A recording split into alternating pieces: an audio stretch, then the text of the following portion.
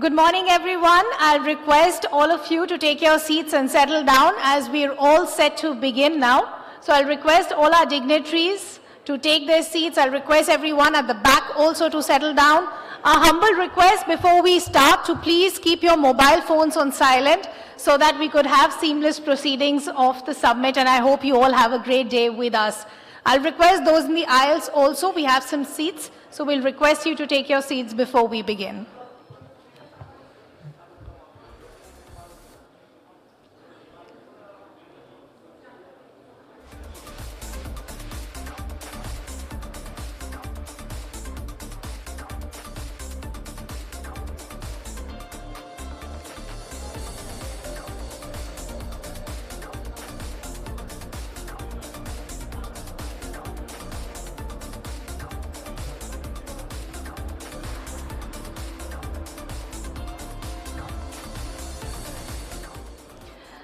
Good morning, ladies and gentlemen. I'll request all of you to take your seats as we're all set to kickstart the proceedings of this very insightful and fascinating summit that we all have planned for you. Welcome to the Indo-American Chamber of Commerce's 21st Indo-US Economic Summit happening here in the national capital, and what a delight it is to be joining all of you here. I'm Ridhima Bhatnagar, and I'm extremely delighted to be your host for this day. The theme for this year's summit is Building Bridges, Shaping Futures, Pioneering Pathways for the 21st Century Growth.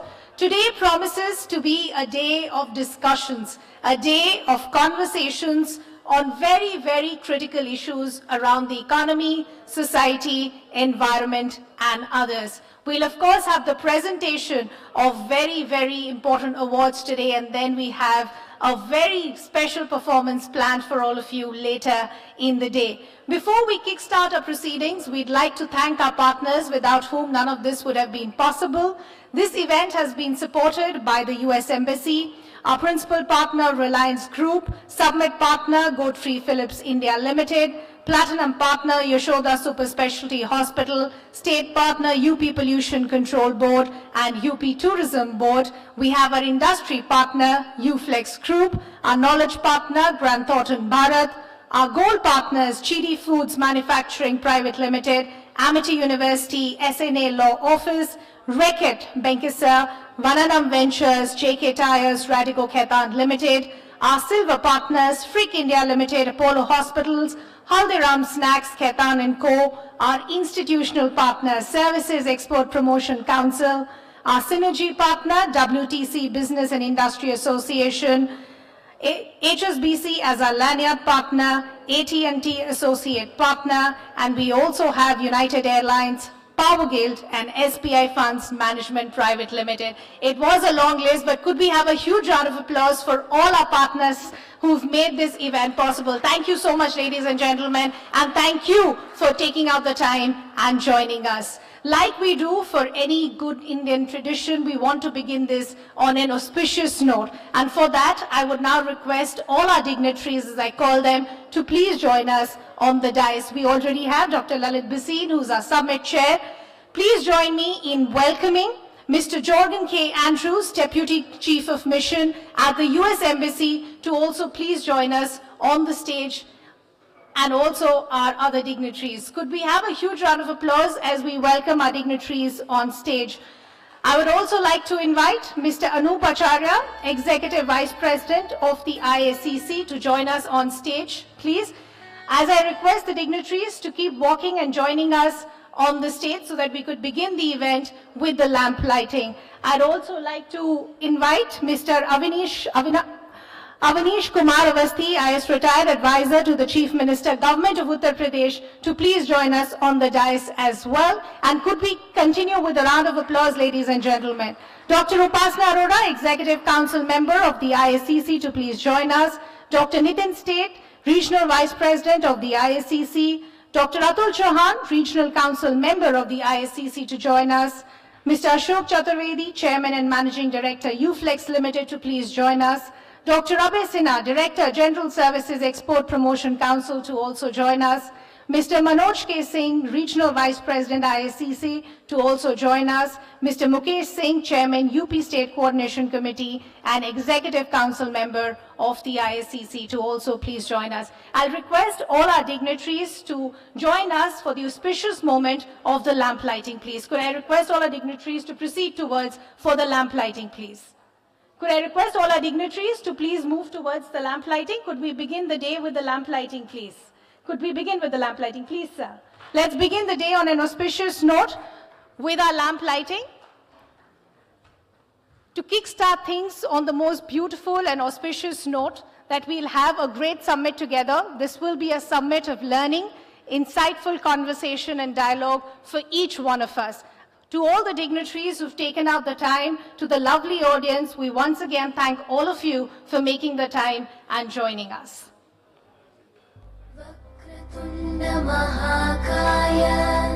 Suryakoti Samaprabha Nirvignam Kuru Me Deva Sarvakaryeshu Sarvada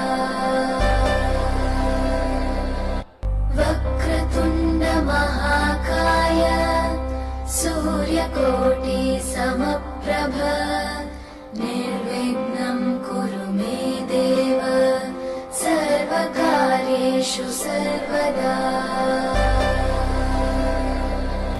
Vakratunda Mahakaya Suryakoti Samaprabha Nirvignam Kuru Me Deva Sarvakaryeshu Sarvada Vakratunda Mahakaya Suryakoti Samaprabha Nirvignam Kuru Me Deva Sarvakaryeshu Sarvada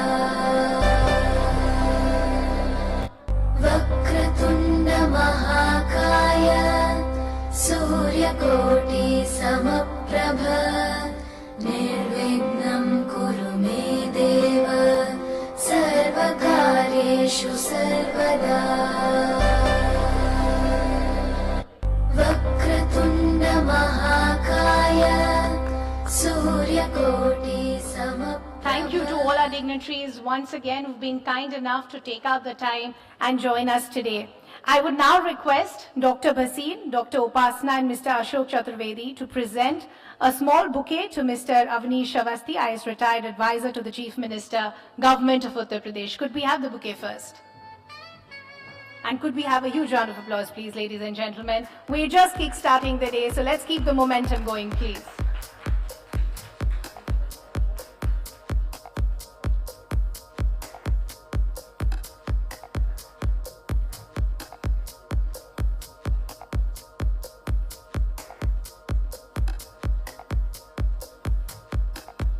We'd also request a small shawl to be presented to sir, and I'll request, could we have the shawl, please?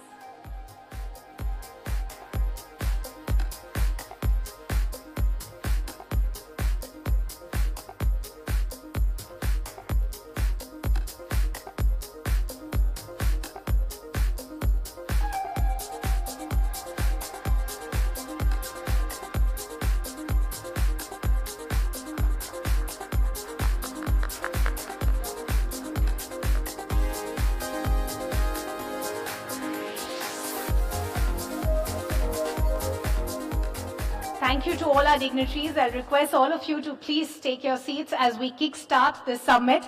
And now, ladies and gentlemen, I want to introduce someone who's been working tirelessly to put this event together. It gives me immense pleasure to kickstart this day as we welcome Dr. Lalit Bhasin, Summit Chair and immediate past National President of the ISCC, to give us a context of what we are going to do today. Could we have a huge round of applause, please, Dr. Lalit Bhasin.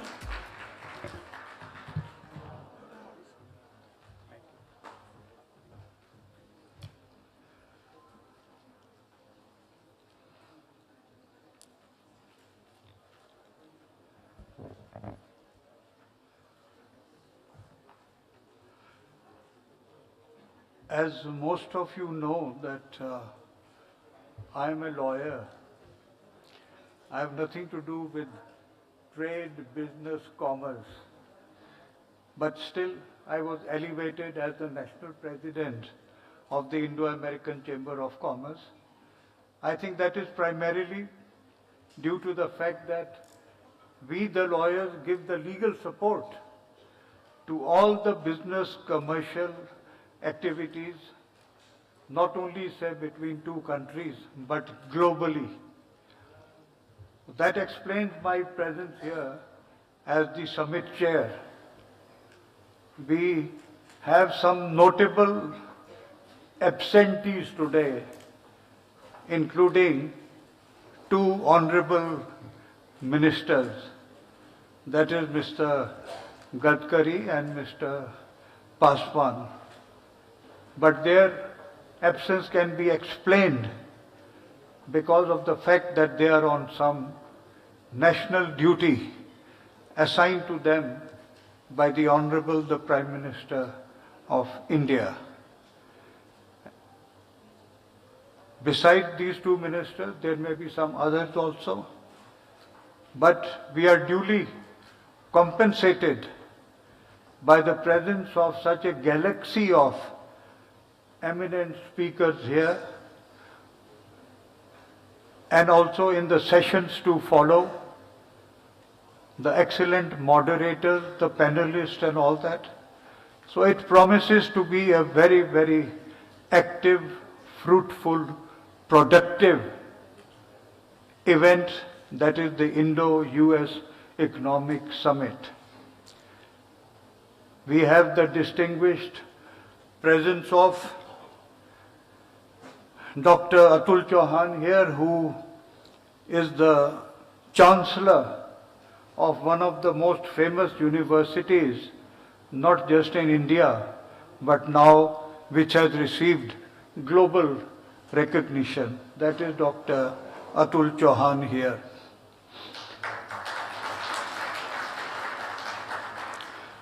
Dr. Upasana Arora, I don't think she needs any introduction, and she is just now joined by her respected husband also, Dr. Prem Arora also. Welcome, welcome to you. Dr. Arora is the moving spirit behind the healthcare movement in this country, heading so many important government as well as non-governmental organizations, but more so in the field of specially abled children. She led the Paralympics team to Berlin about 1 year ago with great success. So a big hand to Dr. Upasana. We also have the distinguished presence of another doctor in series, you know. First Dr. Atul Chauhan, then Dr. Upasana Arora, now Dr. Abhay Sinha.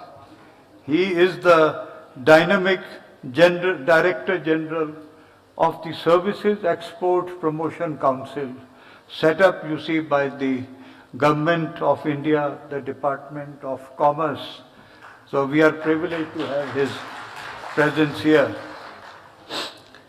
The industry perspective, the address, we also have the distinguished presence of Mr. Avnish Kumar Avasthi, advisor to the Chief Minister, Government of Uttar Pradesh.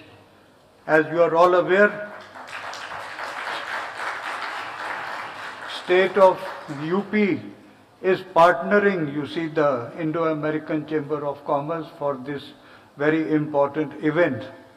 And the progress which the state of Uttar Pradesh has made, I think, is known to everyone, not only in the field of maintenance of law and order, but also in the field of the economy, growth of economy, the measures which are being taken.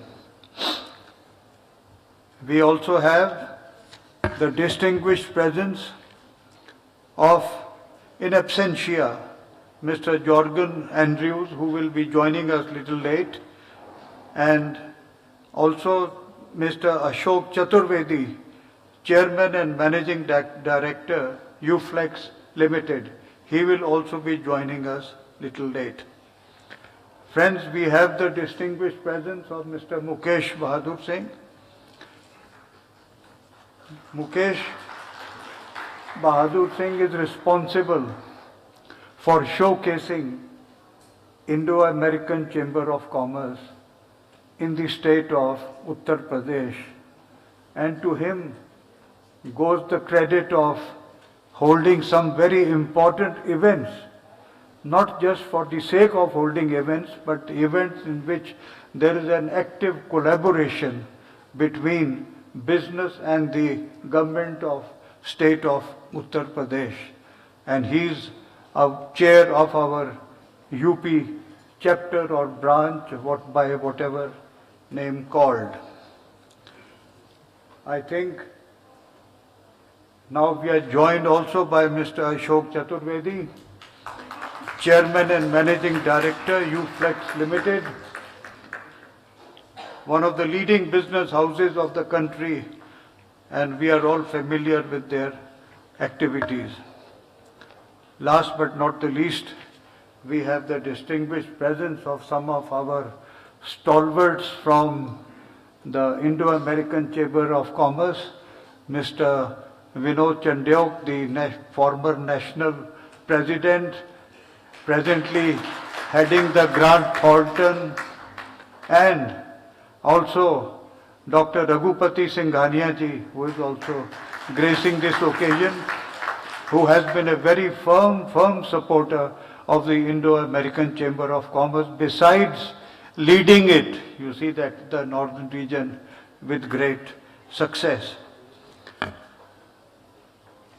I had prepared a long text, you see, for my speech, but that was actually meant to be addressed to the Honorable Minister, that what can be done, what cannot be done, what should be done, what should not be done. But I will end up by saying just one thing.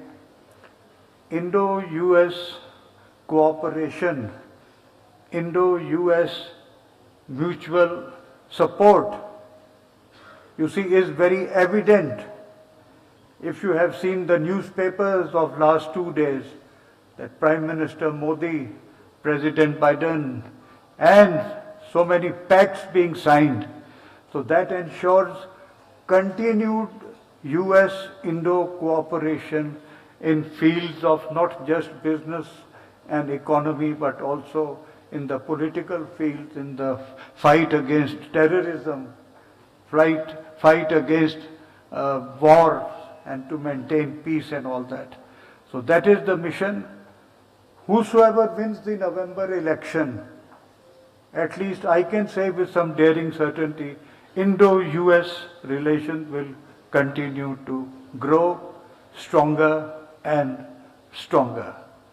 So I thank all of you for coming here in such large numbers early morning today and participating in this event. Your participation itself ensures big success for this event. Thanks a lot. Thank you.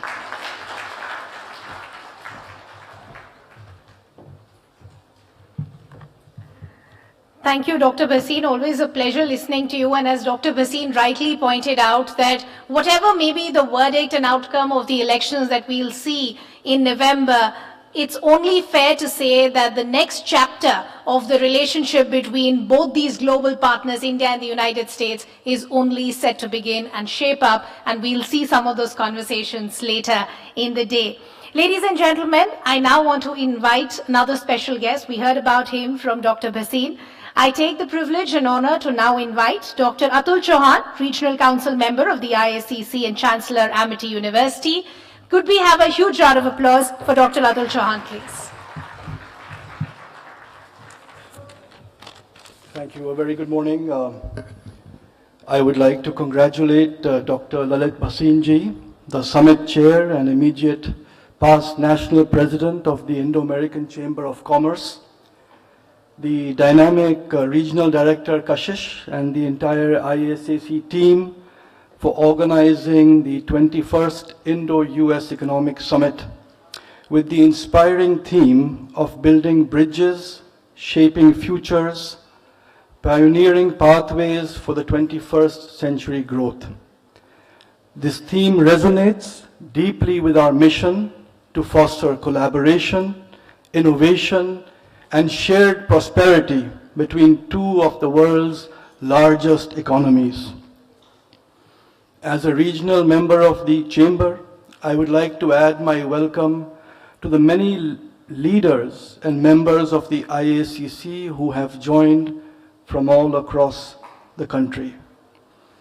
Today we will be listening to many great speakers share their wisdom, but we are extremely fortunate to have one of the great administrative leaders of our country, Mr. Awasthi, here today to speak about his experiences of the state of Uttar Pradesh. As Amity, we have been in the state for the last over 2 decades, and we have seen the tremendous growth that has happened in the recent past under the leadership of the Chief Minister, Yogi ji, and that Mr. Awasthi is one of his most confident advisors shows what vision he has as a leader. As we stand at a pivotal moment in history, the relationship between India and the United States has never been more vital.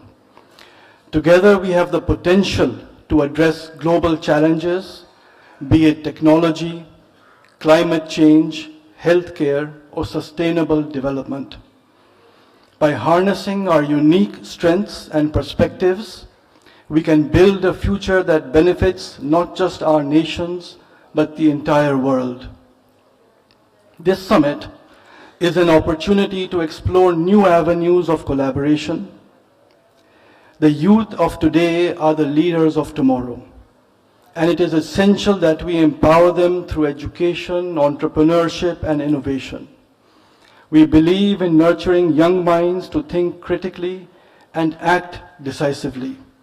The collaboration between our countries can enhance educational initiatives, promoting skill development that meets the demand of the future workplace.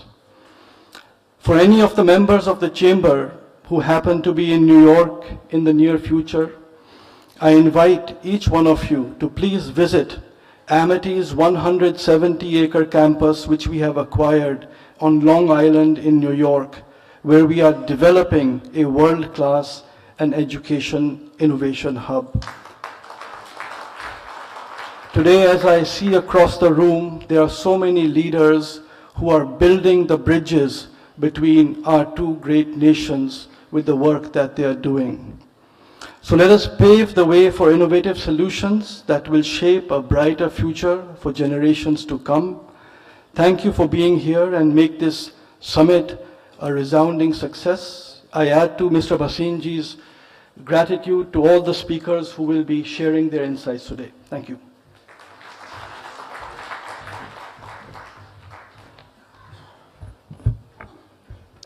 Thank you, Dr. Chauhan, for those very insightful words. Ladies and gentlemen, I would now like to invite Dr. Upasana Arora, Executive Council Member, ISCC, and Managing Director, Yashoda Super Specialty Hospitals, for an address. A true trailblazer, ladies and gentlemen.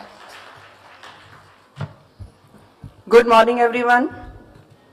I think we should say more loudly, good morning, everyone. So, today is a very important day for ISCC. And I am honored that I am working with ISCC, and for that I am thankful to my mentor, Dr. Lalit Bhasin sir. What ISCC does, we only don't, dialogue. We actually create reality for those who are having a dream in their eyes to work with US government. If you ask me, I am a real example that how Chamber, how Embassy is helping to ISCC. Because, there was a time when America was not close to India. But this is the, I think, most friendly time for India and America, because our Honorable Eric Garcetti, who is Ambassador for US to India, he is also very positive about India. As well as everybody knows that India is a very big market, and our chamber is helping in a very big way to those who are working, like Atul Chauhan ji said, that he has a campus in America. Same, Yashoda is spending in America in 100 of crores rupees.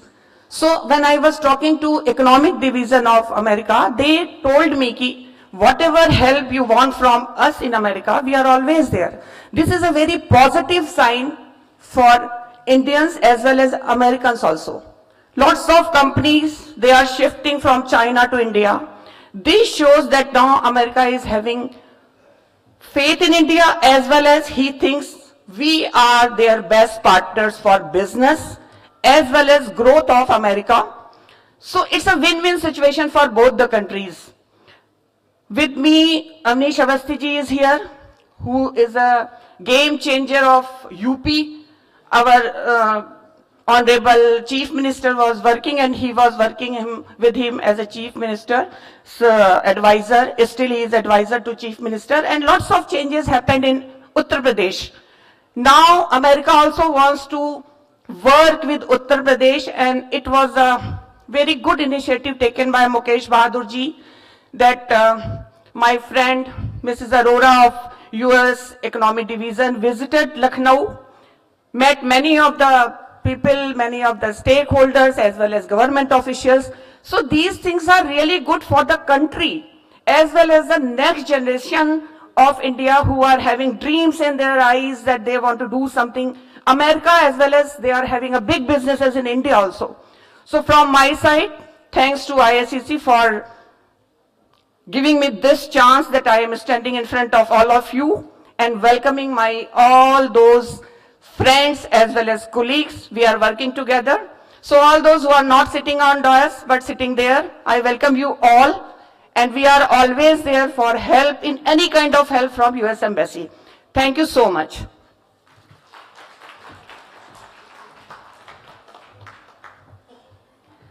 Thank you, Dr. Upasana.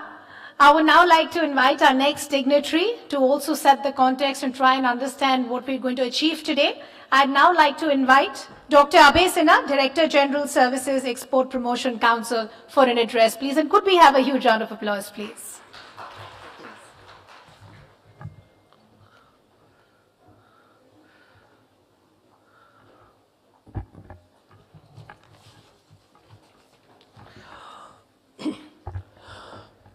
Dr. Lalit Bhasin, our founder chairman of SCPC, and sir started with a remark that in what way a lawyer, and that too one of the finest, has to do with the trade.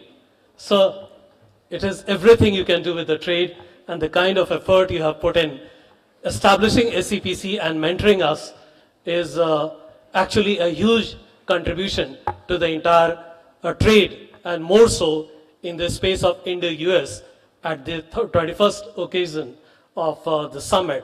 I think we are all privileged to share our point of views under your kind guidance. I thank ISCC for inviting ACPC. With ISCC, we have MOU and a lot of areas of cooperation. We are trying to evolve and move ahead on that.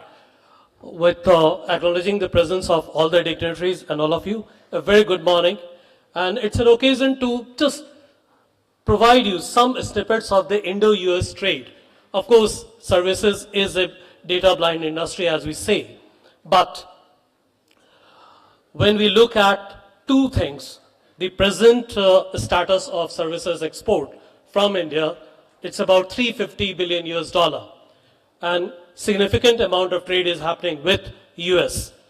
There is a goal to reach $1 trillion US by 2030 in services space, and I believe this particular occasion and the way ahead is to look at US market and how we can develop synergy, create business opportunities for everyone in the services space, in the manufacturing too, because a large portion of manufacturing services is also being exported.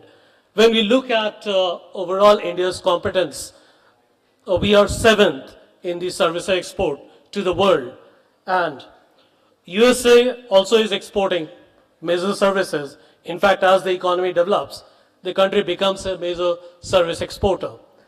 India is also exporting a lot of services, and more noticeably telecom services. Education, as Dr. Chauhan mentioned, has a huge scope. Healthcare, transport and logistics, environment, energy, that particular sector is also providing a lot of opportunities. As we move ahead, like commercial services, where India is not having major presence in US, other business services, financial services, travel, all these services have a huge scope. Just to mention, in commercial services, India ranks 59th out of 69 exporting countries to the US. So you see the kind of gap we have. In other business services, India ranks 2nd. That's a very, very important point to note. And out of 71 exporting countries. So what it points out that if we develop our competencies in other services sectors also, we have enough scope to grow the business from India. Intellectual property, that's another area which has huge promise. Transport services, again an area to look for. I also noted that among the major imports of US in services, 89% of import is happening in commercial services, transport services, other services, travel, financial services, ITS is actually there. And we feel that this particular occasion will help us in understanding how to bridge the gap, if any, in creating opportunities. How do we go for a kind of, formal institutionalized measures to take the initiative forward. On my last remark would be, we will be having global exhibition of services, and the kind of business, the kind of trade relation with India, with US we have. I feel it will be an opportunity to have US as a country partner, and I believe IACC should play a major role in developing this synergy. With these words, thanks everyone for this opportunity. Thank you.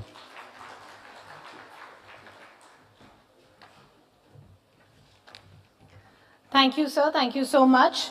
Ladies and gentlemen, at this point, I've also been told that our chief guest, Mr. Jogan Andrews, is also with us, so should be joining us on the dais any minute now. But before that, I'd also like to invite another special guest for an address. Mr. Avanish Kumar Avasthi, IAS retired advisor to the Chief Minister, Government of Uttar Pradesh. Avanish sir is a retired Indian Administrative Service Officer of the Uttar Pradesh cadre from the 1987 batch. Sir was appointed as Chief Advisor of Chief Minister Yogi Adityanath in 2022. Before that, sir has also worked with the Uttar Pradesh government in multiple roles, including being the District Magistrate of Badaun, Azamgarh, Varanasi, and many more. Having managed departments such as Home, Confidential, Energy and Religious Affairs, until his retirement, sir has been a pivotal figure in the Uttar Pradesh administration. With a huge round of applause, let's welcome him, please. Thank you, sir. Please.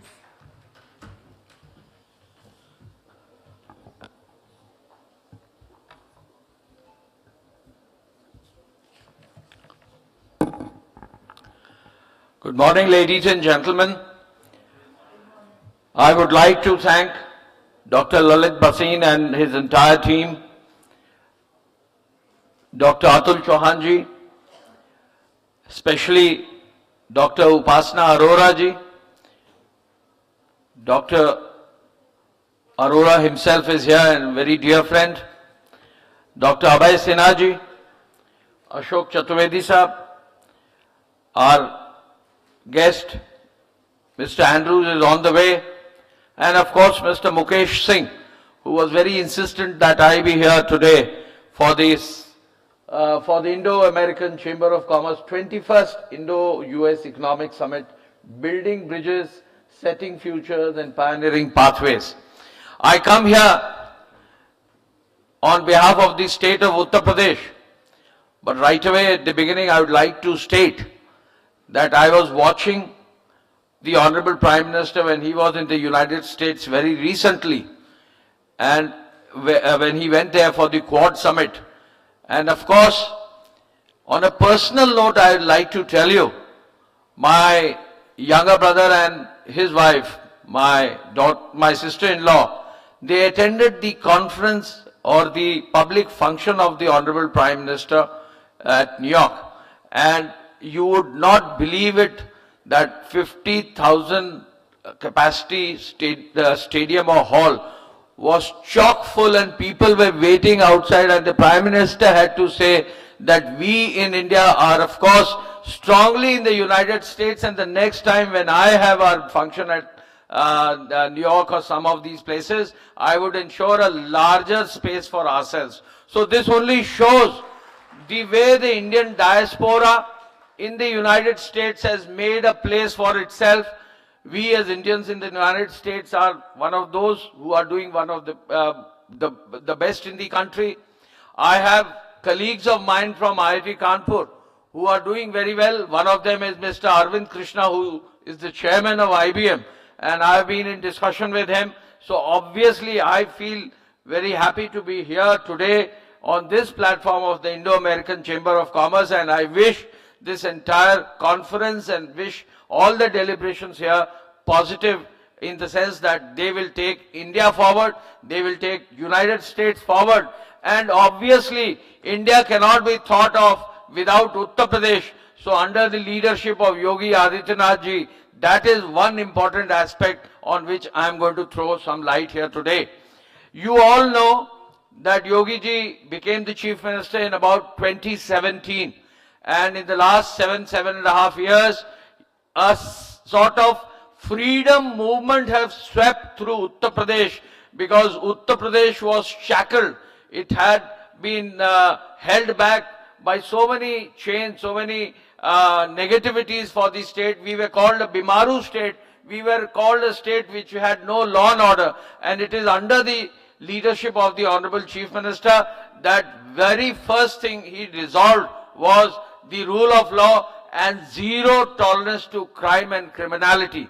World over, if there is one challenge which is being faced by the most important democracies, is the establishment of rule of law. Whether it be the large democracies of the West, whether it be democracies across the Asian continent, whether it be democracies in Europe, it is the rule of law which is now the prime concern for all state heads, and it is here that the Chief Minister ensured that we will establish the rule of law, and you would now continue to see that we in the state of Uttar Pradesh continue to work very hard. I have been part of this entire team for the state of Uttar Pradesh as the Home Secretary and the longest standing Home Secretary. We in Uttar Pradesh have the largest police force of the world, and we have about 4.5 to 5 lakh personnel within the state of Uttar Pradesh.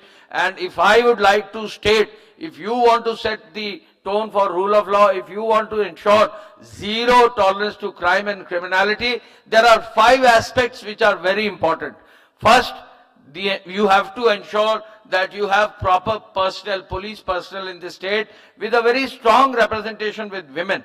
We in Uttar Pradesh had very few women within our police force, and in the last few selection processes that we have had, we have ensured that our level of women within the police force is now with a participation of more than 20%, and you have very recently seen that more than 70,000 police personnel have been recruited in our state. Recruitment is a major challenge for anywhere and every state in the country, and it is this that we ensured very strongly. So 1, increase the strength of the police force. 2, modernize the police force with technology. We in Uttar Pradesh have used advanced technologies in cyber security, which is a major challenge in monitoring of the entire movement of criminals through the monitoring of the financial services. So all of these areas require in-depth analysis through technology. This is another aspect on which a lot of work has been done. The third aspect about the police force in our state has been to increase the infrastructure of the police force. There we are now spending 5,000 crores in infrastructure alone for the police force. Now this is the level of movement within our state for infrastructure. The next aspect is about women and women's safety. Today, if a woman in a village of Sitapur, which is one of our districts, wants to move to the city and work late till evening or night at around 10 o'clock, if she comes back from the city to the rural area, she is free to go. And it is this security for women which has ensured the popularity for the state as well as for the Chief Minister himself. So there are any number of aspects on which a lot of work has been done for setting the tone in any state for development. The very first thing is to ensure that the state has a proper rule of law, and it is this which Yogi ji has ensured in his first term. As far as the Bimaru tag is concerned, you all know that we had a large number of people living below the poverty line. It is the state of Uttar Pradesh which, under the guidance of the Honorable Prime Minister, who represents Uttar Pradesh through Varanasi as his own constituency. This, I would say, this divine coincidence of getting the Honorable Prime Minister as being the MP of Uttar Pradesh, the Defence Minister from being from Uttar Pradesh, very strong personalities being from Uttar Pradesh, and the aspect that Yogi ji took over as the Chief Minister ensured that more than 6 crore or almost 60 million people in the last 10 years have come out of poverty, and this is again a major area where a lot of work will need to be done. I would like to stress that in the area of industrialization, in the past few years, you have seen that we in Uttar Pradesh have moved forward. The Honorable Chief Minister organized the Investor Summit, where the Prime Minister inaugurated the Investor Summit in 2023. 27 new policies were brought about in this state in all the areas that you can think of. We are one of the most investor-friendly states now, with the best, one of the best ease of doing business numbers. But I would also like to state that we also have the best foreign direct investment policy for Fortune 500 companies. So this is another area where a lot of work can be done. Just to give you an example, 75% of the land cost for any new industry which comes through the foreign direct investment is now provided for free. That is the subsidy which is provided on land. 75% is given on capital subsidy, 50% through the government of India and another 25% through the state government. So these are very attractive policies which have ensured that in the last few years we have had some 40 lakh crores of MOUs coming in place, and in the last year, since 2024, almost 12 lakh crores of investment has come on the ground, and these units have started production. I was in Greater Noida with the Honorable Chief Minister in a robotics plant, and I can say that when the Chief Minister visited the robotics plant, young girls who are trained in ITIs, young girls who are professionals, were working at the robotics plant. It brought tears into the eyes of the Chief Minister to see that girls from Gorakhpur, Sitapur, Lucknow, all these places were working at Noida. You all know that the new international airport at Jewar is coming up. You would also like to understand that maybe by December, January, February, the first test flights at the Jewar airport would start, and by next year, the Jewar airport would be operational. This would be a major focus for development of our state. The Yamuna Expressway Authority would have investment in semiconductor, would have investment in education and the entire sector for skill development, investments in IT and electronics, and other areas of manufacturing where a lot of work could be done, and particularly with American companies. I was in the summit of the semiconductor, Semicon 2024 with the Honorable Chief Minister, where the Honorable Prime Minister was the chief guest, and I was very happy to know that the Honorable Prime Minister declared that he would like to see a day when every device in the world has a chip which is made in India. So these are the targets which have been set by him, and these are the targets which UP is set to achieve and take forward. I would also like to state that with this investor-friendly tag that we have also moved to being the most tourist-friendly tag. And we in Uttar Pradesh, with the inauguration of the temple at Ram Mandir, we in Uttar Pradesh, with the work done in Varanasi, have moved forward to being the the state with the most number of tourists, with more than 4.8 crore tourists last year. And this is another number that we would like to state that it is a major achievement for us. I would like to welcome our guest, Mr. Andrews, here on the stage. Sir, good morning and welcome to the Indo-American Chamber of Commerce conference here today. On behalf of Uttar Pradesh and on behalf of the Chief Minister of Uttar Pradesh, Yogi Adityanath ji, I would like to also welcome you as being part of this conference here. We on behalf of Uttar Pradesh would like to welcome all partnerships with any country, and particularly the country like America, which is leading the world and which would provide the technology and the resources for us to take them forward. So there are any number of things on which we could work upon.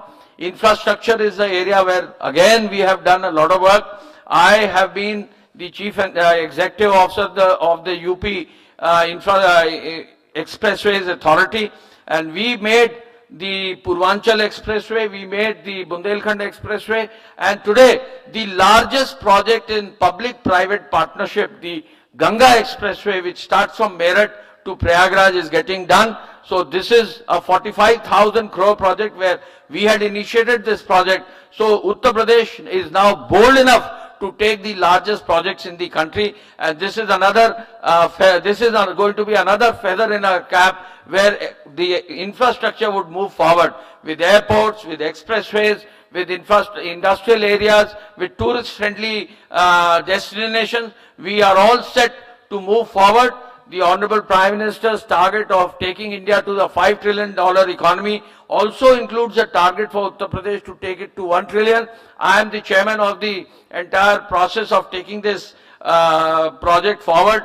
One of our consultants is Deloitte, which is taking things forward, and I would like to welcome all and everyone here who would like to interact with Uttar Pradesh to take it forward. I once again thank all the persons on the dais. I would also like to thank once again Dr. Arora, Dr. Mrs. Arora, and I see just now that the Yashoda Medicity is very boldly and prominently displayed here, and I am told by Madam that in the next 3-4 months it is going to be here in Uttar Pradesh, and we have been also part of that journey, and I am so very happy that this would have infrastructure bought, this would have equipment bought from the United States to a very large extent. So this is again a partnership we would like to cherish. Once again, I would like to thank Mukesh Singh ji for having called me here. Uttar Pradesh is going to move forward under the leadership of the Honorable Prime Minister and the leadership of the Honorable Chief Minister.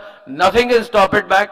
We are the second largest economy in the country after Maharashtra, and we have a target by 2029, 2030 or maybe 31, move to the best place in the country. We have we are the 6th largest population in the world.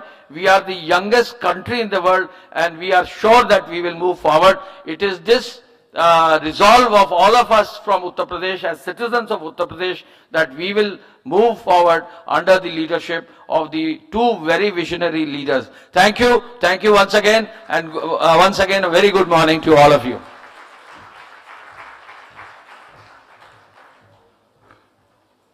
Thank you very much. We have the distinguished presence also of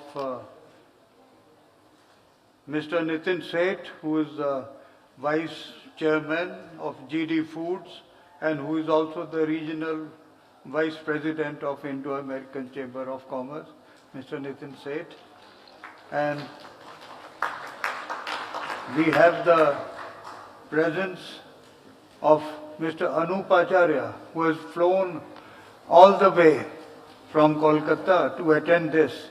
He is the National Vice President of the Indo-American Chamber of Commerce. Besides that, we have our very distinguished leader of Indo-American, that is Mr. Manoj Singh. I wanted to introduce him personally because he is also a lawyer, and possibly he'll take over the role, you see, which I have been performing from time to time. And we have the distinguished presence of Mr. Jasmohan Singh. Please, he's the chairman of Brick India Limited. And last but not the least, again a very, very distinguished lawyer, Mr. Sudhir Mishra, who is sitting there. I think he is the face of the challenge, you see, to the climate change so far as India is concerned.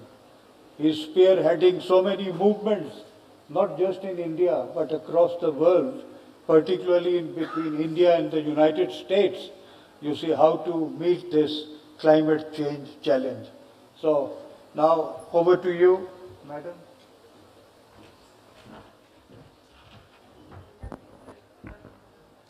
Thank you, sir. Before we move on, ladies and gentlemen, I want all of you with a huge round of applause to officially welcome our chief guest of this summit, Mr. Jorgen K. Andrews, Deputy Chief of Mission at the US Embassy.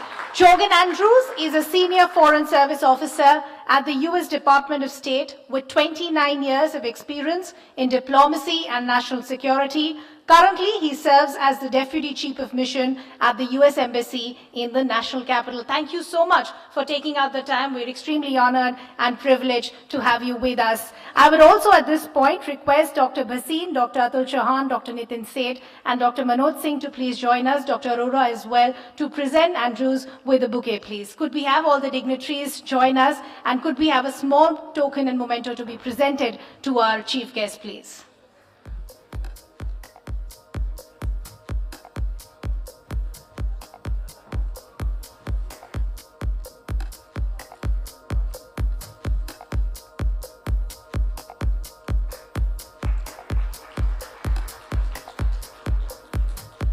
Thank you so much. I would also now request Dr. Bhasin, Dr. Nitin Seth, and Mr. Keshav Inani to also present a shawl to our chief guest, please.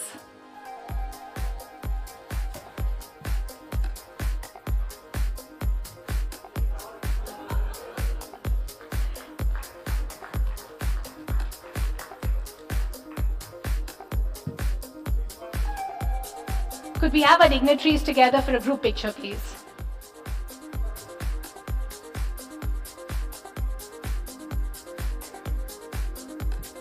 Thank you to all our dignitaries. We'll request all of you to continue taking your seats at the dais. And let's continue with the proceedings, ladies and gentlemen. It's also important to hear from an industry perspective of where we see the relations between India and the United States going forward. And for that, I'd like to invite Mr. Ashok Chaturvedi, Chairman and Managing Director, UFlex Limited, for an address, please. Could we have a huge round of applause?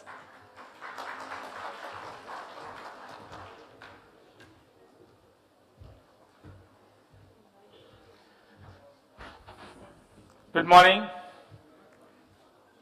We welcome Chief Guest, Honorable Mr. Andrew, Deputy Chief Mission of US Embassy, and all dignitaries, people on the dais, industry captains, and friends. I was thinking that today I have been told to speak here. What to speak? The figure, the data, the numbers, everything has been given by other people who are expert into it, keeping the, Excel sheet very ready, presentation very ready. I thought that today we should give a message which is in need of the planet.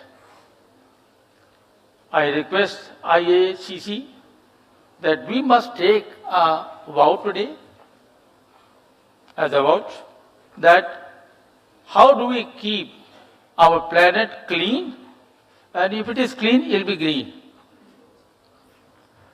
And if those three agendas have been taken into account, I think that whatever we are talking about, the climate change and the carbon issue will be solved out. America is the first country which has made first time plastic fiber, which was primarily used into textile industry. Now, before that, it was only cotton or viscose. No other fiber was there in the market. Now, America has given this fiber, and later on the many other man-made fiber came into it, and today you will not believe the consumption of man-made fiber is 70% of the naturally grown fiber. Dr. Agropati is sitting here.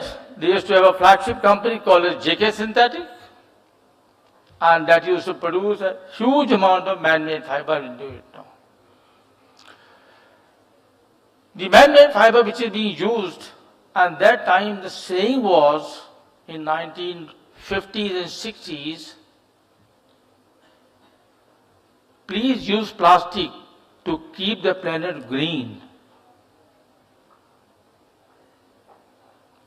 Plastic was something which was very, very important at that time because the fiber started from there, and later on the packaging material came into picture, and then it is now being used everywhere in medical, the hospital, in the general system into it.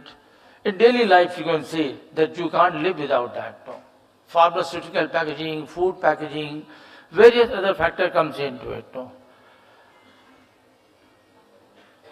Man-made fiber is long-lasting plastic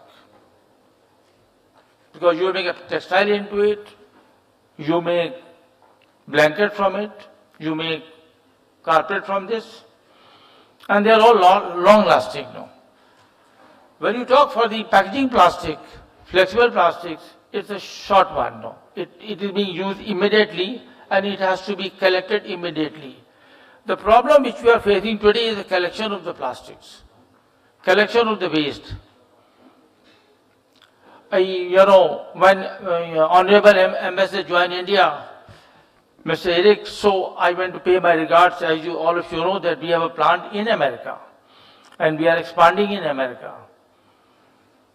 I have a very good experience of America. So I wish that people, all the entrepreneurs who would like to set up outside India, they should consider also as one of their destination, which is America now. It's a good place to work. So when I was talking to Honorable Ambassador, and we developed what you do, so I mentioned that we are into the plastic business, we provide plastic to one.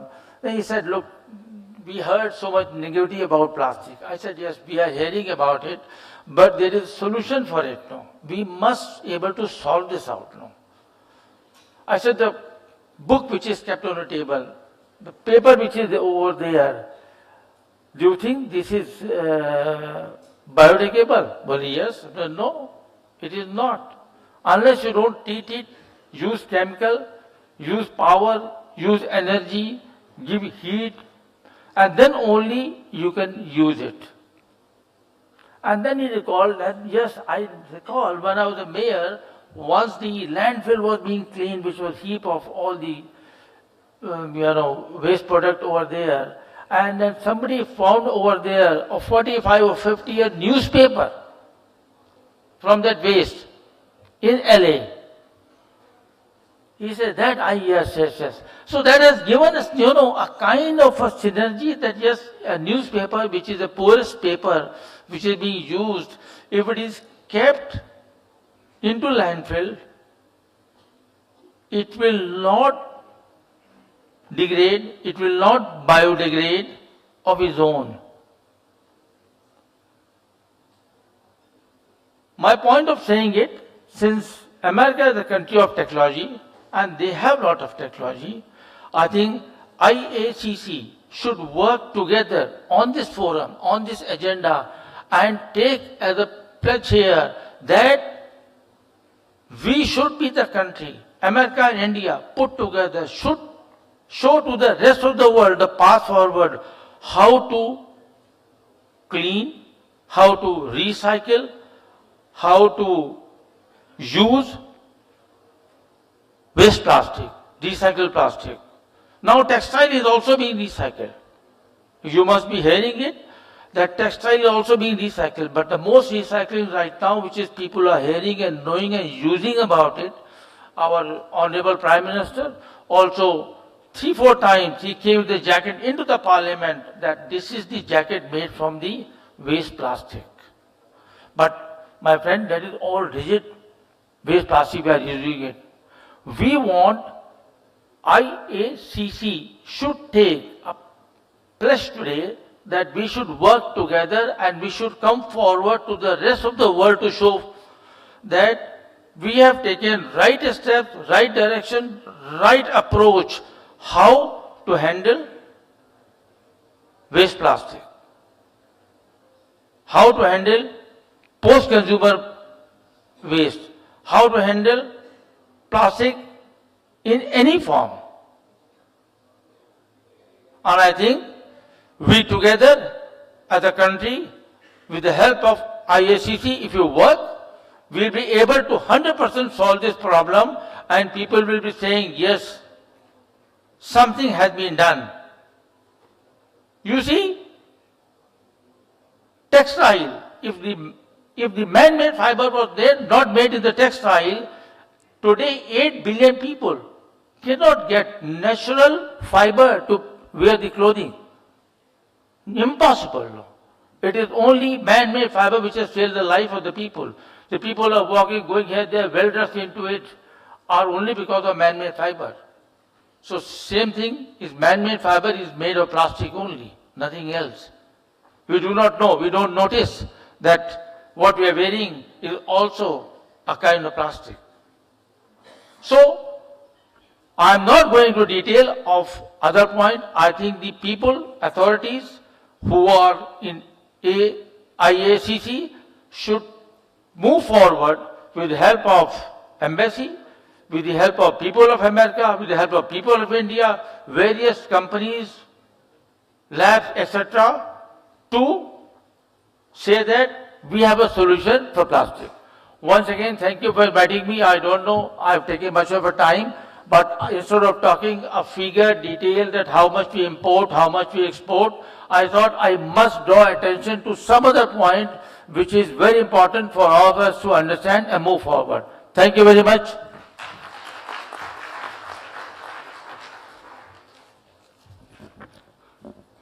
Thank you. We also have the distinguished presence of Mr.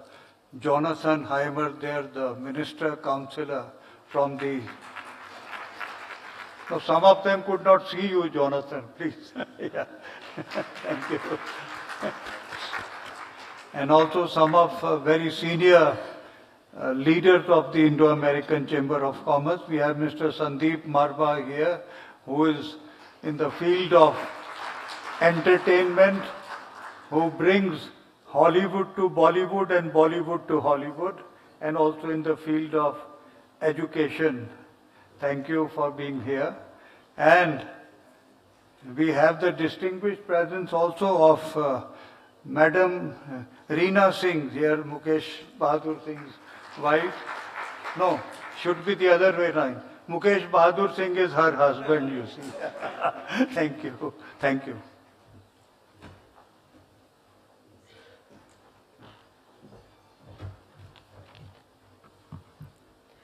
Thank you for that, sir. Ladies and gentlemen, it's really that moment and time that we've all been waiting for. It's time for the 8th Business Leadership Awards to be presented.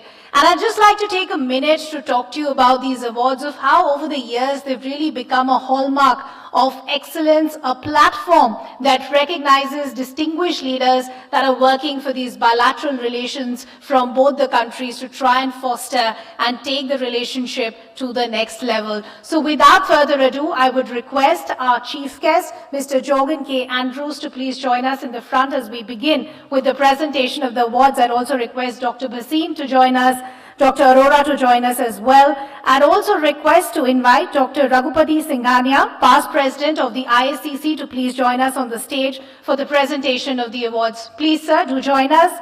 I would also invite Mr. Vinod Chandyok, past national president of the ISCC, to please also join us on the stage, please, sir. And I'd also like to invite Mr. Pradeep Agarwal, President WTC, to also please join us on stage. Please, gentlemen.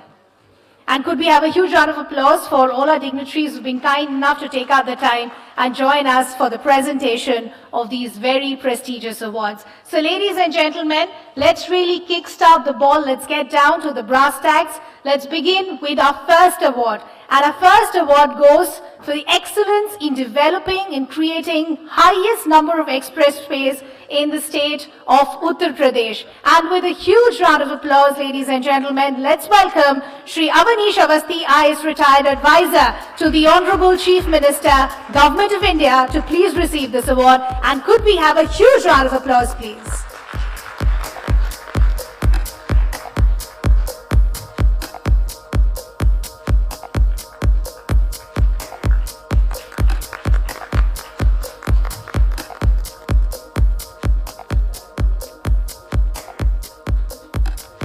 Congratulations, sir, and kudos to all the work that you and your team have been putting out.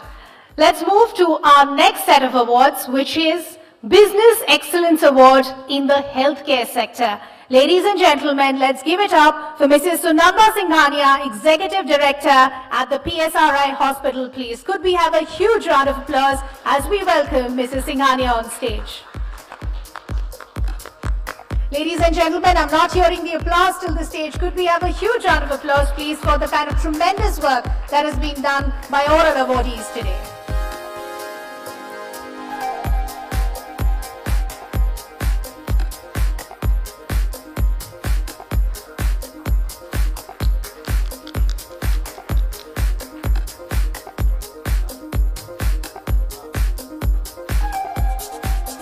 Congratulations, ma'am, once again.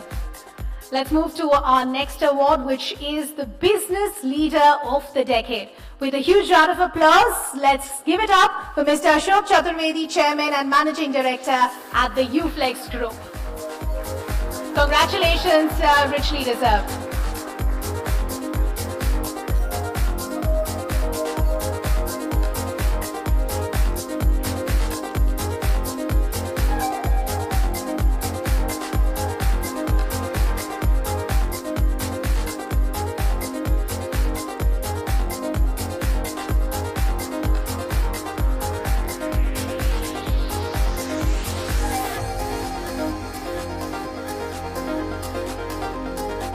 Congratulations once again.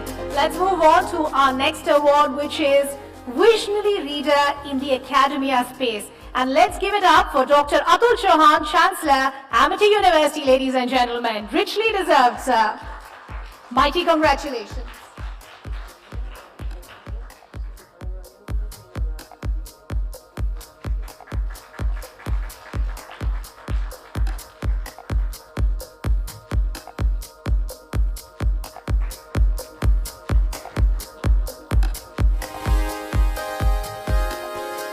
Congratulations, sir. Richly deserved. Let's move on to our next award, ladies and gentlemen, which is Young Entrepreneur in the Health Sector. And this award goes to Mr. Shubham Arora, Executive Director at Yashoda Super Specialty Hospitals. I'm being told we have Mr. P. Arora receiving the award on his behalf. So could we have a huge round of applause to the work that has been put in?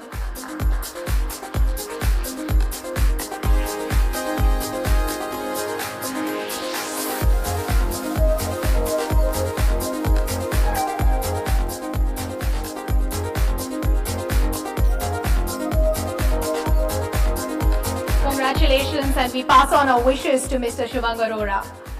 Ladies and gentlemen, let's move on to our next award, which is for Distinguished Service Award. With a huge round of applause, let's welcome Mr. Manoj K. Singh, Counsel, SNA Law Offices. Huge round of applause, please, ladies and gentlemen.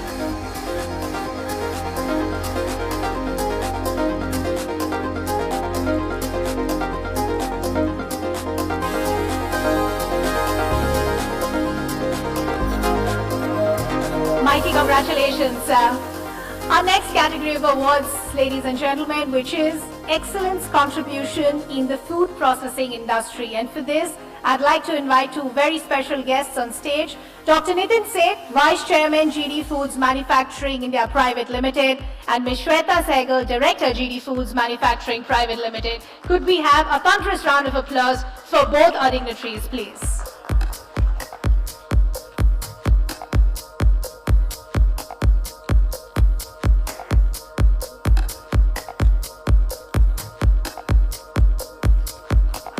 Congratulations, ma'am. Congratulations, sir.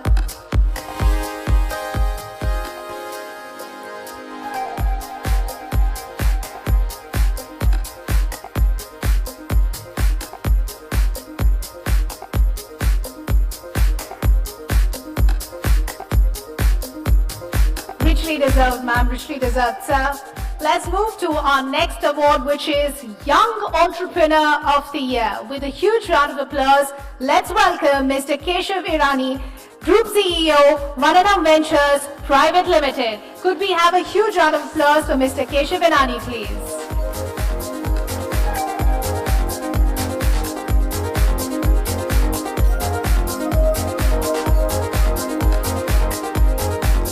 Congratulations, sir.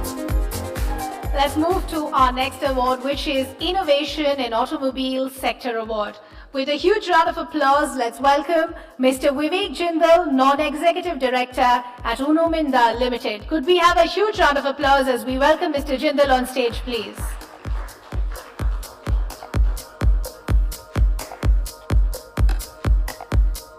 Let's keep the applause going, ladies and gentlemen. They've all been working tirelessly, just like the rest of you, to put in the work to ensure the relations are taken to the next level.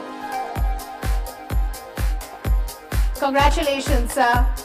Let's move to our next award, which is Excellence in Public Policy Advocacy.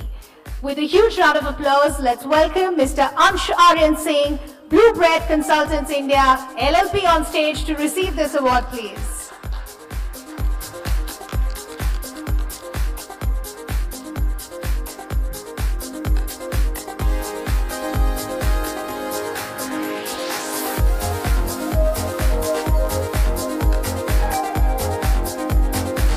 Congratulations once again.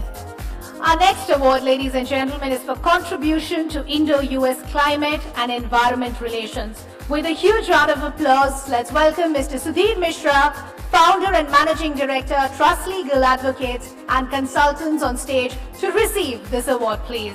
Huge round of applause, please.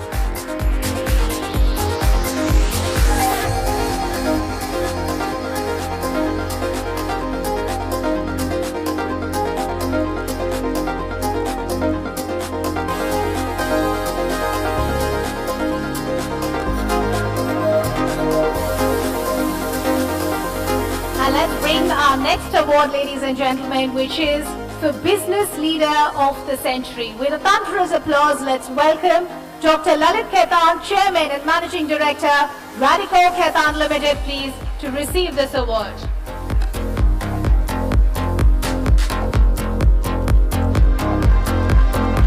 Do we have a representative? Okay, I think we have a representative. Lovely. Could we have a huge round of applause, please, as we pass on our best wishes to Dr. Lalit Khaitan.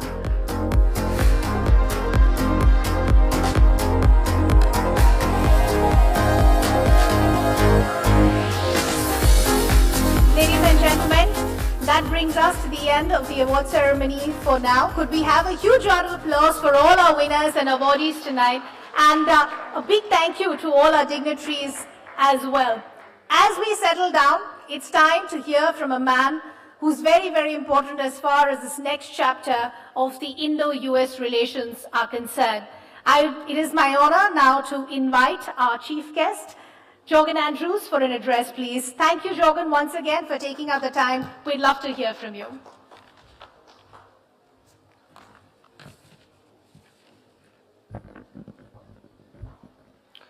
So thank you so much, and good morning, everyone. On behalf of Ambassador Eric Garcetti, it's my honor and privilege to be with you today. And I should probably confess something. Actually, it's more of a disclaimer. I'm a former lawyer, so disclaimers are part of the drill. I have now been in India for about 6 weeks, right? And so I will not stand here before you and pretend that I have everything figured out about a civilization that is more than 5,000 years old. But I have learned a few things in my 6 weeks, and I thought I would share some of them with you. Many of them will not be a surprise to you, but I think we'll demonstrate a little bit about the growing relationship between the United States and India in a way that, that perhaps impacts all of our futures. First off, I just wanted to thank the board of the Indo-American Chamber of Commerce, all of its membership for including us in this event. It's our privilege to work with you. I know Jonathan and his team at FCS have contacts with you throughout the year, and very much look forward to working with you to build a stronger business relationship between our two countries. So on behalf of Jonathan and his team, thank you for that collaboration. Some of you may have noticed that there were some events happening back in the United States this past weekend. Prime Minister Modi was in the United States and was having a Quad summit with his fellow leaders, with President Biden. And we also had a bilateral summit meeting between your Prime Minister and our President. And I think those meetings kind of put into greater context that which we already know, which is that the U.S.-India relationship is getting bigger, deeper, wider, faster, right? On all levels, really. And so we know that at the political level, we have all kinds of conversations about security and prosperity and how to make the Indo-Pacific region more secure, more open, more prosperous, and more free. But I think what often goes unsaid is that the real bedrock, the solid foundation of that relationship is our people-to-people ties. And you all have heard the statistics about all of the visas and the travel back and forth between our two countries, the fact that India now sends more students to the United States than any other country. But the other part of that bedrock, that foundation that makes our relationship so stable, are the business-to-business ties. That too is a people-to-people connection that stabilizes and makes our relationship so resilient and able to weather any of the challenges of this turbulent 21st century in which we live. And so I just wanted to kind of recognize some of the prominent features of that bedrock relationship between our business communities. I think it's fair to say that in the 21st century, with climate change and with so many other challenges, technologies and criminal activities and conflict, it's fair to say that neither government nor private sector can navigate us through that thicket of challenges by itself.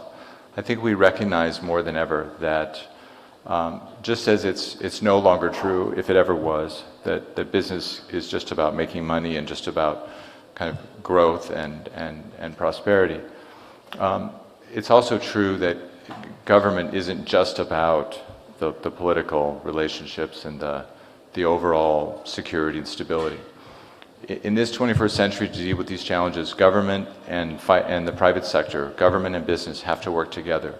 We have to be joint stewards of the well-being of our citizens, of the health of our planet, and really make sure that we are creating opportunities and jobs and prosperity in a way that is sustainable and that will take care of the planet as well. So this partnership, I think, grows deeper because we recognize that shared responsibility.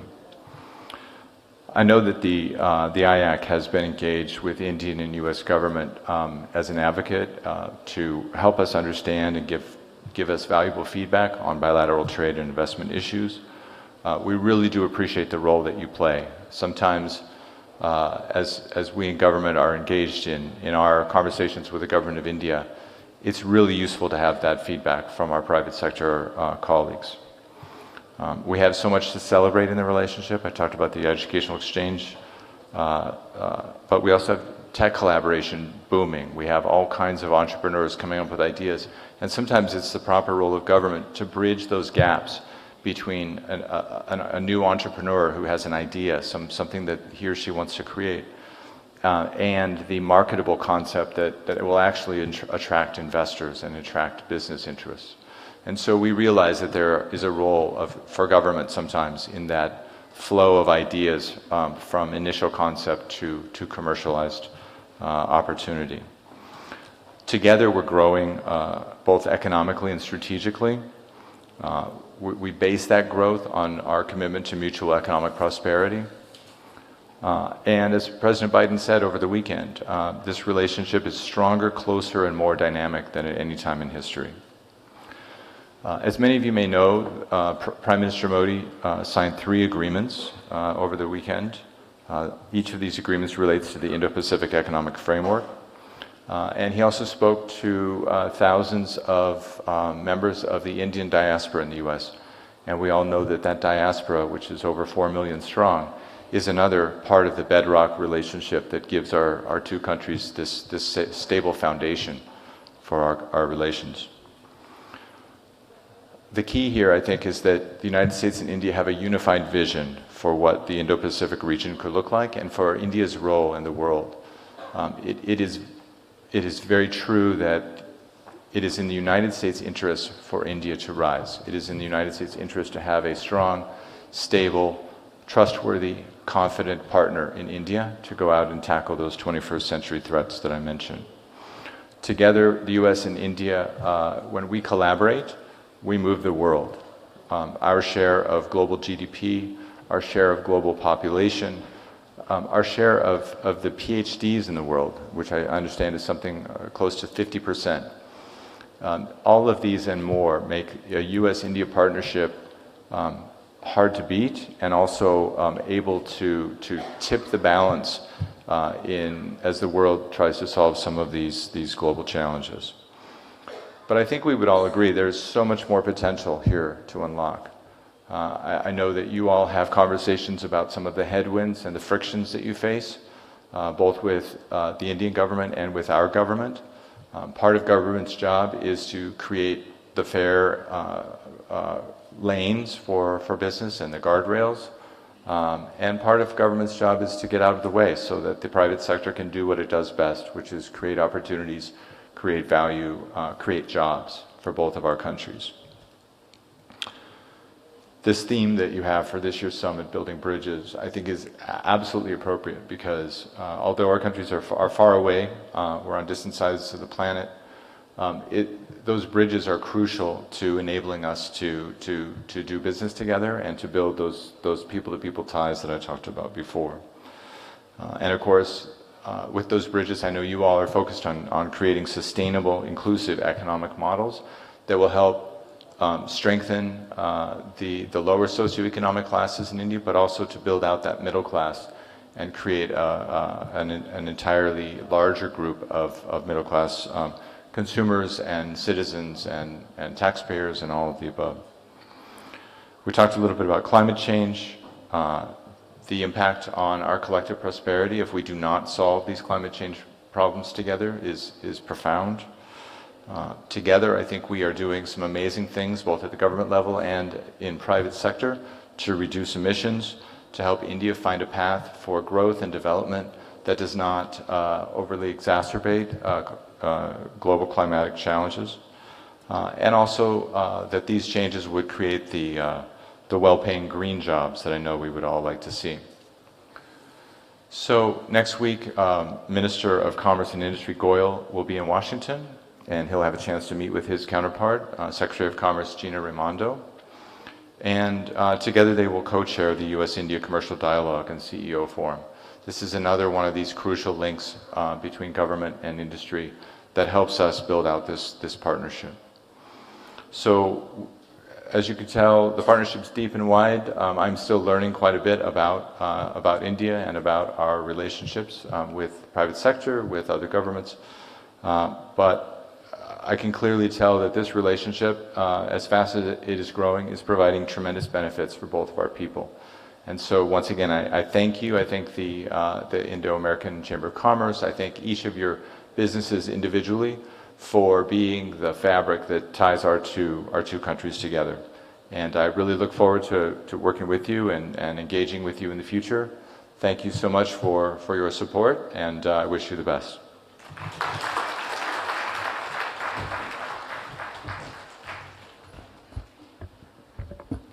Thank you, Jogan, for those very insightful words and really helping us chart out the next course of direction as we take the relations between both these countries forward. Ladies and gentlemen, I would also now like to invite Mr. Anup Acharya, National Vice President of the ISCC, for a brief address, please. Could we have a huge round of applause, please? Please, sir.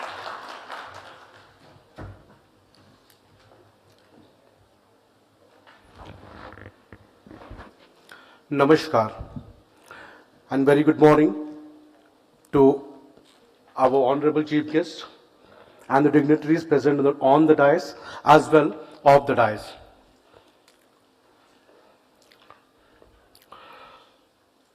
As time is running out, I'll be very precise.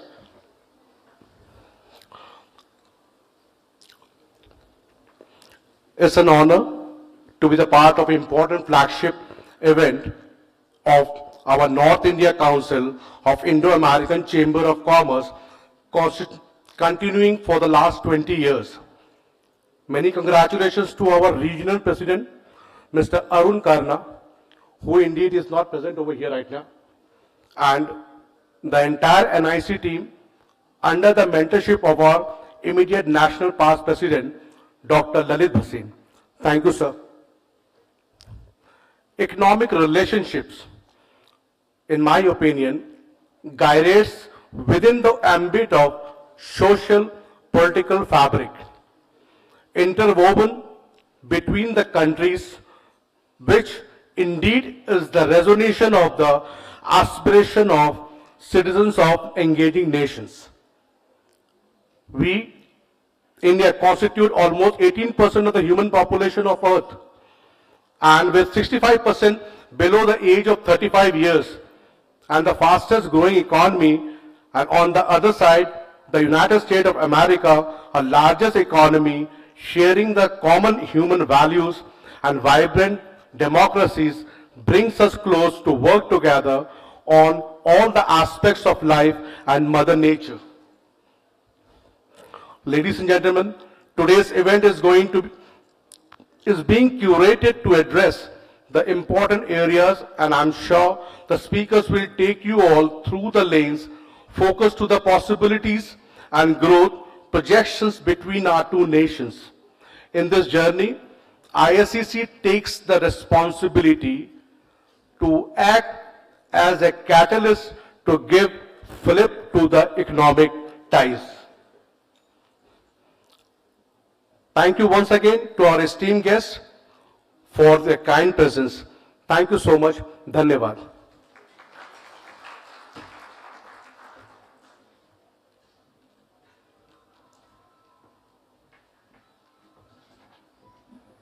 I'll request Mr. Jonathan Heimer to please join us here.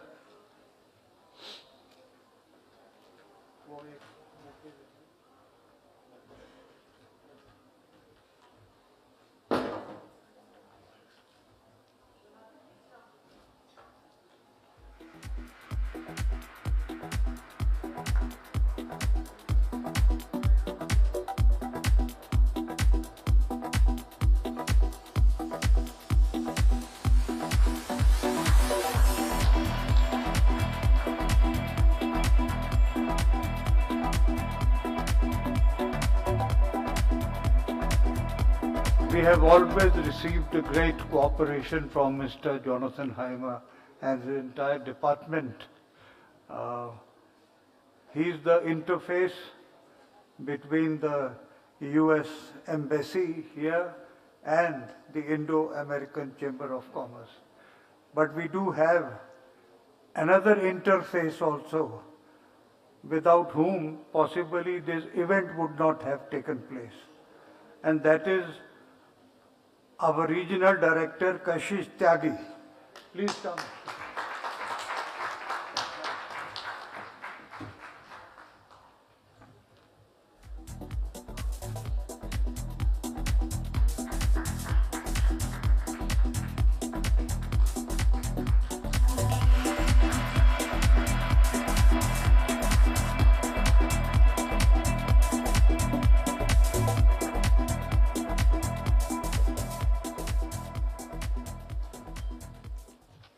Well, indeed, without the hard work of all the members of the ISCC who've been working day and night to put this together, let's have a huge round of applause for all the members of the ISCC who've literally managed to put a world-class event like this together. Ladies and gentlemen, I would now like to invite Mr. Manoj Singh, Regional Vice President, IICC, NIC Founding Partner, SNL Offices, for a concluding address, please.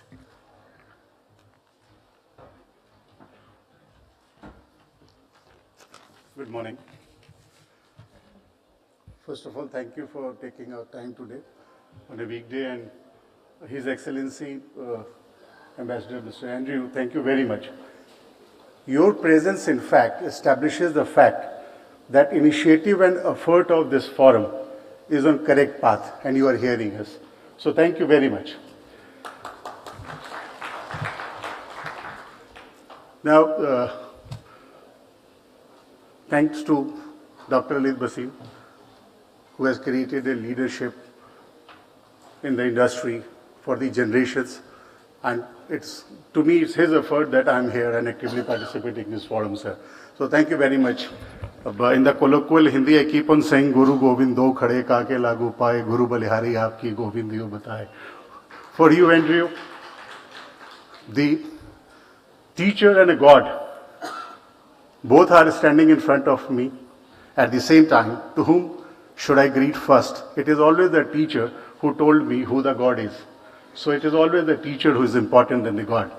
So, on being said so, now India is placed in a very, very wonderful situation.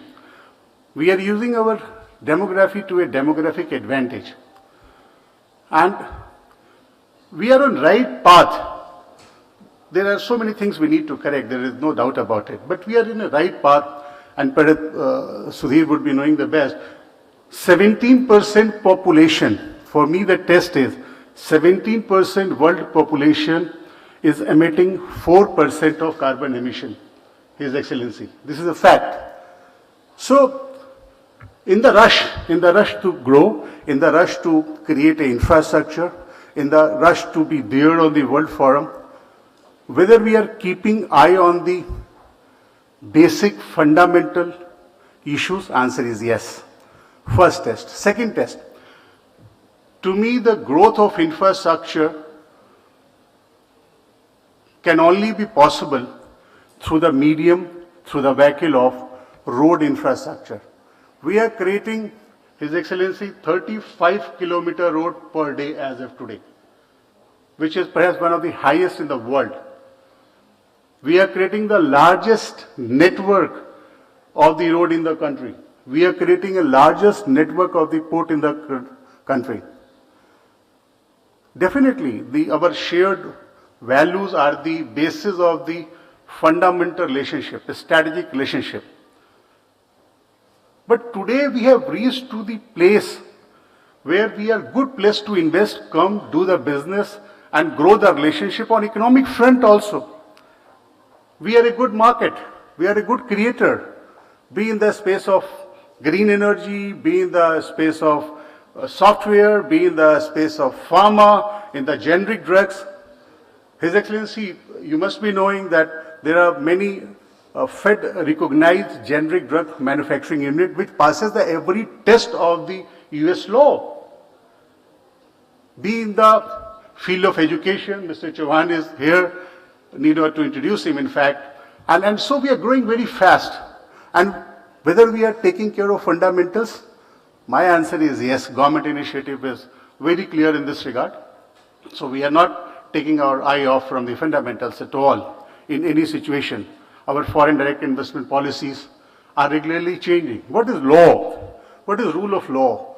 Rule of law is to interpret the provisions or to implement the provision or to create the provision in the terms of the need of the society.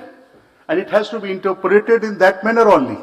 Are we doing that? Yes, we are doing that. We have most active judicial phenomena going on. The latest judicial precedent set by this country has been followed in many other countries, including the developing nations. Are we following the FIDIC?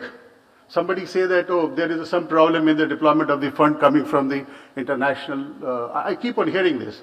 from the international forums like World Bank or etc. or etc. Sir, we follow the best practices in the construction of the infrastructure. Government of India, all model concession agreement are in line of the FDIC document, which is an accepted document by the World Bank. Any deployment of fund is in line with that particular model. We are following each and every step of international regime. We are like America. I mean, it's a little bit technical, but it is very important to convey this. In US, if US has ratified any international treaty, it becomes a municipal law, like local law. In India, it has to be ratified by the parliament.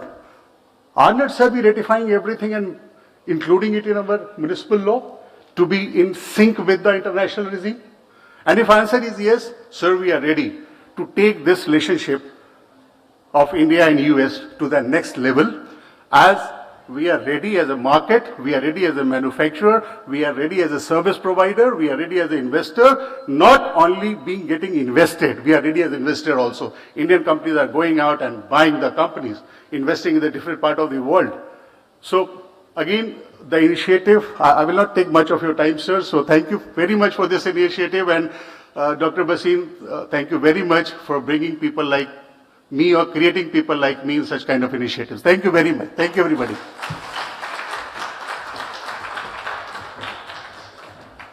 Thank you so much, sir. I would now request a small memento to be presented to our chief guest, Mr. Andrews, and for that I would request Dr. Bhasin, Dr. Upasana Arora and Dr. Atul Chauhan to please join us in the front for a memento to be presented to Mr. Jorgen Andrews, please. And could we have a huge round of applause as we bring the memento on stage, please.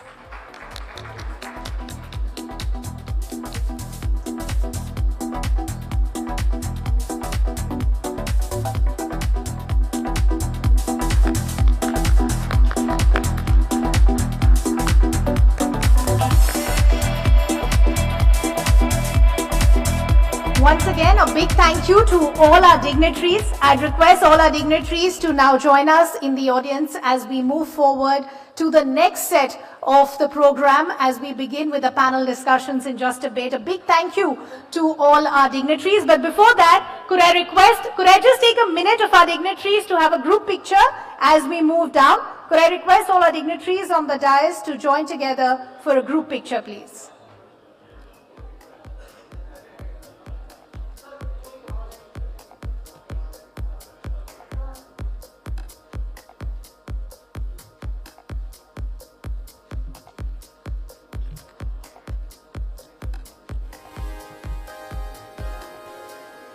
Once again, thank you to our chief guest as well, Mr. Jorgen Andrews, who's been kind enough to take out the time to join us for this summit. Ladies and gentlemen, I'll request all of you to continue taking your seats and settle down as we will now move in a few minutes from now to the next session of the summit where we'll have conversations on economy, environment, society, fostering relations between both the countries.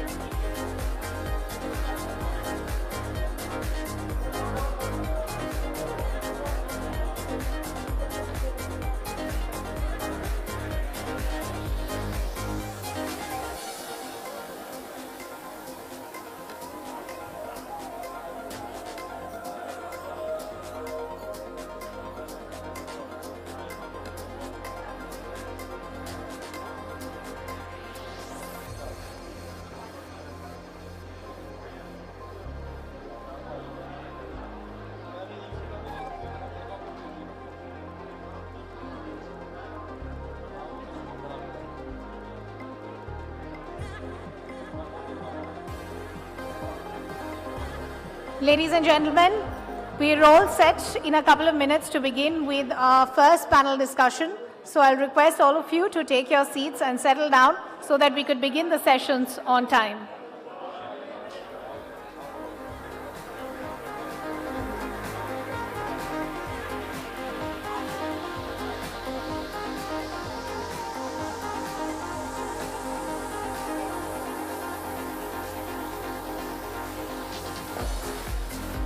Hi.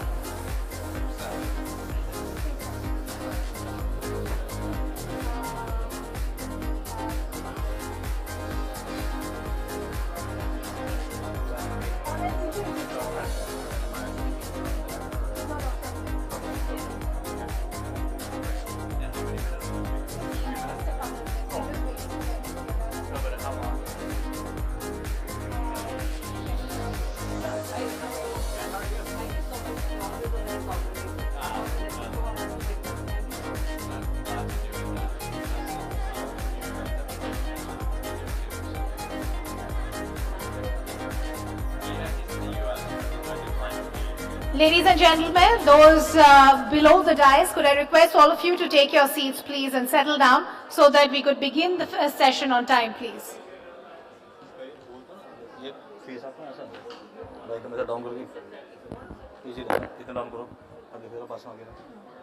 ठीक है face पे आ रहा है camera देखो ठीक है हाँ frame देखो एक मिनट ठीक है ये माइक देखो ये और ये इसको देखो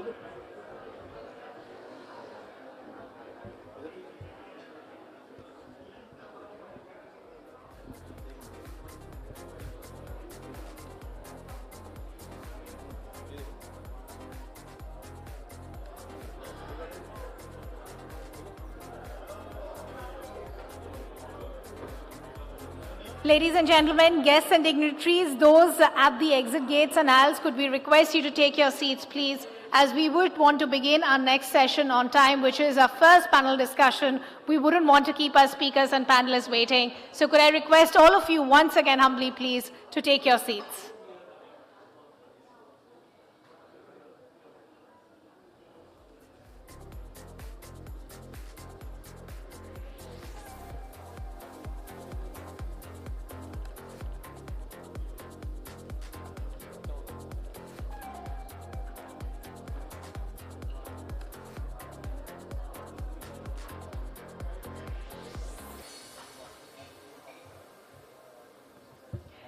Ladies and gentlemen, let's begin with our first panel of the day, and this is on environmental, social, and governance climate change. Let's begin with some data as we settle down, which is India, with about 17% of the world's population, contributes less than 4% to global carbon emissions. India's focus on green energy is also creating numerous jobs as well. Now let's look at the United States. In 2022, US greenhouse gas emissions total 6,343 million metric ton of carbon dioxide equivalent. This was a good 3% decrease since the 1990, which was down from a high of 15.2%. But the larger question is, what more can the both countries do? What is the way forward? What is our shared environmental and societal responsibility? With a huge round of applause, I'd like to begin welcoming our panelists. Session Chair, Mr. Sunil Jain, Chairman, Energy Committee, ISCC, and Founder Partner, Sandev Renewable LLP. Could we have Mr. Jain on stage with us? And could we have a huge round of applause, ladies and gentlemen? We're just beginning with our first panel. I'd also like to invite Mr. Sudhir Mishra, Founder and Managing Director, Trust Legal Advocates and Consultants, to join us on stage. Welcome, sir. Thank you for taking out time. I'd also like to invite Mr. Jeevaraj G. Pillai, Whole-Time Director, Director Sustainability, President, Flexible Packaging and New Product Development at Uflex Limited. Do we have Mr. Pillai here with us? Lovely. Hello, sir. Thank you for taking our time and welcome. I'd also like to invite on stage Ms. Suruchi Badwal, Senior Fellow, and Program Director Climate Change and Air Quality Program at TERI to please join us on stage. Do we have Ms. Suruchi with us?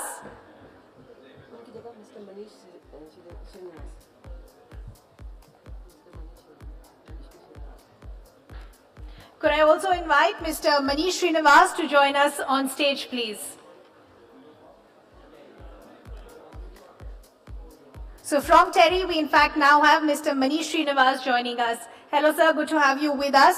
And I also welcome our session guest of honor, Mr. Damon DeFord, Chief of Energy Affairs at the US Embassy. Could we have a huge round of applause for this stellar panel that has been kind enough to take out the time and join us? And it's over to you, gentlemen.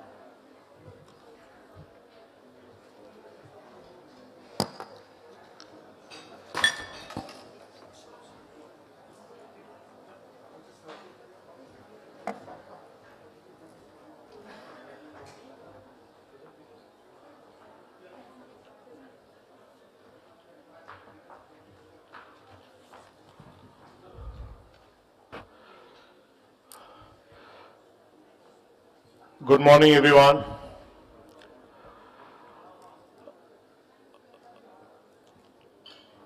As we settle down from a very impressive inaugural session, we now get on to the brass tacks. I welcome our keynote speaker, Mr. Damon DeFord from the US Embassy, my fellow panelists, Mr. Jivraj Mishra, Mr. Sudhir Mishra, and we have a slight change. Manish is replacing Suruchi, who could not make it from TERI. So welcome you all to one of the probably most debating topic today around the world. It's not only about India. Somebody coined a word called ESG way back in 2010. And you know, such words catch an eye and then people start acting on them. So what I'm going to do today is just give you a small presentation on ESG and let us see what we want to talk about.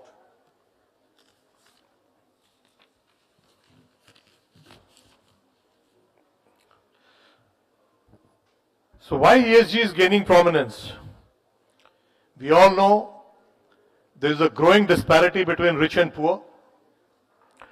Climate is hitting closer to home every year.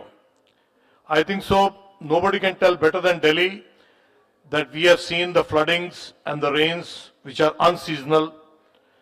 We have seen the pollutions. We have seen our environment deteriorate. Gender equality is coming into focus across the world. Corporate failures on governance are increasingly common. And this is in spite of strict governance laws fixed by the government. Governments and corporates have realized that aspirations of populations are growing rapidly, but running a business means having to be on the right side of the planet. People on the inaugural session also spoke about environment, pollution, and planet. But we need to see that how many of us walk the talk. Next slide. Is this working? Slide change.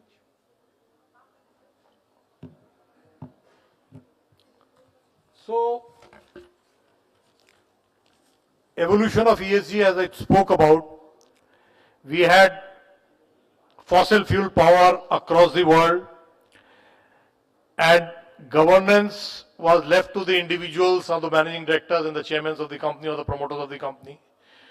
There were very, very little rules in terms of the control over the systems in the 90s. And suddenly the governments woke up and realized that no, things have to be put in order as more and more public money comes into the corporate world. So the term first coined was in 2005-06, and ESG talked about environment, social, and governance. By the 2010, we had an increasing influence of social media. People started coming to limelight for their governance or lack of it. And we could see many people having photographs of child labor. We could have photographs of women being in the jobs with very inhuman conditions. So there were lapses all across. And when you talk of governance, we have seen the subprime crisis in 2008, which actually devastated the world. And back home here, we have seen the corporate insolvencies. We got a new law, and we had billions of dollars being written off as bad loans. Half of it maybe because of business compulsion, but definitely one half was because of really misgovernance or the lack of any governance. India is a vast country and we have got huge social challenges. We've got an aspiring population. We've got a 30% population which is job ready. Job ready it is there. Whether it is employable ready or not, I'm not sure. So, we need to meet those aspirations for people. And we need to meet it in a sustainable way. We need to meet it in a humane way. And we need to ensure that everybody is equal in that sense. So we need to have an ESG agenda which must drive the governments, corporates, and of course the NGOs also. Because whatever we may say, there will be a lot of non-governmental organizations which drive the agenda and sometimes their own agenda. So everybody needs to be governed in a manner which is equitable. And when we question ourselves, we must question that is it fair for all? What we are doing is right? Is it fair for my planet? And is it fair for my future generations? This is what we talked about ESG. Unfortunately, all around the world when we talk about ESG, E gathers so much of prominence that everybody starts talking of only environment, whereas conveniently we are forgetting S and G. G because it is convenient to us as corporates, as businessmen, as CEOs or key management personnel. It is very convenient to us because our focus is business and how to increase value for shareholders. Let me just give you a number that the value of companies which were focused on ESG in last decade have seen their values go up at least 30 to 40% of the existing value. At least 30 to 40. So ESG compliance makes a huge business sense for everybody and all those sitting in this room or for those people outside this room. Because a good planet, a good human workforce is a key to the success. How many of us know that we lose billions and billions of dollars due to flash floods, due to landslides, due to hurricanes, and the list can go on and on. So it makes a lot of business sense that we all get into the ESG business. What is required? Can you have the next slide, please?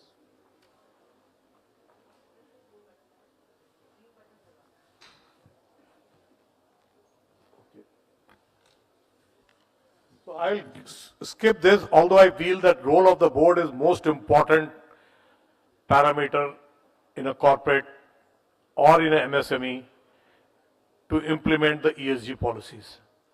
This is probably just a slide to tell you how it can be done. Because half of the people would always say, I don't know what to do. But no, there are frameworks available, and if we want to seriously follow it, it is possible. Even the CEOs and the management, forget about the promoters, they also need to have their role clearly defined.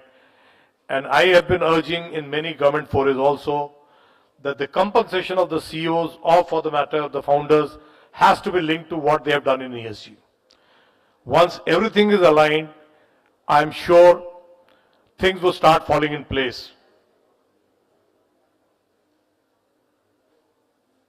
as of today, I do not see we have too many regulators around who have been monitoring the performance of ESG parameters in any of the companies, governments, even for that matter, panchayats or the municipal corporations. Nobody does that.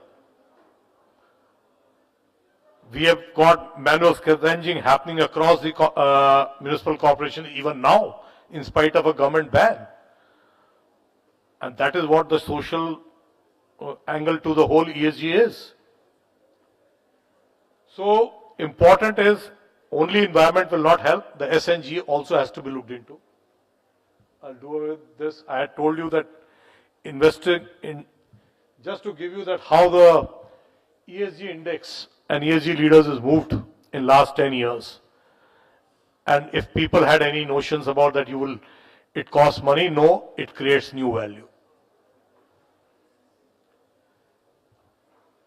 This is a slide which is linked to the 17 SDG goals of the UN. And the ESG can be very well fit into those, you can fit those 17 goals into ESG. That is what I have to try to do on this slide. And if we are able to follow those 7 sustainable development goals of the UN, this place or this planet would be heaven on earth. Unfortunately, we may not be able to do it, but the fact is, this is what it is all about. This slide, if we can follow, even if 70% of it, we could have a different environment across the country and across the world. So how do you do it? The stakeholders need to converge. You've got an Olympic 5 rings, something similar to Olympics where it brings in teamwork. Similarly, we have tried to do this for the ESG also. We can share this presentation because I don't know, there's a shortage of time and I would like the panel to throw their important aspects on this. So my strong recommendations here are ESG on balance sheet, which is so important. Till such time somebody is hit on the balance sheet, nobody wakes up. So that's important.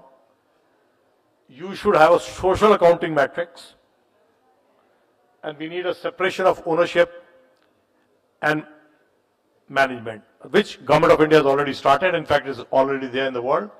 These are some of the points which I have.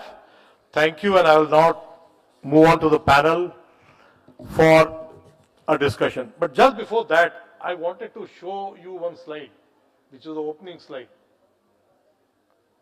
If you look at this slide and you look at this child is a victim of child labor. ऐसा लगता है, I'll put few words that the demon may not understand of some of them. ये बच्चा ये कह रहा है कि आप चाहते तो बहुत कुछ कर सकते थे, जो आंसू मेरी आंखों से निकले वो आपकी आंखों से निकल सकते थे, पर आप तो ठहरे रहे झील की तरह. अगर दरिया बन के निकलते तो बहुत आगे निकल जाते. Idea is, he is saying, if you could have done something for me, the entire thing would have changed. And this is what we want to change in the ESG. Thank you.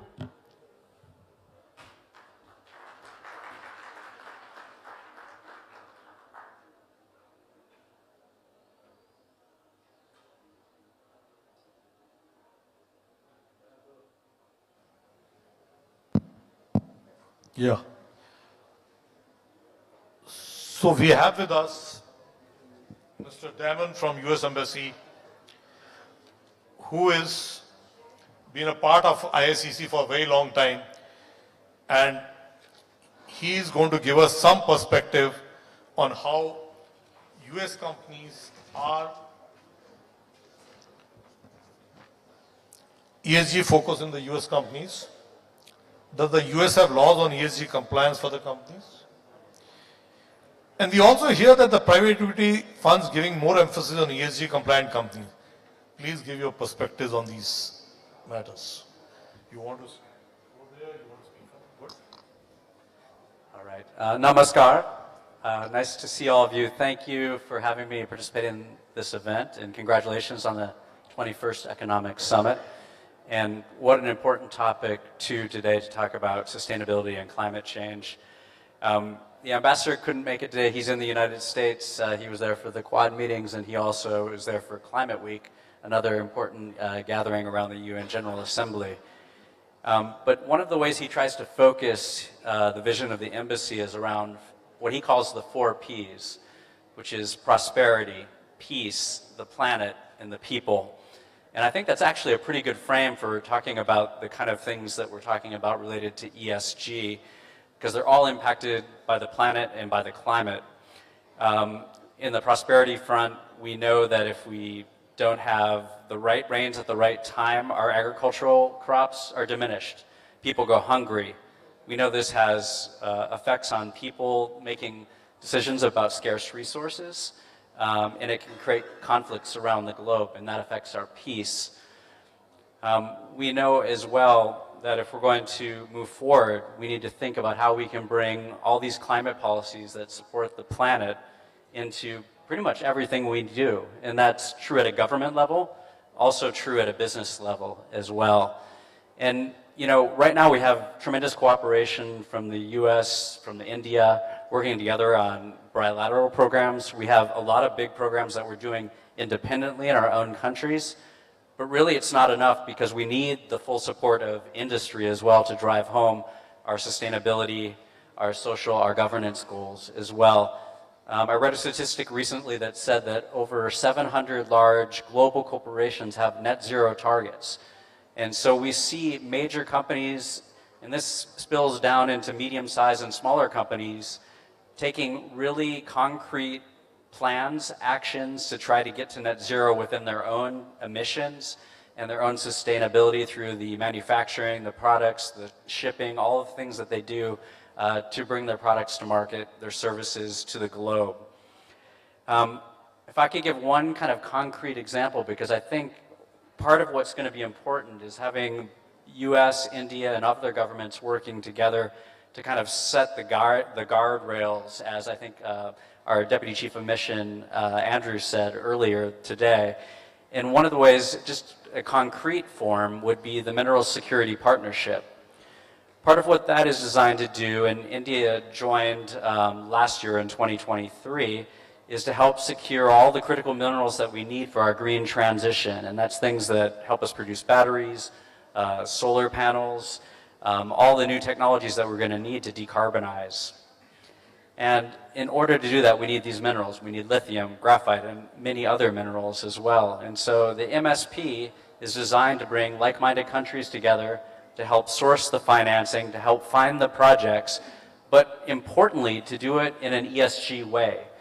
And we're really trying to leverage our democracies and our values that we place on ESG principles, because not all countries do it, and not all countries are giving the right attention to the ESG framework.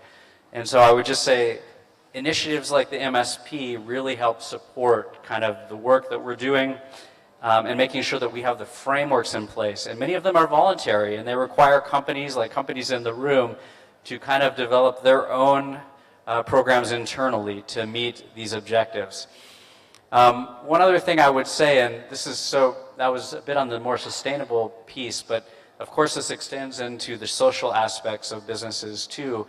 And that's diversity, equity, inclusion, accessibility, and all those components that should be a part of our government activities, but also business activities as well. And I'll give one challenge maybe even to companies here. I recently spoke to a large global company, and I was asking them about their manufacturing, and I asked them, how many women do you have working on the manufacturing floor? And I received a confused look, almost as if there were not any women working on the floor. And conversely with that, I visited a company last year, and they were telling me all of the things that they were doing, including dormitories for women, transportation to allow women to travel safely to the manufacturing site. And they had a whole strategy built out around the social component of their business activities in India. And so I think there's a role for this type of thinking across our governments, but across companies as well, as we develop and define our own strategies. This is not a perfect activity. This is something that we're striving for within the government. In the US, we're trying to establish very kind of robust activities through our Securities and Exchange Commission that requires companies to do reporting on these ESG measures. But it's really through partnership, because many of these measures are voluntary, that we need to see companies in the US and India, multinationals coming forward, putting their best foot forward to show both their environmental, their social, and their governance strategies to tackle these important issues.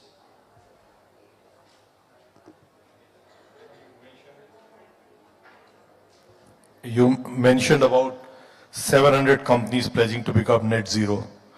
On the lighter side, I just want to tell you that every year there is a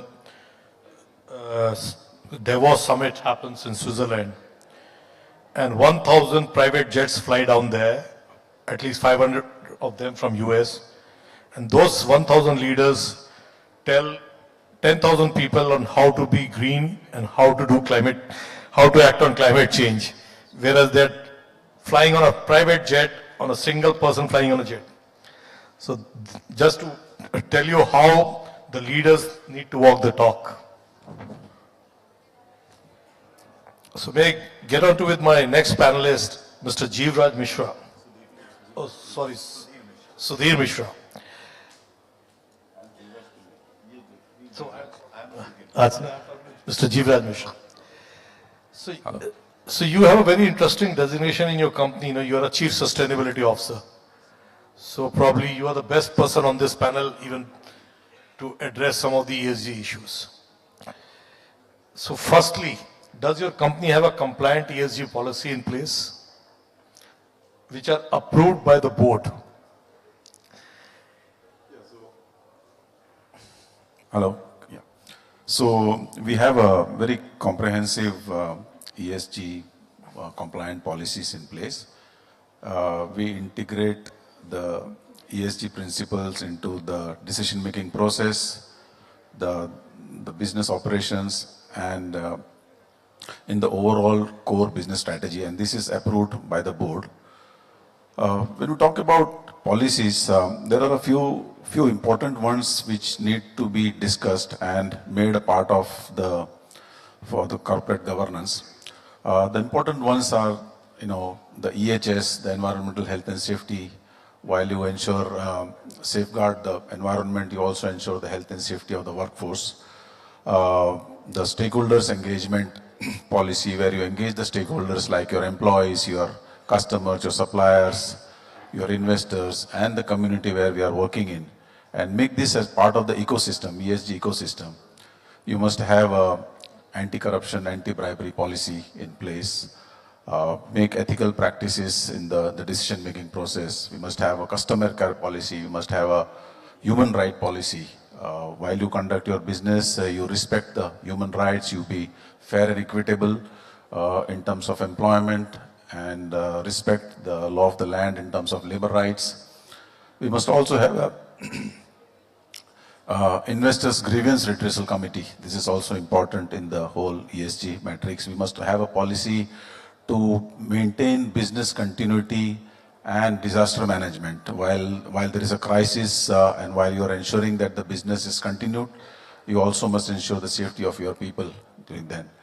ERM has been a part of most strategies, but now it is integrated into ESG. You must identify, assess the enterprise risk, and must have a plan to mitigate the risk.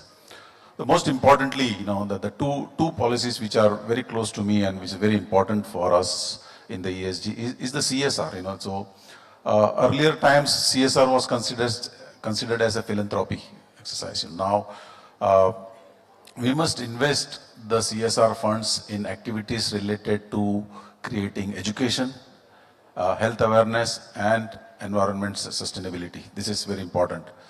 Last but not the least, the product stewardship. All what you produce. We are in the plastic packaging business. So more important for us that the product which we manufacture have the lowest environmental impact on the society.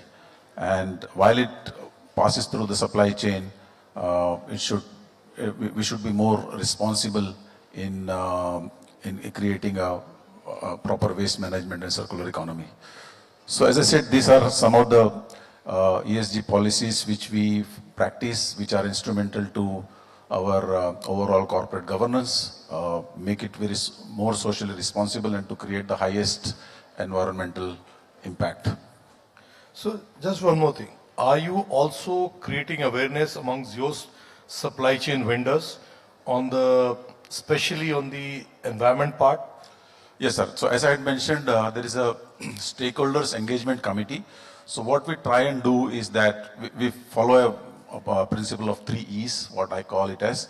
One is to engage, where we engage the supply chain, tell them about the expectations, the performance expectations in the ESG metrics. We educate them and the requirement of mitigating the carbon. The carbon emission has to be lower. Waste management and circular economy, moving towards the greener technologies. Most importantly, it is very important for us to educate them on reduction in carbon, because a scope 1 emission for us is a scope 3 for the customer, and the scope 1 of our supplier is scope 3 for us. So it's very important that the carbon mitigation plan has to be in place. UFLEX has already committed that it will be carbon neutral on scope 1 and scope 2 by year end 2035, and the complete carbon neutrality will be achieved by 2050. So this is very important. And the last E is how do you ensure that this is happening? So you have a supplier code of conduct. We constantly carry out audit exercises, tell them where they are, tell the suppliers where are they on the scorecard, and constantly push them to achieve the proper ESG metrics. So that is how we make the suppliers, the employees, the customers, the investors, we bring them into an ecosystem where ESG can be more effective. Thank you, sir. I'm so impressed, Mr. Mishra, that at least somebody is talking about scope 1, scope 2, and scope 3. So this is the way forward to go and deal with your vendors so that the entire ecosystem becomes green. Thank you so much. Now coming on to Mr. Sudhir Mishra, he comes from a legal fraternity. So, the legal fraternity has played a key role in drafting policies and regulations for ESG across the world. Do you see a mandatory board level compliance to ESG across companies, and more so in MSME? And do you see the registrar of companies guidelines coming in from the ministry on these matters? Mr. Jain, before I go into those details, I'll take out from your presentation because it was very informative. It gave us a complete constitution of the ESG plan for the country in collaboration with the US. Some of the points are actually very, very good. You showed one slide where you talked about all the 17 goals. And normally people don't understand the link between the ESG and the SDG goals. Now, some of the European countries which are at the forefront of SDG goals, what they are doing, it's more like a badge, like you're wearing a badge. So if I'll have a bottle, I can have the SDG goals here also. I can have a print, I can have the SDG goals. Before coming to the boards, before coming to the culture part of it, let's understand that what is happening internationally on ESG. You made a very important point also with regard to environment being the centerpiece of ESG. Unfortunately or fortunately, that's the biggest challenge. Denying that it's not the biggest challenge won't help. But do we have some successes in last 15, 20 years, 40 years, 70 years? If you call this country one of the most populous country in the world, I will say we had 9% of forest cover, and we have now 17% of the forest cover in India. So we are not only saving it for ourselves, we are saving it for the subcontinent and for Asia. If we talk about the species, tiger was almost gone and now it has come back. It is an indicator species and US has played a huge role in that. I was part of the 2005 International Visitors Leadership Program under the Fulbright Act, where amongst 14 officers were chosen for going and understanding how US protects its forest and wildlife in partnership with the private enterprise. Most important. And why I'm mentioning this, that in India, this is a hands-up approach, that all the work on conservation, forest, wildlife, ESG, governance is something, in Hindi if we call it, gale ke dabav se humko dala ja raha hai. So how it happened in US actually, and I will tell it to our delegates also, that we were taken to a place called Okefenokee Wildlife Refuge. That's a place in Florida, and a paint company had completely destroyed that area. I'm not naming the paint company. And it was asked that apart from compensation, you please also completely change the structure.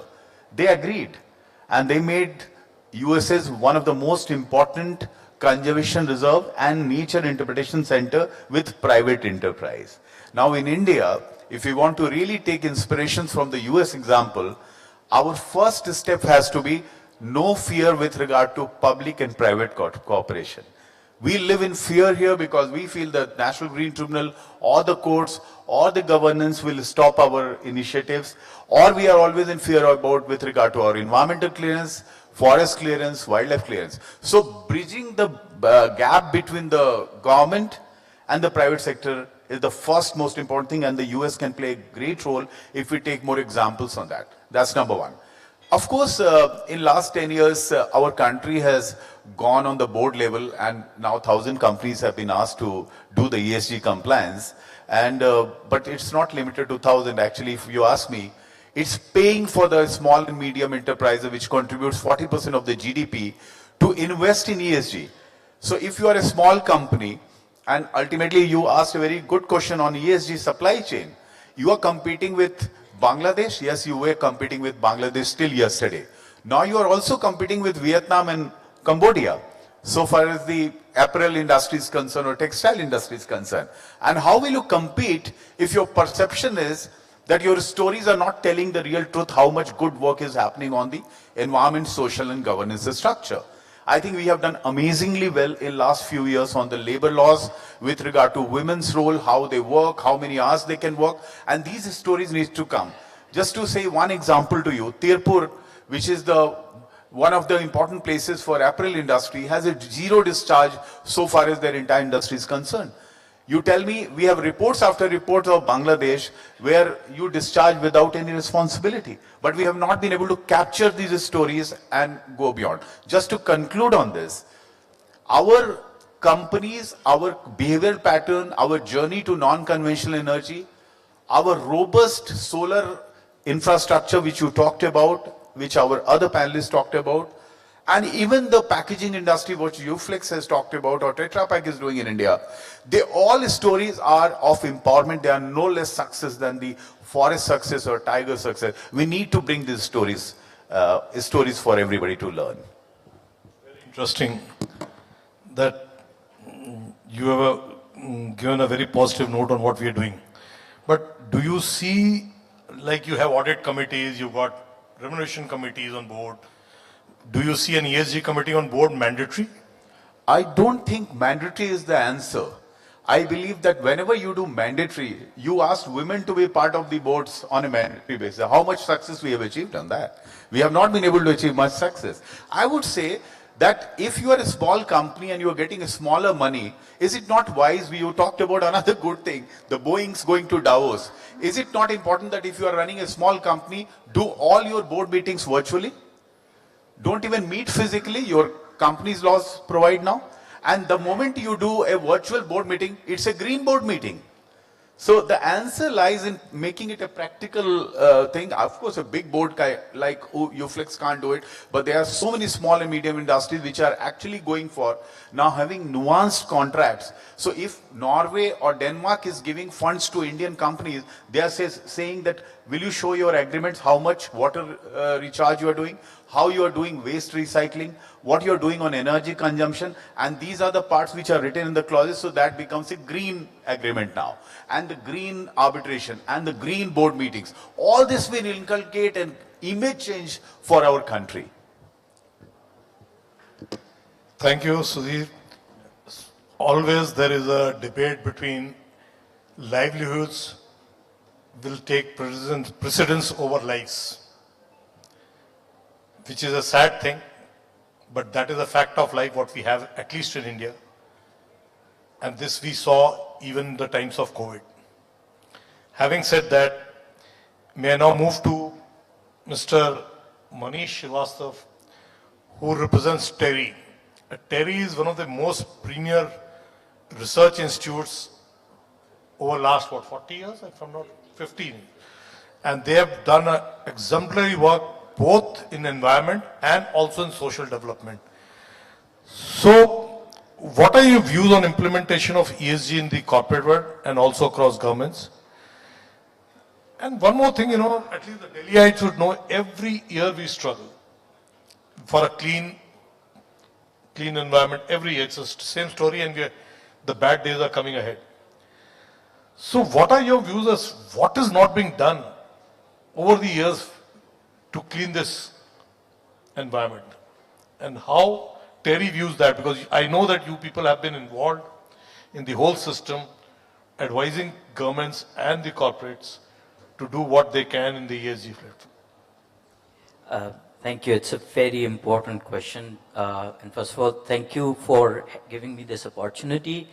I have worked on climate change negotiations for 15 years. So generally, India and US are on the opposite sides. But these kind of forums are very important to create the avenues and soften the soil. And that is what I would say my answer to your question is. Because I think what ails the governance systems or progress on governance on implementation of ESG is something in the academic literature we call the path dependency or a stickiness of the institutions. So looking at problems, their framings, and their implementation being assigned within the specific departments and not being able to see the overlaps between multiple departments, between multiple levels of governance, and also extending now in the context of sustainability across ecosystems.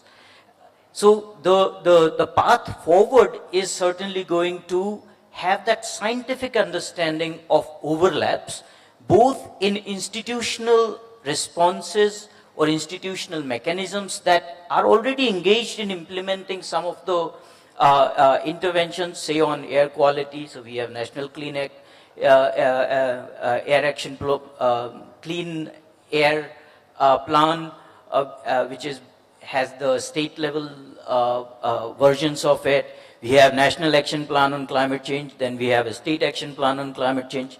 But say, for example, I'm taking these two as the go that there are significant overlaps between these two, but whether they are being governed together, so say the pollution control agencies and the environmental or climate change program implementing agencies, what kind of cooperation or what kind of institutional mechanisms there are to exploit the low-hanging fruits that can be easily implemented, where the resources, capacities could be brought together.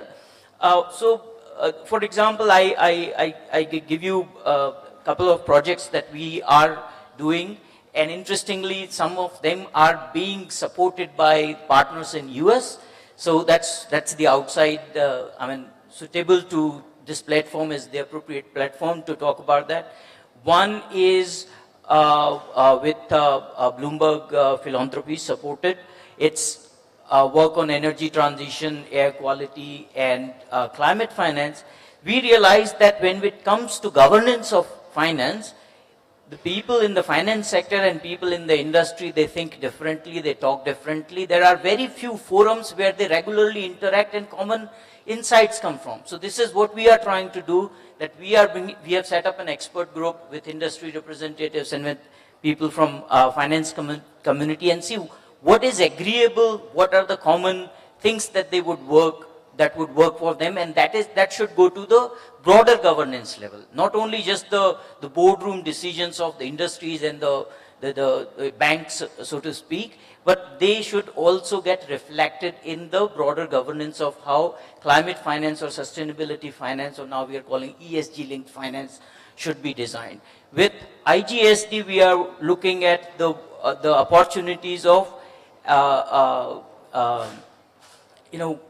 interventions for air quality improvement as well as climate change mitigation, and also adaptation and resilience. There are great opportunities. They are already part of our developmental strategies, but they are being discussed to extent separately. So a scientific understanding of where the overlaps are, where the commonalities are, where the low-hanging fruits are, and reflecting them, integrating them into the various levels of governance structure is very important. And I think if these type of discussions happen at a larger scale, there would be consensus. So the issues of trust that somebody mentioned in implementing or apprehensions, they would be sorted. So I think that's the immediate thing. Once the ball is rolling, I think the path would be easier than it appears. Thank you. Daman, one last question to you. You mentioned about our Indo-US collaborations for the critical mineral required for renewable energy projects, solar and so on. The battery is coming in a big way to support the renewable energy. Now for all this we definitely require critical minerals, and for minerals you require mining. And mining happens to be not very environment friendly. We all know that. So do you see how we will take care of this environment portion, considering that more and more requirement of renewables with more and more mining, we are into a vicious circle? Or do you think the recycling would help the cause?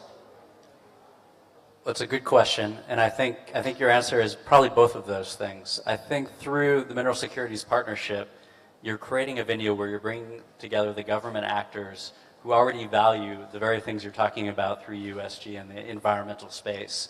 And we need to have actors that are creating an alternative to countries that may not value those same elements. And so I think that's one piece. And I think the MSP, through directing money towards the projects that can then absorb it and then implement these environmental standards, will be important. Recycling is also important, and you in India are already doing quite a bit of work in battery recycling.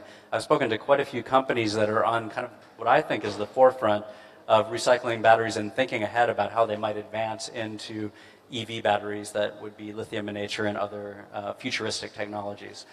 So I would say yes and yes for both of those. They're going to be absolutely critical for making sure that we have ESG infused into our critical minerals value chains. I think so. I've been sent a slip that I have to wind up the session by 1 o'clock, even though we started 10 minutes late. But having said that, how many of in this room know that by 2045, we will need 5 times the air conditioning what we have today? It will go up 5-fold, which is in next 20 years. And for that air conditioning to run, we need 5 times the power, or maybe 2 times the power. And that power has to come from green power. So situation is not all that rosy what we talk about. Yes, it's good to be talking in the drawing rooms and on the panels, but the reality is different, and we are already late. So all those people who are sitting here definitely need to pull up the socks and do their bit what they can to get to the net zero faster than what we are planning. Otherwise, we are not going to leave a positive planet for our future generations. Just one last word to each of you, quickly, and we'll close this.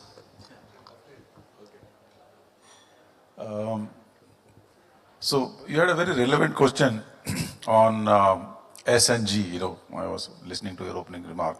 So it's very important to integrate the S&G into the ESG, because ESG has evolved from environment. So the S&G was always ignored. G is easier. To tackle the governance challenges, you can do it by embedding transparency, accountability, and ethical values into the business policy decision making across the chain. Also integrating as I said, the anti-corruption, anti-bribing policies, whistleblower policies. It's very important. It should be reviewed at the leadership level. Zero tolerance for such things will make the governance issue addressal very robust and not so difficult. Would you like to address the S part? Yeah, I will say that S part, I will say share more stories. And hospitals can be one of the change makers. And I will say that Dr. Upasana, I'm going to personally urge that all the diagnostic reports which we get, we can have on both sides printing to start with. And that can be ESG report. And that can be copied by others also. I'm just giving one idea, like many hospitals are now doing. And if we can make it a revolution and start sharing very openly stories, why only Apple should have a story that we have launched Apple 16 and 2 kilometer of people are queuing up to buy a phone. That's a story, and that's why it sells more phone than anybody else. I think we all of us need to bring more stories of climate resilience, forest protection, wildlife protection, and the social, the governance. The moment we have stories, I think others will follow. Thank you. Thank you. Last word from you. Just one after his. Since we have a paucity of time, I would say partnerships will matter, but they have to be science-based. For example, this comparison between air travel and online meetings. Many people do not know that the online meetings, the keeping the cooling towers for the, keep the servers running, their emissions are comparable to airline emissions. So we need to be aware. Thank you. I know how many of you are aware that data centers are the biggest power guzzlers, and every data what you are doing and being stored, it consumes humongous amount of energy. In fact, right now as I speak, I am working with UP government for a huge data center in UP, but the condition of my investors is that it has to be green. So please use your phones efficiently and with something in mind, because every time you speak, there's a data going. Thank you so much for being patient listeners. Yeah. So we'll try and take the questions offline for the... My name is Vinder Singh Rara. I'm Chairman and Managing Director of Mantech Consultants. Coming on to the point that all of us need to do something to protect the environment, I want you to share something that there is a website which has been developed called greenpledges.com. And Yes. that is already having people from around the world to take the green pledge. Yes, what are the activities one should do to help reduce pollution and global warming? So I just want to... Thank you. Thank you so much. Thank you, thank I you. thank all the panelists. Thank you for our fantastic moderator and our panelists. I'll request all of you to stay on stage with us for another minute. I'll request Dr. Bhasin and Dr. Upasana to also join us on stage for a small memento to be given to our lovely panelists. We'd like to first begin with our session guest of honor, Mr. Damon. Could we have the tokens on stage, please?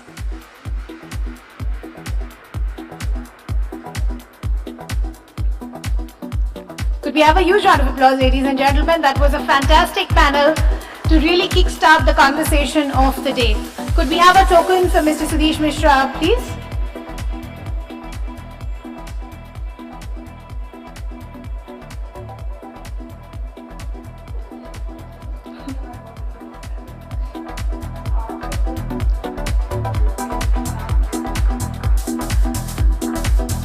A token for Mr. Pillai, please.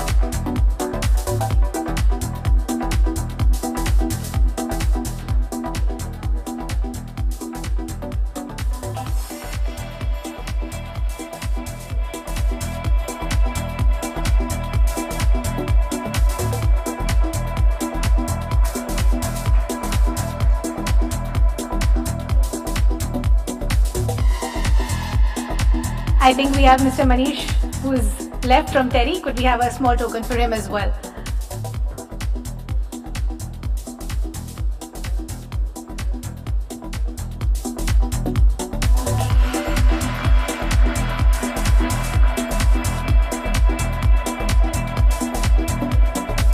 Thank you so much, gentlemen, for that lovely panel. Yes, of course, we'll have all the panelists together and how can we forget our fantastic session chair, Mr. Sunil Jain.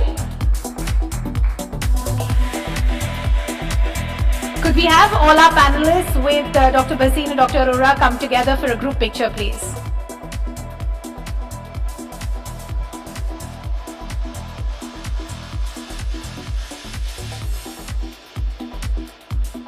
Thank you. Thank you so much, gentlemen. Let's now move, ladies and gentlemen, to our next session. As we said, we have many more engaging conversations lined up for you. So I'll request all of you to continue taking your seats and being with us as we continue our dialogue and conversations as we move forward through the rest of the day.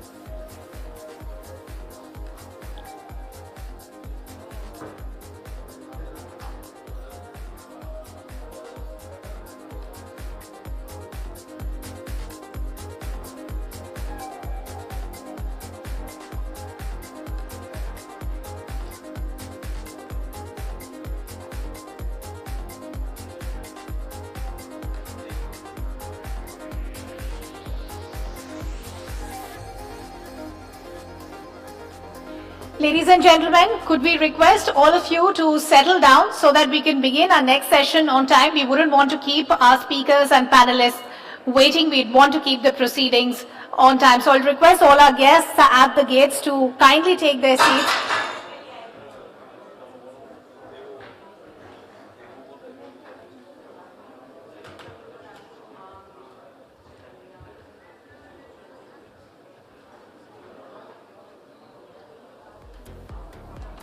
Ladies and gentlemen, let me introduce our next session. This is on healthcare. Now, as cliche as it may sound, they say health is wealth. The Indian healthcare market, which was valued at $110 billion in 2016, is now projected to be $638 billion by 2025. So a whopping rise. The healthcare sector as of 2024 is also one of the largest employers, employing a total of 7.5 million people. From a global perspective, the global healthcare sector is also undergoing a period of unprecedented transformation. But the question is, how can sector leaders and stakeholders prepare themselves for this profound change? With a huge round of applause, ladies and gentlemen, join me in welcoming our session chair, somebody who's very familiar for all of us, Dr. Upasana Arora, Chairperson, Healthcare Services Commission, Executive Council Member, IACC, and the Managing Director at Yashoda Super Specialty Hospitals, Pharmaceuticals and Affordable Medicines. Join me in also welcoming our other panelists, Dr. Shefali Mishra, Group Vice President, Public Policy and Government Affairs at the Biocon Group. Could we have a huge round of applause for Dr. Shefali Mishra, please? Hello, ma'am. Welcome. Thank you so much for taking our time. Do join me in welcoming Mr. Vidit Bhari, co-founder at Sukoon Health as well, to join us for this panel. Could we have a huge round of applause for Mr. Vidit Bhari to join us on the panel, please? May I also invite Mr. Rajiv Juneja, Vice Chairman and Managing Director, Mankind Pharma Limited. Hello, sir. Good to have you with us. I'd also like to invite on stage Mr. Rizwan Koita, Chairperson at the NABH, which is National Accreditation Board for Hospitals and Healthcare Providers. Do we have Mr. Rizwan with us? Okay, I'd also like to invite Dr. Sangeeta Sharma, Professor and Head Department of Psychopharmacology, Institute of Human Behavior and Allied Sciences. Dr. Sangeeta, good to have you with us. Thank you for taking our time, ma'am. And I'd also like to invite the session guest of honor, Ms. Janissa Georgi, Health Attorney at the US Embassy. Good to have you with us. Could we have a huge round of applause, ladies and gentlemen? We'd love to welcome our guests with some sort of enthusiasm, please. Could we have a huge round of applause? And I'd also like to take this opportunity to welcome our session chief guest, Mr. Apurva Chandra, Secretary, Ministry of Health and Family Affairs, Government of India.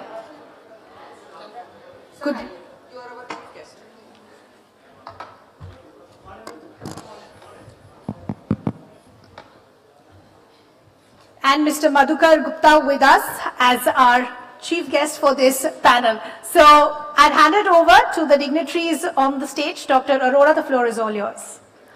Good afternoon, everyone. So today we are having a panel where all stalwarts are here. It's a August gathering. I know that everybody is waiting for lunch, but give us some time because health is a subject which applies on everyone's life. No one can say, why should I hear health session? We can ignore other sessions, but we cannot ignore health session because it's related to our life, same time our loved one's life.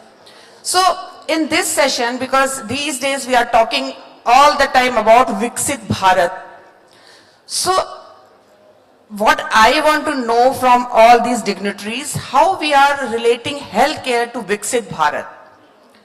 So because Madhukar ji is our chief guest, so I think I should ask him my question in last. So I will start with Sangeeta Sharma ji.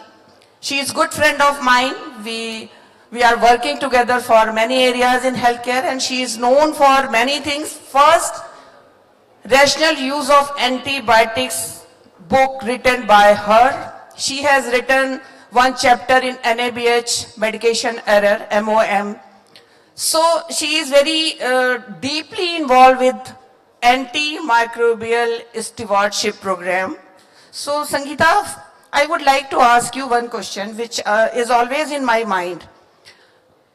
You know, when we talk about these days, everybody is so much aware that how antibiotic is not, you know, resistance is so much there that in ICU we are actually struggling to cure the patient because they are actually not responding on every antibiotic.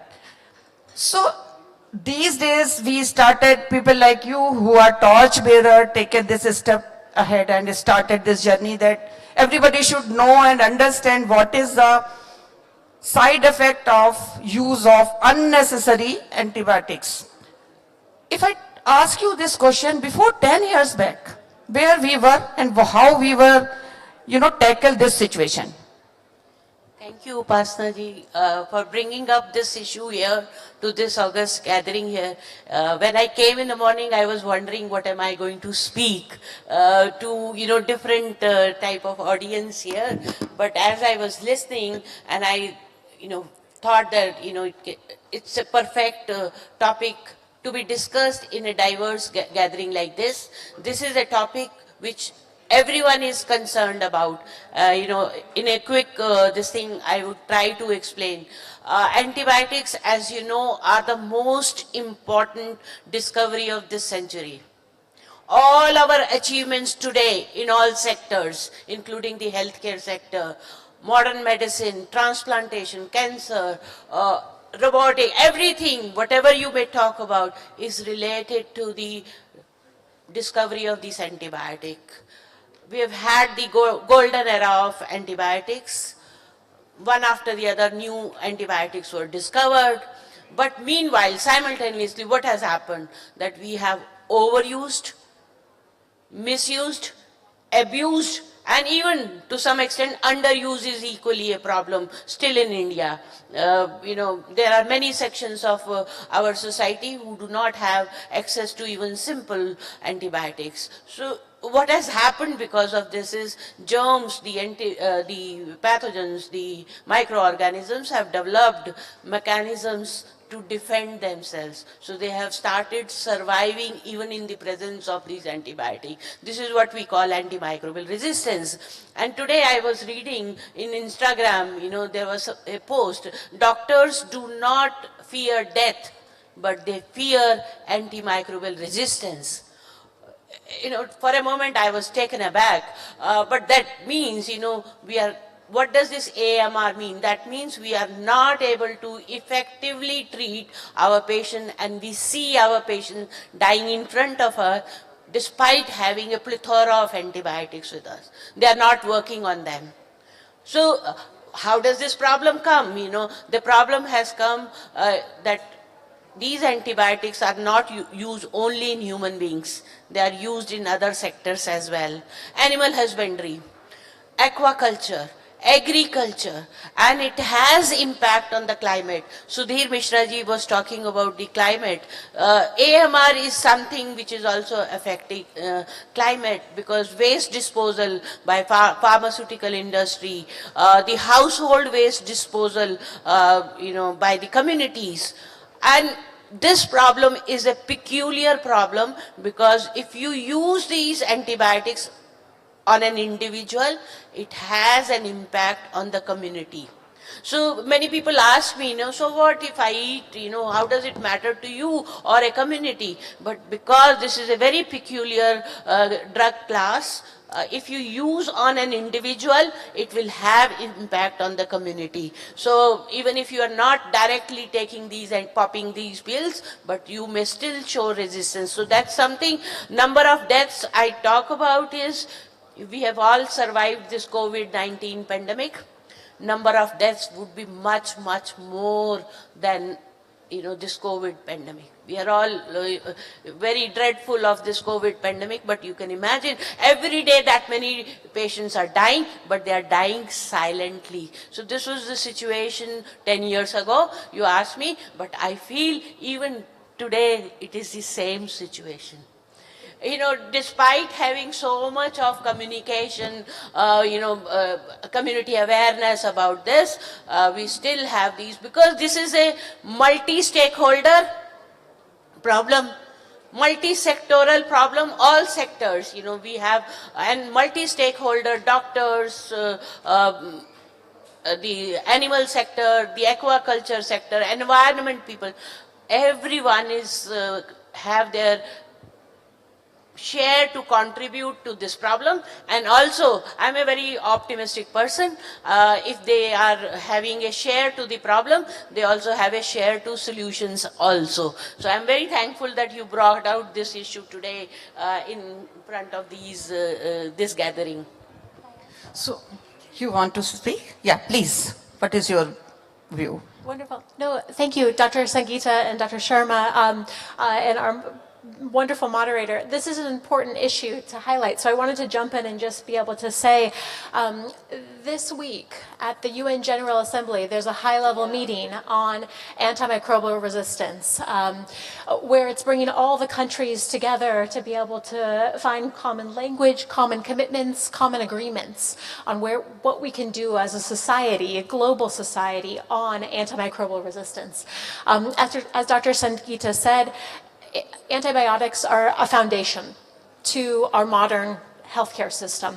And it is so critical that everyone involved is doing their part. So I'm Janessa, I'm with the US government, and one of the things we're doing in this space is partnering with the Ministry of Health, with private sector, on new partnerships in antimicrobial resistance. So new diagnostics, to best be able to treat people, knowing what they have, what it's resistant to, and knowing quickly. So some of the technologies that we're looking at are doing it in 15 minutes.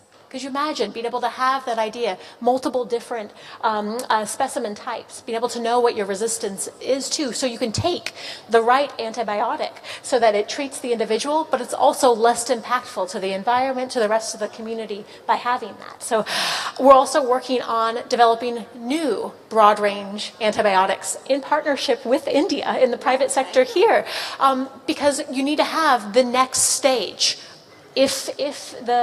We don't want the bugs to win, right? We want to always be developing and evolving to the next stage. What could be the next antibiotic? What's the new therapy that you need? And so the U.S. government partners with India, private sector with government, to be able to work on new antibiotics as well. So an exciting week to be talking about this. You'll be seeing things, but also all the companies here, my one plea would just be for you to be thinking about how you can contribute, how you can participate in this, whether it is following national guidelines, pushing for internal policies or regulatory processes, but also thinking about yourself and your prescribing practices, because those are really important things on how you can also contribute to reducing antimicrobial resistance. Sorry, thank you so much for that. Thank you so much, and it's really music to my ear that you people are also trying to do something in India, and luckily we have somebody from government also, so we can discuss later. So now I would like to come to you. Dr. Shefali Mishra. You are Group Vice President, Public Policy and Government Affairs, Bicon Group. So I just want to know from you, Shefali, what do you think? What is the difference between current government and previous governments? How much they were taking interest in, in favor of us, I should say. And it's a very daring question, I know. Madhukarji is here, but still I am asking this. So kindly just tell us about your journey. I think one of the key things that we've observed in this government is they have understood that the disease profile is changing, and it's changing very fast. From a company that supplies to 120 countries, if we are not able to do our R&D and innovate immediately, we will miss out. And one quick resonance point that I would like to highlight to respond to you, ma'am, is that this government understands that globally the trajectory is moving towards non-communicable diseases. There's been greater resonance around the need for investments in biomanufacturing. Many of you would have seen the announcement of the Bio-E3 policy. There have been production-linked incentives announced for the pharmaceutical sector. BIRAC, which is working on a BARDA-like model, is supporting R&D and innovation in biotech, of which biopharmaceuticals is about over 63%. So we are seeing a surge of investments. What we do always ask for is that as the whole trajectory shift is happening and we are talking about a Viksit Bharat, India would need to move very quickly into cutting-edge spheres like CRISPR, like mRNA, like vaccines, like biologics and biosimilars to compete in the global market and to focus on precision medicine. We were just speaking about AMR. Technology has now enabled the ability to come up with solutions much quicker, but the application of that technology and the availability of those diagnostics needs to be far and wide and accessible to everyone. So we have a very collaborative, from an industry point of view, we have a very collaborative and aware government. They are very open to talk to us. They're very open to feedback and to reshape policy and to align on what works best. It's because of these kind of investments over the past 20 years that India is now the pharmacy of the world. We are supplying globally both to the US and UK markets as well as to the rest of the world. So, that's it. Thank you, Shefali. Now I will move to Mr. Rajiv Juneja, who is the biggest pharma company, running biggest pharma company. And they are the one who are producing actually affordable and quality drugs for Indians, as well as his office is in America also. So Rajiv ji, you please tell me that what is the, in current scenario, what do you think that how pharmaceutical can help in Viksit Bharat roadmap? Thank you, Basnaji, for calling me here. It's an honor sitting with you, sir, all of you. And in my opinion, we are living in a very oxymoron kind of a world. Where on one side, we want best of the quality. We want great R&D, but we want very, very affordable medicines. On one side, somebody was talking before this panel came that we should go for online board meetings. Then he said that because servers are there. So we are in the midst of so much of radical changed things. On one side, this is right. The second side, this is right. But we should not forget one thing, that from where we are coming. We are coming from once upon a time a country where patients and kids used to die because of doctors were not there, medicines were not there, malaria, dengue, all these small problems. I mean, so right now we can call these small problems called infections used to kill kids. We have really taken up this journey, and we have seen a lot of good things happening. At the same time, certain points are there where a lot of improvements are required. One thing basically has taken place is that there was a time when India was an amazing country as far as the API was concerned. API means raw material by which you make a medicine. And somehow we lost out this to China in early 60s and 70s because certain policies and conditions were not right in those days. But yes, because somebody said that China is run by, there was a time people used to call it, government runs China, entrepreneurs and people run India. This was basically kind of a slogan, but nowadays things are a bit changed. So we have become pharmacy of the world. Right now the situation is this only, that every fourth tablet capsule taken by anybody in the world, Europe, US, best of the countries, ROW, every place, it is India which basically is doing a fantastic job. It's contributing so much. But again, I will say that we have reached to this particular level by certain entrepreneurs, those who have taken these leap of faith and reached to this level. This was a character actually. And now certain conditions are becoming better, conducive conditions are there, and which can really change the India as a whole, that going forward what we basically require, that in-house R&D, at least those molecules, those products which are needed of the hour right now in India. Cancer is one, because cancer is another epidemic nowadays, and we need a lot of R&D there. This is one. The second basically important thing basically is what? We need a lot of regulatory issues to be solved here. A lot of regulatory issues. Just look at anything. I mean, look at from the starting point, A to Z. Somebody who's making a API, how good the factory is. Somebody who's making excipient, which goes in formulation. Somebody who's making a packing material, how good is that? Then come the formulations, then come the transportation, then comes the storage, then come, that's 10 lakh pharmacies, medical stores, where how these medicines are being put. I mean, you see that on every medicine it is clearly written, keep in dark, dry and cool place. And on a certain temperature it should be kept. So a lot of journey has to be taken, covered actually going forward.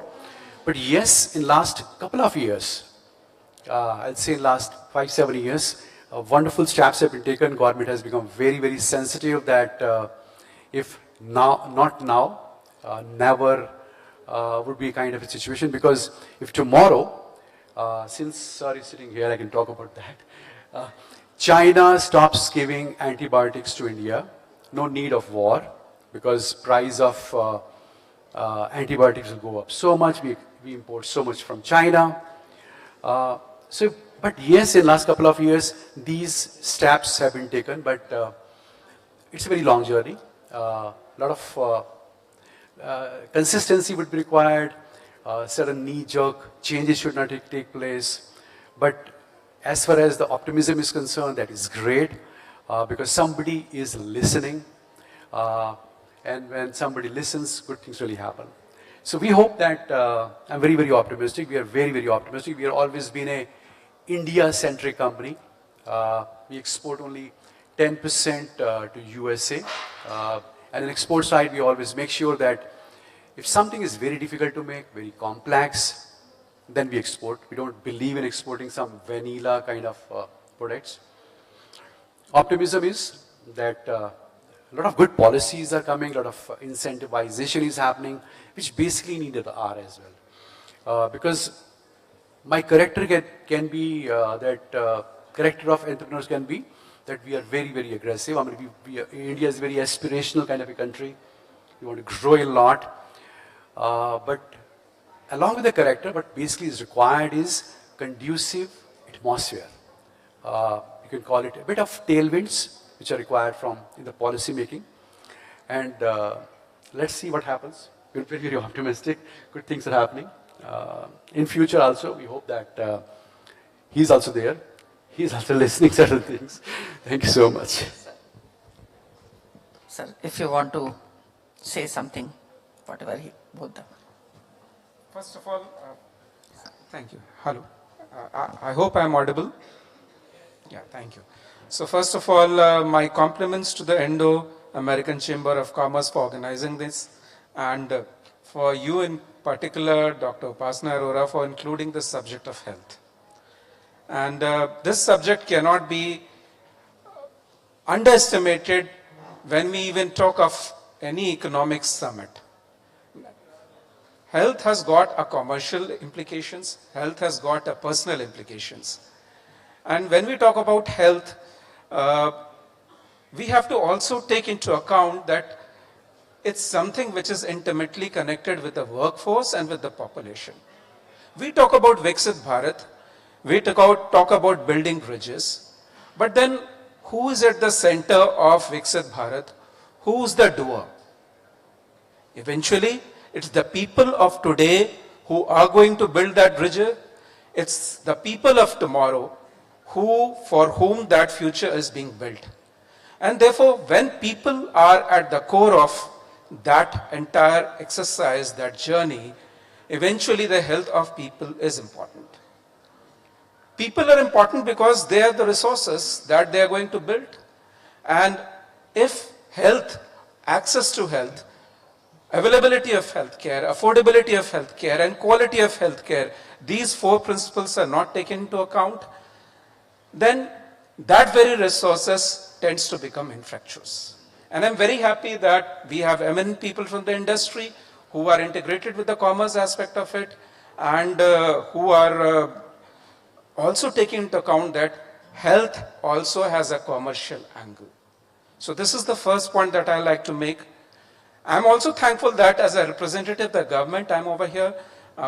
Definitely we are taking into account what has been told about the antimicrobial resistance, about the overuse of antibiotics, about the development and the research which needs to be done, and it needs to be done as of yesterday.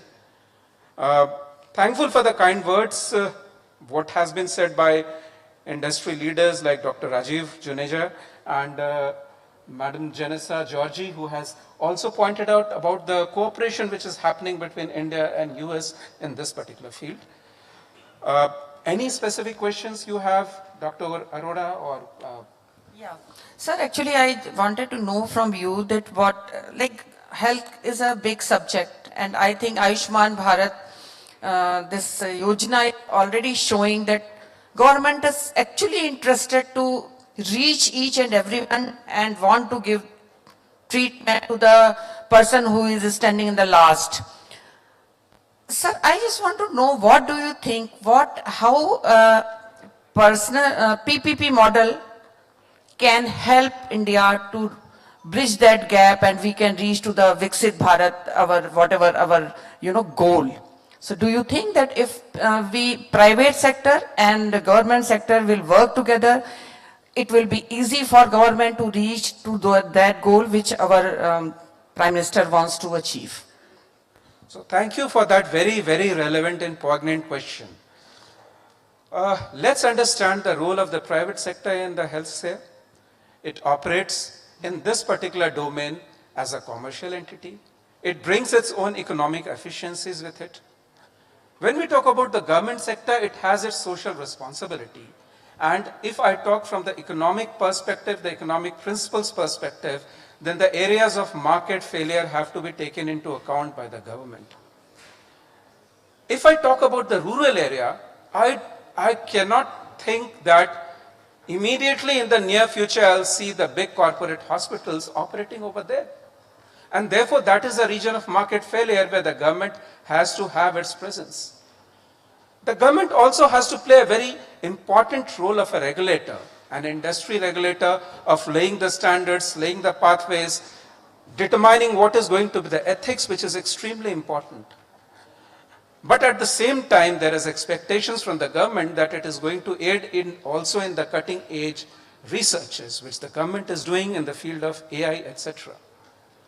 Now you were talking, ma'am, about the PMJY scheme, and coming very specifically to it, it is one of the world's largest health assurance schemes, which has covered almost 12 crore families and providing a health cover of to nearly 55 crore people. Recently, it has been extended by the government to cover all senior citizens, and therefore, its ambit becomes even larger. When I talk about Viksit Bharat, if I talk about 10 years ago or 17 years ago or 20 years ago, whenever I used to visit AIIMS, and I'm giving a very specific example of Delhi, I used to see people from different parts of the country, especially the poor from Bihar, especially the poor from Uttar Pradesh, especially the poor from Northeast and different parts who were there, who were lying on the pavements, who were waiting for their term for the treatment. And they would spend weeks and months for that particular treatment, for that hope that somebody in the family who's suffering from cancer is going to get cured. Imagine the out-of-pocket expense that they had to bear. Imagine that they had to shell out that money, thousands or lakhs of rupees, by selling out some property and then incurring perpetual indebtedness. Now, this is one of the biggest schemes, I would say, which has prohibited people from perpetually becoming indebted, selling out their real estate assets, selling out their gold, and still being able to afford health care. Can we think of talking about Article 21 of the Constitution, right to life, without access to health care, without access to affordable health care, without access to quality health care? And therefore, when we talk about government's presence, we have to talk about a partnership between the government and the private sector to bring about these four fundamental things: availability of health care, affordability of health care, accessibility to health care, and quality of health care. And this is not the only domain that we are providing an assurance of health. We do it with the participation of the healthcare of the private sector. So many private sector hospitals are empaneled in it, and people are able to freely go to that private sector hospital where, given the package, given the disease, given the treatment is free of cost, absolutely cashless, and there is a great assurance, look, there is somebody to take care of me in occasion of my extreme adversity. And I keep on knocking at the doors of the government hospitals. Private sectors are also there. So that is sum and substance. Technology aspect of it, yes, I directly deal with it. Perhaps we'll need another session or another day for that. Yeah. Thank you, sir. Thank you so much. Luckily, I am part of NHA Ayushman implementation committee. So I know how rigorously government want to implement, and they want everybody should, attach with this scheme. And luckily, Yashoda is already in panel with Ayushman. Now, my next question is Genesia Georgie. As you were talking about that you people are also so much interested and really want to do something with India, with the collaboration of both the governments, and want to do something in the field of resistance of antibiotics. What exactly your views? Kindly just tell us in brief. Well, first of all, thank you so much. It's a great privilege to be here. And I'd like to thank IAAC for organizing and giving me this opportunity to participate today. Today we gather to discuss this vital component about how healthcare plays a critical role for Viksit Bharat. And the journey to an economic growth is intertwined with health and well-being of its people. And as we continue to discuss and delve into this topic, it's clear that a robust healthcare system not only fosters individual health, but also drives economic growth, social equity, and national resistance, and even global resilience. In India, as was highlighted by my other panelists, healthcare is undergoing a transformative change, driven by innovation, new policy reforms, and collaborative efforts between the public and private sectors. For an Ayushman Bharat initiative exemplifies that, with the commitment and aiming to provide access to quality health care for over 500 million citizens. This initiative signifies a monumental step towards universal health coverage, ensuring that no one's left behind. And the US, similarly, our Affordable Care Act is something that we've been working and partnering on to make sure that we increase kind of social health insurance for it. As our counterparts mentioned, the role of technology in healthcare is cannot be overstated at this moment. Digital health solutions, telemedicine, data analysis is revolutionizing how services can be delivered, making them more accessible, efficient, and hopefully really patient-centered. These advancements empower healthcare providers to reach underserved communities. They are breaking geographical barriers, enhancing overall health outcomes. And in this context, our partnership with India has been instrumental in sharing best practices, learning from each other, and taking new technologies to the next level. Additionally, I was highlighted the changing dynamics that exist within India and in the US. And we've been partnering in this space around on joint initiatives including diabetes, cardiovascular, communicable diseases, and non-communicable diseases to lead to groundbreaking solutions. By pooling resources and expertise, we can expedite the development of new treatments and interventions that will benefit millions. And one wonderful example that was brought up on here was around cancer. And the US and India just last month had a US-India cancer dialogue that brought together the public sector, the private sector, researchers, cancer advocates, patients, to be able to talk through what are the things that are most important for the US and India to be working together in the realm of cancer. And just this last weekend, when Prime Minister Modi was in the US, he was with President Biden, where they announced so taking from the US-India Cancer Moonshot and going to the Quad, so a partnership between US and India, Australia and Japan to be able to support cancer, particularly focused on cervical cancer to start with, for the Indo-Pacific region. So it's taking lessons that are being developed between the US and India, and also partnering with other countries to spread the latest technologies, the latest excitement activities together. And so these are just examples of where we're seeing, whether it's AMR, where it's biomedical research. Do you know India has the highest number of biomedical research that are currently working at the NIH?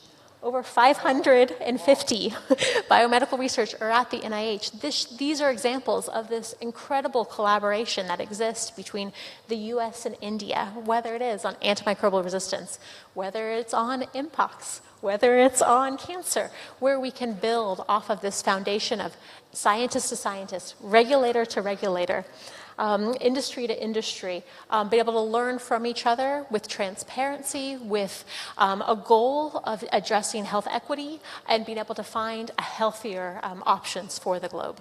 Thank you so much.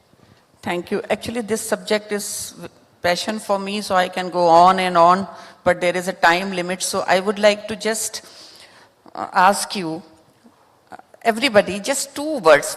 How you can contribute in Viksit Bharat in your own field? Yeah. I think it's very important for us to today acknowledge one thing, which is that the brand India that is going out now in terms of pharmaceuticals is based purely on a humanitarian stand to provide affordable medicines. We started with generics, companies such as us and others also in the field. Today, when the world is moving towards biosimilars and biologics and CAR-T therapy, which is so expensive that nobody can afford it, India has put its foot down and said, we'll manufacture it for you. We'll do the R&D in India and we'll sell it. And we've made it a reality. Not just my company, Biocon, but several other companies are meeting the healthcare requirements globally. So we are addressing not just the generic requirements, but say cancer, autoimmune diseases, diabetes globally. So very quickly, one line on Viksit Bharat. The world is moving towards a combination of generics and biosimilars. It's a $500 billion market for generics. Since it's an economic summit, I'll state some figures. $500 billion for biosimilars, CRISPR, CAR-T, antibiotic drug conjugates together, another $60 billion. So what we're looking at is a Viksit Bharat which is founded on meeting these requirements which are emerging globally. India is very equipped for it. Thank you. Rajiv ji. Viksit Bharat means where people are healthy, and for that what is very, very important is that there is a accessibility of quality medicines at a very, very affordable price. And some kind of a distinction should be there that for a rich guy, for a poor guy, different kind of medicines should be there. But one thing is very, very important, that is that everybody should be having accessibility to the quality medicine. This is one. The second is there are certain diseases which does not see you are from which kind of a status, you're rich, poor, you're a villager or you're urban. There needs to be some kind of magnanimity in terms of keeping the prices very, very low. And I can tell you, when you sit here and talk about this, walking the talk is more important. That 2 years back, after so much of deliberation, we launched one onco division, cancer division. With this kind of a pledge, whatever money we will earn from that will go to Tata Memorial Trust. And we have continuously given every bit of that to that. So, thank you so much. That basically is the point. We are living in a very commercial world where without excellence, nothing can be achieved. You need fantastic scientists, you need great infrastructure to create that. You need those people, those who are highly paid. At the same time, you should have that kind of sensitivity towards those people, those who have no access to medicines. If you can provide that, if you can reach to that kind of a balancing act, we will be giving our bid to Viksit Bharat. That's all I can say. And sir, I just want to correct you. I'm not a doctor. I'm a college dropout. So I just want to clarify that. Thank you so much. Sir, government role in this.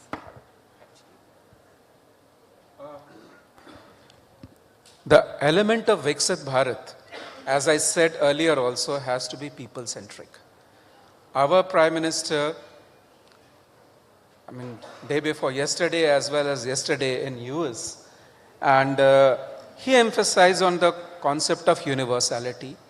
He emphasized on the concept even in the UN that the digital public infrastructure which India is building has to be for building bridges and not for creating barriers.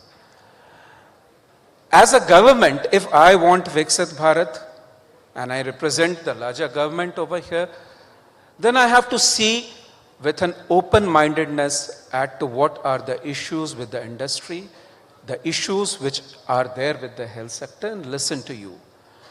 I cannot be just constrained, and when I say I, it represents the policymaker, cannot be just constrained with the rules and regulations. At the same time, the private sector has a responsibility, and as you rightly said, Rajiv ji, that responsibility, though emanates from the commerce, has to go beyond commerce also. And if we want Viksit Bharat, as I said, that Viksit Bharat will be by the people and for the people and of the people. And therefore, it has to keep people in principal focus.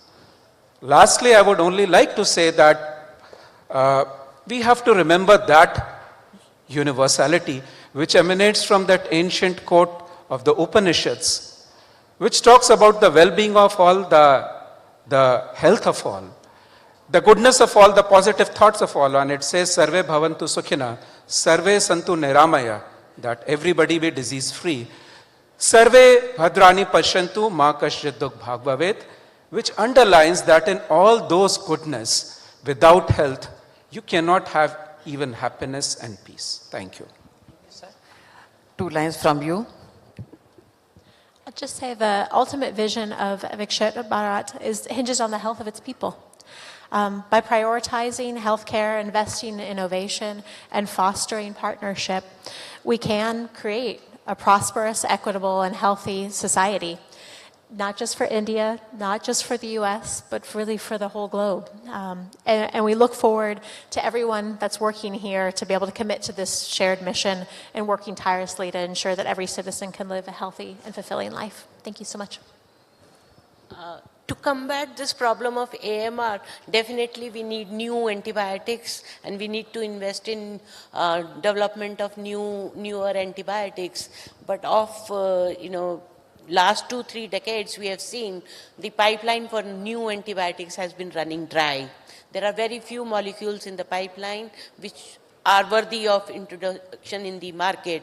So I am a advocate, while we need to continue investment on newer development, newer diagnostic tools, point of care diagnostics, all this is needed, we must continue, but at the same time we need to work on preservation of the existing antibiotic.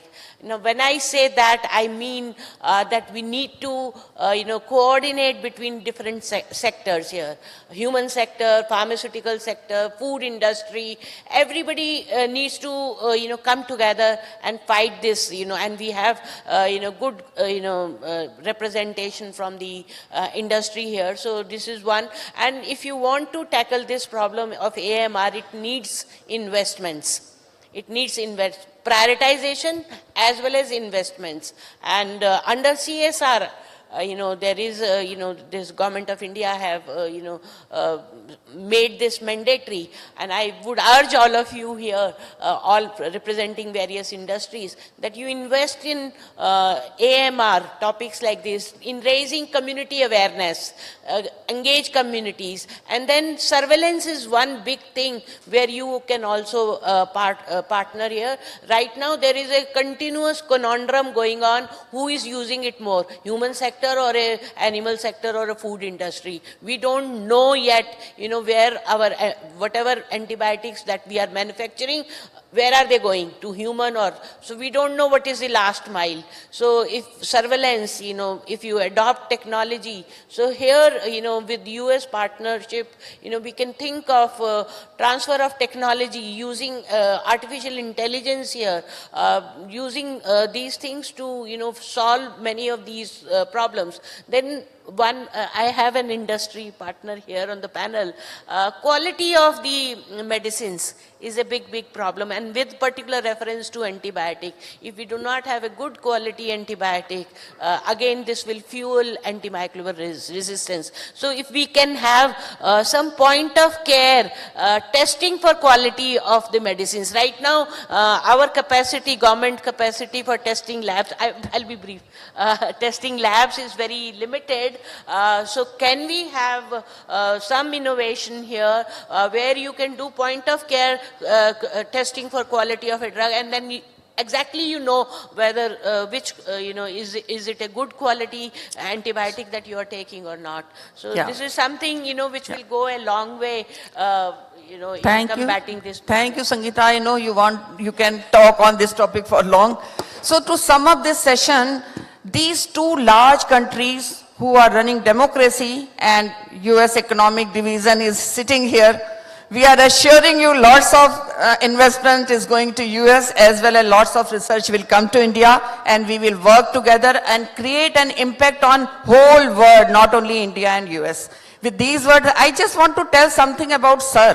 Sir is a very knowledgeable, and he has a good knowledge of Upanishad and all our history. I am reading his books these days. So thank you, Madhukar ji, for coming here. Thank you, Juneja ji, for coming here. Thank you, Ms. Shukla. Thank you, Sangeeta. So with these words, I am closing this session. I don't want to waste time. Thanks a lot. And thank you for patience listening. Thanks a lot.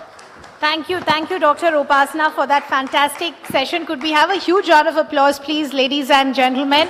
And Dr. Bhasin is with us. I'd also like to invite Mr. Jasmohan Singh to also join us. He's the Chairman, Agro, Food and Processing Commission at the ISCC, to also join us as we give a small token of appreciation and mementos to our lovely panelists. We'd like to begin with our session guest of honor, Ms. Janissa, who's the Health Attaché at the US Embassy. Could we have a memento, please?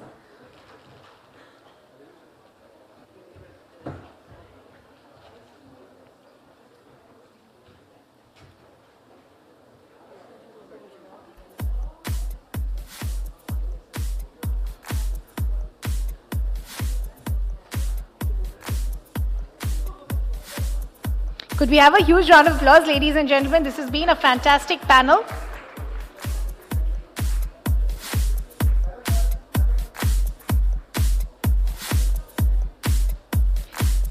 We'd also like to give our token of appreciation to our session chief guest, Mr. Madhukar Kumar Bhagat, IRS IT Joint Secretary, Ministry of Health and Family Welfare, Government of India. Thank you, sir, for those valuable insights.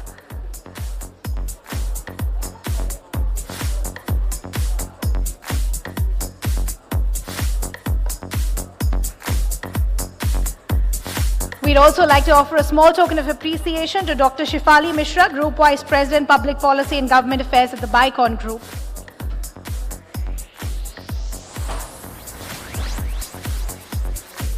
Thank you, ma'am, for those valuable insights.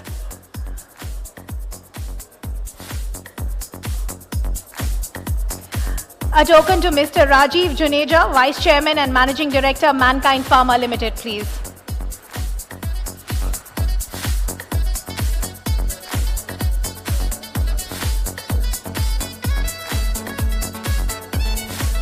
A token to Dr. Sangeeta Sharma, Professor and Head at the Institute of Human Behavior and Allied Sciences, IHBAS.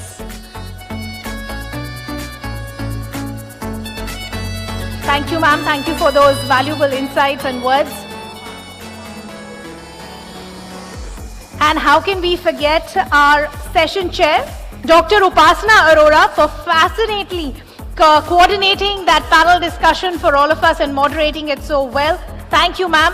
Chairperson, Healthcare Services, Executive Council Member, ISCC, and Managing Director at Yashoda Super Specialty Hospitals. Thank you so much.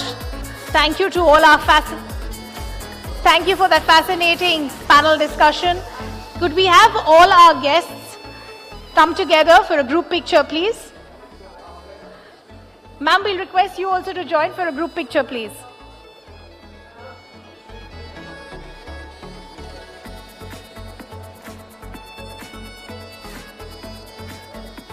Thank you, thank you. Thank you so much.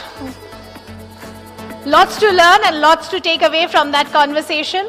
Ladies and gentlemen, I know we've been keeping you for lunch, so we break for lunch now, but we come back and we continue our dialogue and conversations as we continue with this economic summit. Do have a good lunch and we see you back in this hall.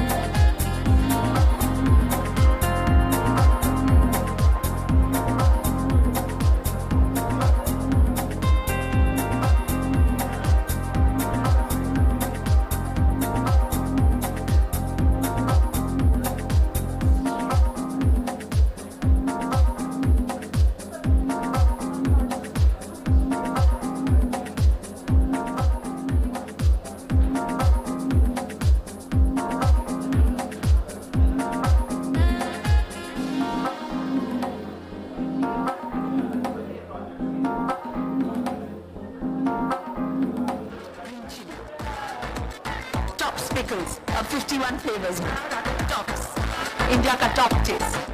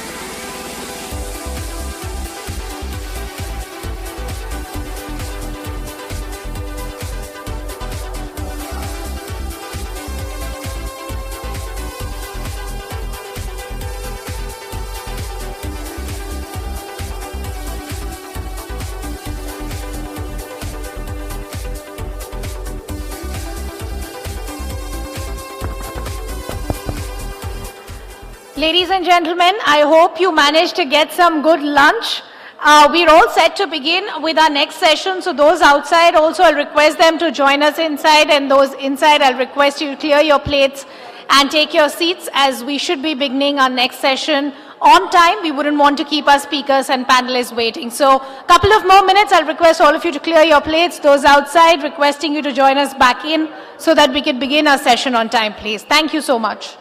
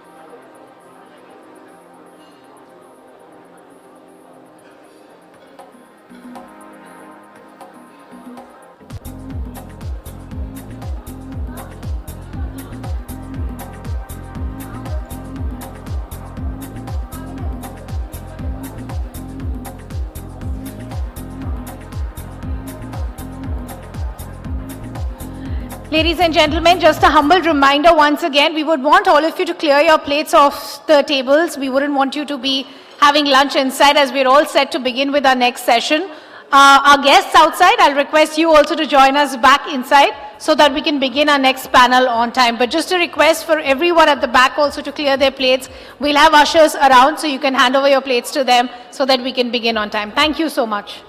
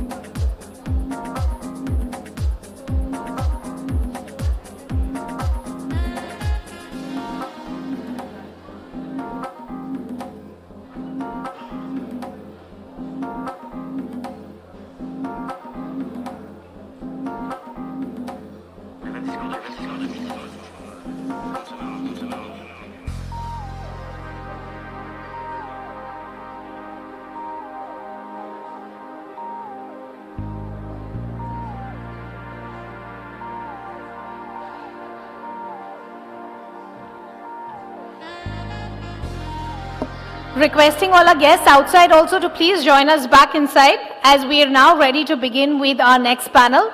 So we request you to join us, take your seats so that we could begin on time, please. And a humble request is always to keep your mobile phones on silent.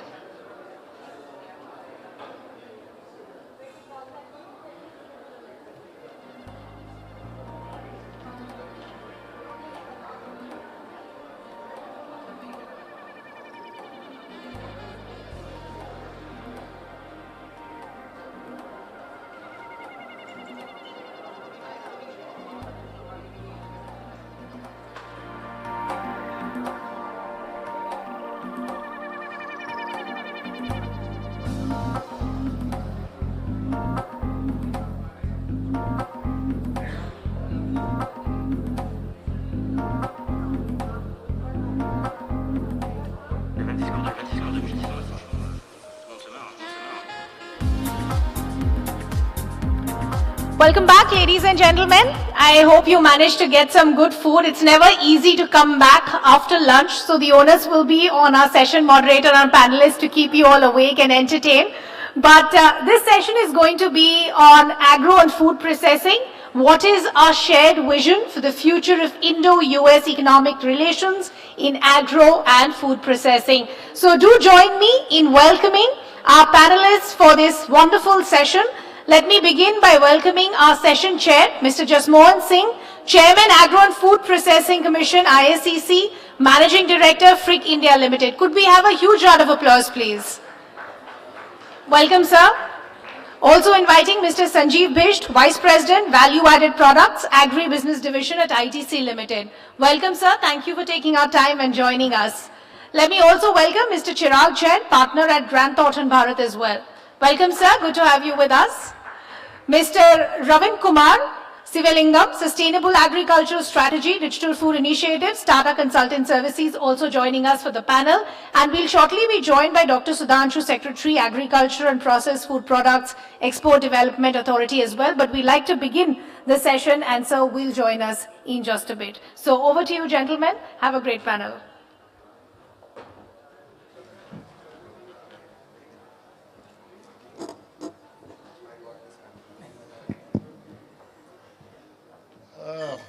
A very good afternoon and a very warm welcome from IACC, and their thanks for joining on this very important session on food. As we know that food is something that we require every single day, and the price of which can really affect our economic well-being. So having good nutritious food at more than reasonable price has always been the target of all governments, specifically governments of the countries that have a large population to feed. So food, security takes a big paramount place of importance. So prior to my saying, we have some very learned, informed, experienced people on the dais in Mr. Bisht, Mr. Ravin Kumar Sivalingam and Mr. Jain. I would first, at the very onset, I would like to just pass it on to them so that they can make a brief introduction about themselves and the firm that they will,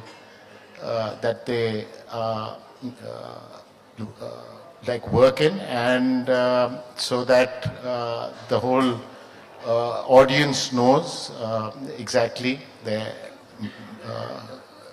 qualifications as well as background. Thank you very much. So we can start with Mr. Jain, please. Thank you, Mr. Jasmohan, and thank you to esteemed panelists. I really thank ISCC also for inviting us. I'm partnered with Grant Thornton. I lead the agri-food space for Grant Thornton, and we build the practice now. Grant Thornton is, part of most of the ministries as an advisor to them. We have been working with about 2 million farmers in the country and equivalent stakeholders on the private side as well. Hello. Yeah. Hi, my name is Ravin Kumar Shivlingam. I am heading the strategy and business development for a group called Digital Food Initiatives within TCS. We are focusing on looking at how technology can empower farmers and the agri-value chain companies. So we work with customers across the globe, specifically in industries like agriculture, forestry, and livestock. So we'll be covering how we leverage AI and how we leverage various technologies to be able to improve agriculture and also from a food processing perspective. Thanks. Good afternoon. I am Sanjeev. I am Vice President Value Added Product for ITC. ITC is one of the largest private sector company.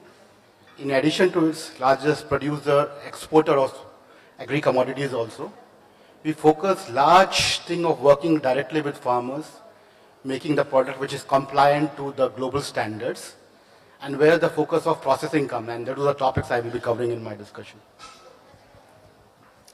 So, thank you all. I'm sure we're gonna the things. Just to put a little highlight on what we're going to be talking about. Actually, this we're going to be talking about the U.S. Indo-US agricultural trade and the problems it faces and the opportunities that it has, and some of the problems that they face are related to, tariffs. There are also non-tariff issues of safety, quality, subsidies that the US government gives and subsidies that the Indian government gives.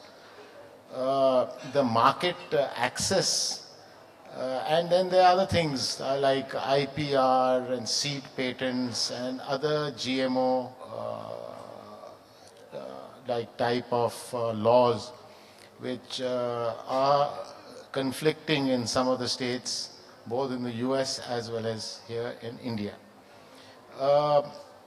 I think the US may want to have more of its agricultural products sold to India, just like India wants. And the US may like to have more market access to dairy and poultry. And they have their concerns about the food safety standards. And also regulatory problems, issues that are sometimes just go round and round, and so what they end up doing is they have a lot of tariff wars, they have a lot of currency fluctuations on price. The total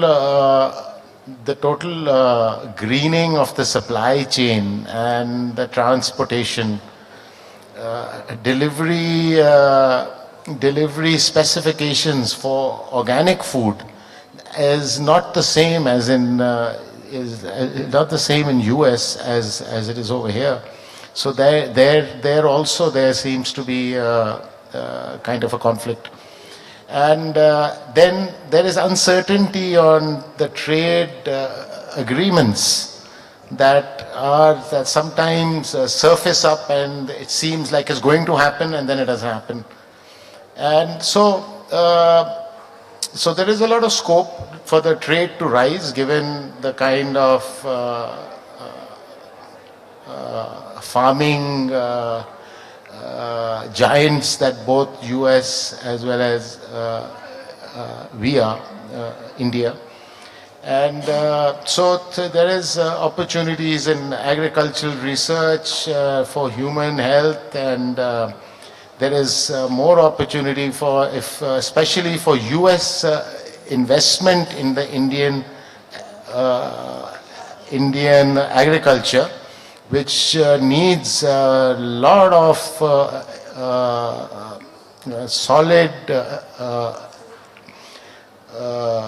funding, for people to actually come out and value add the food. And have some, I won't say a great trade agreement, but at least some sensible trade pacts that are sustainable and that can work, instead of having a kind of a tariff war. So given this as the background, I would now ask my esteemed panel members to give their views on this and what they think would be the right way to go. Thank you. Thank you, Mr. Jasmohan. So I have a brief presentation which I would like to present to the audience, and I'm sure that would be a useful information for all the audience and the panelists over here. So can we have the presentation, please?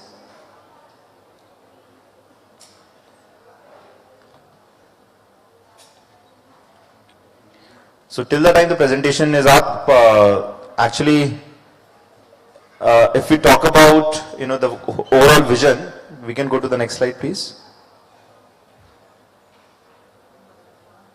No, this is not the one.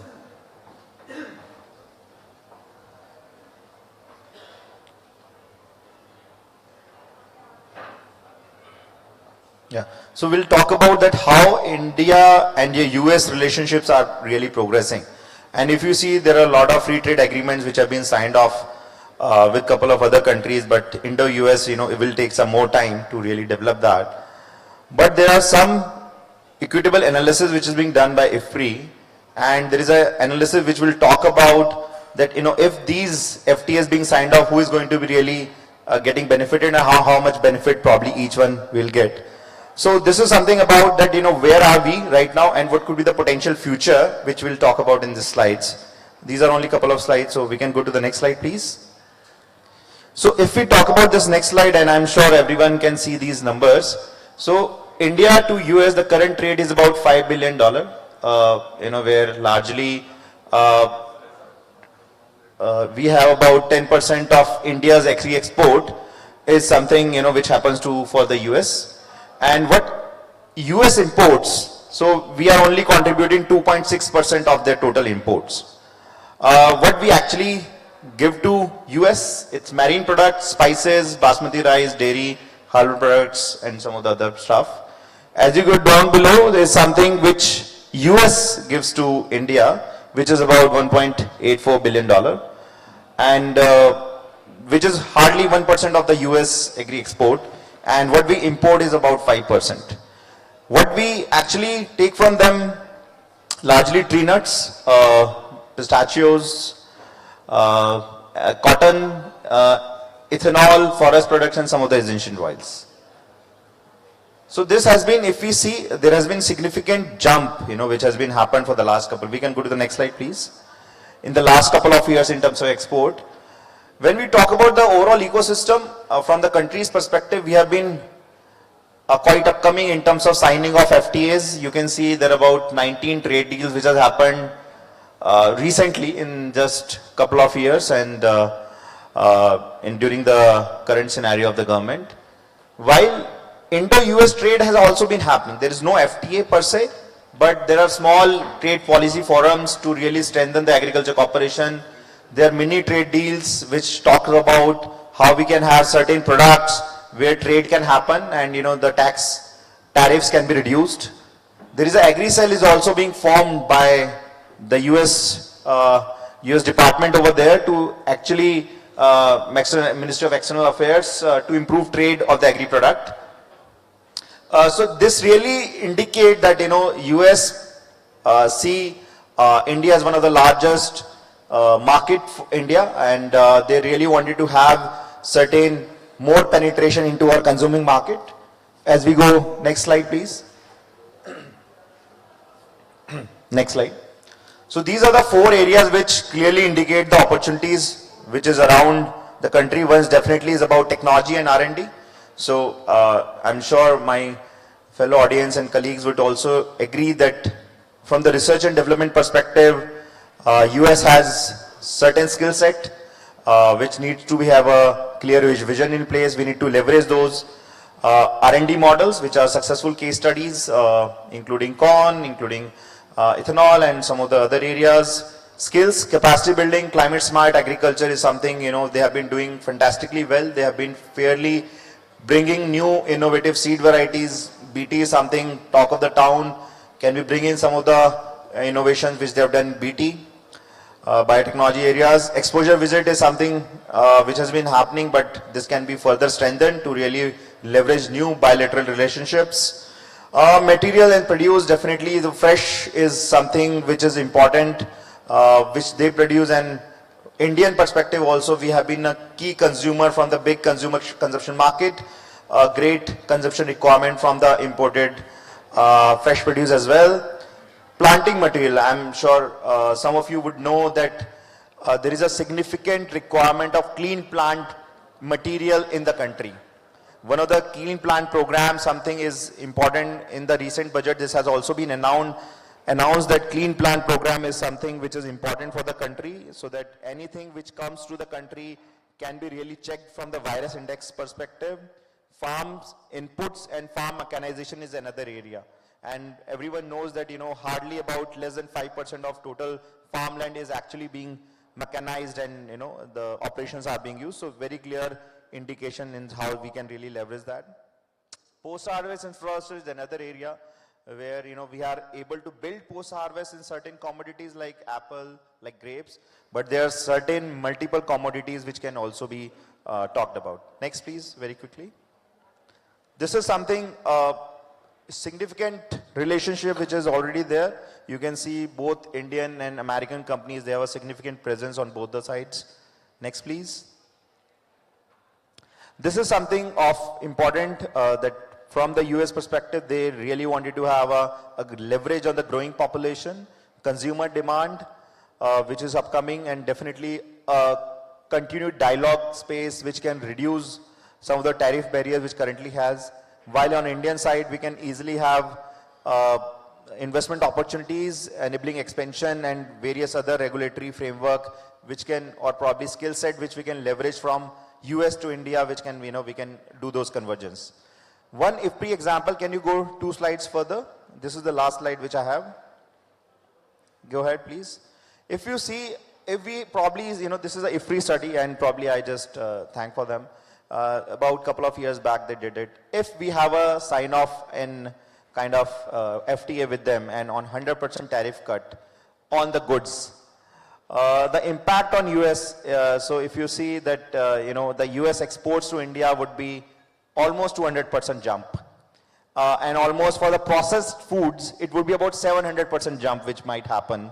If while on Indian side, I think we are hardly have about 10 to 20% jump, which probably has happened. So I think this is something, an important piece. We need to probably come to that level to really have a equivalent or balancing act on both the sides, so that, if something happens like this, we can have a contribution on both the sides of it. Thank you. Great. Okay, that's that gives us a fairly good viewpoint. I wish that we had some more people from the concerned like ministries to see this. I mean, it's short and brief. So I would now like to call like Mr. Ravin, and we'd like his viewpoint. He is from a software background. So this would give you a glimpse into the future, definitely. Maybe a little bit what is going on now, but certainly a very strong glimpse as what is going to happen in the future. Sure. Thank you, sir. Thank you, Chirag, for the wonderful presentation. So since I'm from the tech background, I'll approach this problem and look at what the industry is doing, or the startups are doing in this space in terms of promoting both the production side of it and also on the valuation side of it, where we see some of the opportunities. So we'll split into 2 parts. One is from the agriculture perspective, as all of us would agree that the need for growing produce sustainably has, the demand has grown up across the world, and we see that when we work with customers across the globe, whether it is US or Europe, the need to look at where the produce is coming from, how it was grown, whether it is rice or any commodities. How do we ensure that the produce that we are procuring meets the demands of the sustainability in the water usage, the chemical usage. So that's one angle of how technology is already working in this space in the agri-tech sector, where a lot of startups are already working on enabling such visibility for global companies to be able to source with confidence from the markets from India. So that's already happening now, and there's a lot of AI related work that's already happening in the market, whether it is in terms of assessing the quality of the produce or predicting disease and pest in order to be able to improve the overall productivity. There's a lot of work that has happened in the last couple of years. But I think with the new trend, with both in India and also in other geographies, there's a consumer trend has changed. There's a lot of demand for nutritional products, the sustainably grown produce, and there's also focus on the healthcare related products, a lot of ingredients, how it can be improved to be able to contribute towards the health part of it. So that we see a tremendous improvement part of it. So then the question is, what is that we can do? So I'm specifically touching upon how technology can empower our small and medium food processors. That's the angle that I want to get into, which can help India become a superpower in terms of enabling these global companies to be able to source such value-added products, leveraging the ingredients and the products that are available, and getting it done through the value-added, the processors that are, that are already available, have got already the infrastructure. But the challenge is, I think this was one of the topics that came up from the government of India, and there is a lot of focus of how AI can be leveraged in improving the overall food processing industry as a whole. And there's organizations like NIFTEM and the Ministry of Food Processing and MeitY has come together to look at what is the AI component that is missing from a food processing perspective, and how do we learn from what's already happening in agriculture and other sector, and how do we apply it. So if you take that argument, if you look at what are the possibilities, right? So at the end of the day, the AI can help our, with the data that is available in terms of the consumer trends that you can scrap from the internet, what customers are asking for, what they are buying for. A lot of these data sets are already available.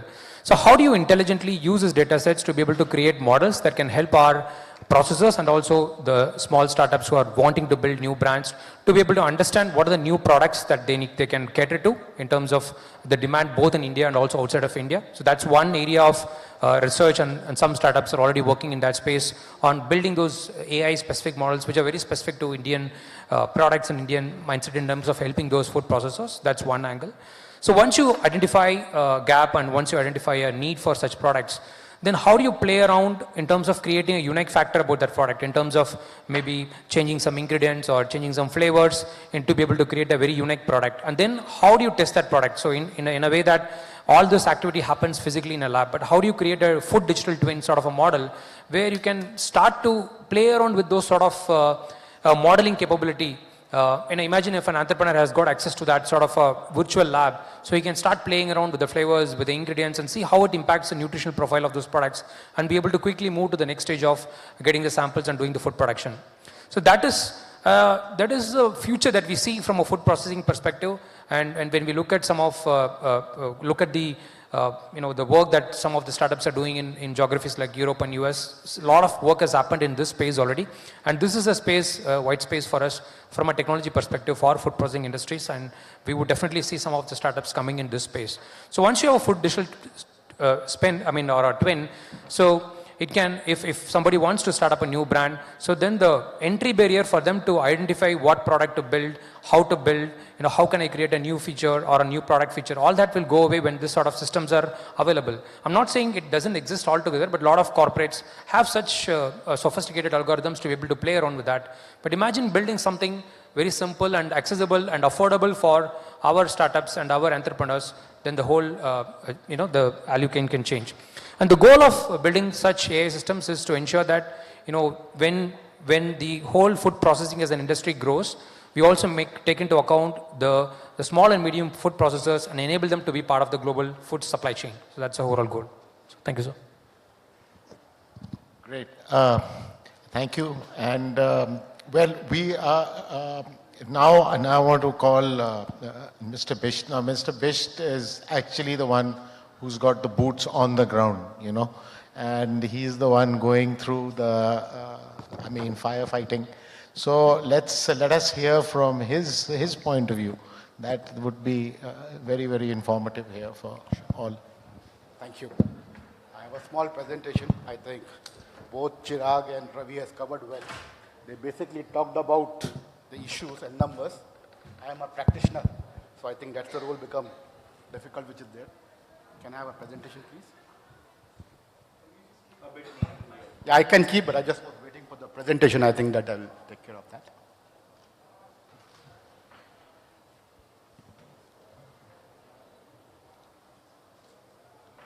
I think till the time that I need to tell you, I have never seen a session, especially post-lunch, with so much of attendance. So that's first part, which is being there.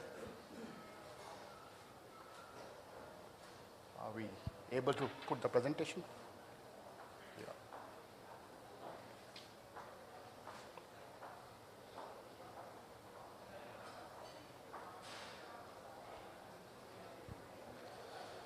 By the time they put it into presentations, let me put 2-3 things from my perspective as a practitioner in terms of exporting to US. especially on a food processing sector. What we need to realize, first of all, is, especially in this digital world, people want to know what kind of produce they are buying, what kind of compliance it is there, and it's becoming very important that when we export into particular countries, we understand what are the rules and regulations are there. The way our standards are there and where the other countries are there, it's important to make harmonizations. Because any kind of a difference in terms of food safety and all can become a big challenge. Today, some of the products, if you look in terms of recalls which happens in US, India comes one of the highest in some categories. But we also have a success in some categories where we become the largest player wherever we address the food safety issues. So some of those parts are the critical part in terms of when we are looking at this sector. And also in terms of how we can work jointly, because the way you would have seen in terms of medical sector like US FDA has worked, similar thing in case of health safety now, especially Food Safety Modernization Act coming, there are a lot of work which is happening in terms of how we can put our processing setups which are compliant and which takes care of biodiversity in case of regulations. So some of these things become critical if we want to grow in this sector. Are we able to put it, or I'll otherwise use my phone and then I think some challenges there, right? I'm not able to hear anything. But that presentation will be put or not? Presentation? Okay, no problem. So I think some of the topics which I thought I'll be covering, I think which was covered basically in terms of bilateral trade, which was already covered. But when I was looking on some of these figures which is being there was quite astonishing which we are talking about. We're talking about a $4.5 billion of export which is happening from India. And though there we have so many categories which we are talking about, some of them stands out. Just to give you example, just a shrimp from India is almost $0.45 billion is what we're exporting. Followed by rice, followed by vegetables, pharmaceuticals, and natural honey. And some of them, see, when you start giving numbers, the data works, so thanks, I think they're able to make it out. So anyway, we all know that India is the largest producer, so I will not repeat on this part. And also there is a trade which, because it was covered by Chirag. The reason I was saying about the bilateral trade when we are looking from India and US, some of these numbers makes a big difference. Because it's a bilateral trade, so we need to look where we are competitive, where we can source from US, then the relationship lasts for a longer part. So there are multiple commodities which we are there, other than the software which was covered in the morning. Just the agriculture produce is $5.5 billion. It's a large amount of export which is happening from India. Within this also, I think I talked about shrimps, rice, extracts, pharmaceutical plant and natural honey, which are critical part which is being there. And all of them are growing at a very healthy rate. That is the way numbers need to look. When you're looking at some of these numbers, it's quite a good range, as high as from 8 to 30%. That's the range which you're talking about an increase. And this requires in terms of bilateral agreements and collaborations, because the moment any commodity export increase, there will be competition from other countries. There will be tariff and non-tariff barriers, and we need to look how the concerns of both the countries are being taken care of, because those are critical part in terms of increasing exports. I'd just like to take you some examples, and just being because I'm handling these categories. If I look on the spices as a category, though exports are increasing in terms of 6% of volume and 11% CAGR for last few years, the key factor need to be looked, I think I was discussing with Ravi, he was before the session. It's not just a share, a whole product which is increasing. The demand is increasing in terms of extract, oleoresins, in terms of curry powder, in terms of celery, wherever either they're finding a nutraceutical benefits or they're finding a processing benefit. Because cost at which India can do a processing today is a huge advantage which is being there. And they're also looking alternative to China. I think that's the advantage, and the moment we build in our food safety standards, then automatically they get a lot of confidence of shifting that manufacturing to India. So that is where the huge opportunities are there. Talking about the seafood, is 60,500 crores which we are talking about. Within this also, there is a lot of collaboration which can happen. Because India is there, then there is competition from Ecuador. But how we can increase our cold chain, how we can increase the knowledge transfer in terms of incubation and feed, so diseases come down. How can we increase into high-end processing? Those are the opportunities which is being there. And just by focusing some of the sector, I think by Indian government and all the value chain player, today we account to 35% of the global import to US. So that is the way strength has been achieved. Same thing if you look into a fruit and vegetable, though our shares are very, very low. But if you look in terms of uniqueness when we are looking, the opportunities increase. It can be on a vegetable mixtures, it can be on coconut fresh, dried onion, jams, jerkins. So we need to look what are the uniqueness required for those countries. We need to brand in terms of the benefit which is being there. It need to be traceable, it need to be in terms of organic, and that's the way the advantage can be there increasing those exports. Similar thing, even product like coffee also, though that's always being known as Brazil and Vietnam, even from India the exports are increasing. And they're growing at a high CAGR in terms of almost 18% in terms of value. So those are the opportunities which are there, but we need to understand that they are certified coffees, they are having a different taste which is being there, and those brands need to be promoted. So having said that, where we're talking about such a large opportunity across commodities, what are the barriers which we are looking? There are a lot of barriers which need to be worked upon. The distance to US is very large. We have seen whatever the Red Sea crisis happened. A container which was costing us $2,000 has gone as high as to $12,000. That's the impact. So how we can work as a countries together where the monopolies of all the logistic companies can be controlled, and we can have a bilateral agreement where the fixed rates can be worked upon. We don't have no free trade, I think that is being already discussed. Quality norms is the critical part. Again, I am coming out because if we want to increase, we need to understand what are the quality concerns of that countries, how the norms can be worked in terms of harmonization of standards in India, because our export surplus is only 10-20%, 80% is domestic consumption. So how the standards become common, which is being there, need to be worked upon. And we also need to work upon which are the equipments where a high tariff so that mechanization can increase in India.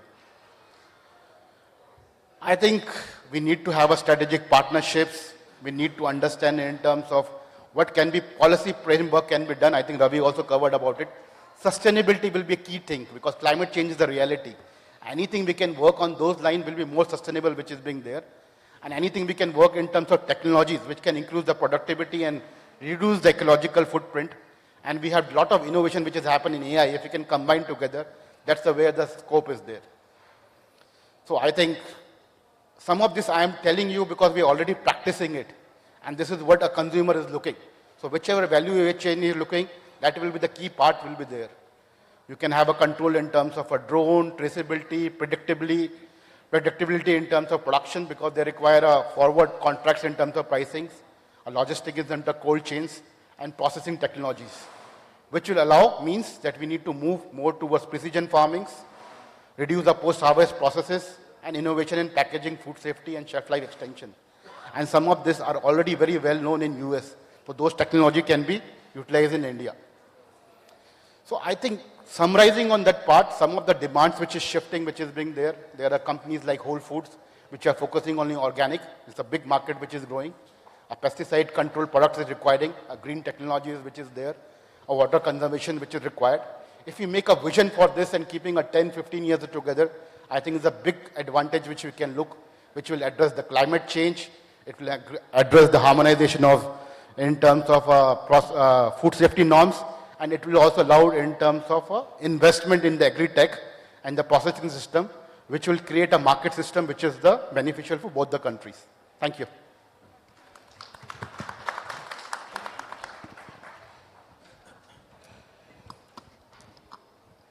Well, that was extremely concise, informative, and I think extremely valuable to hear.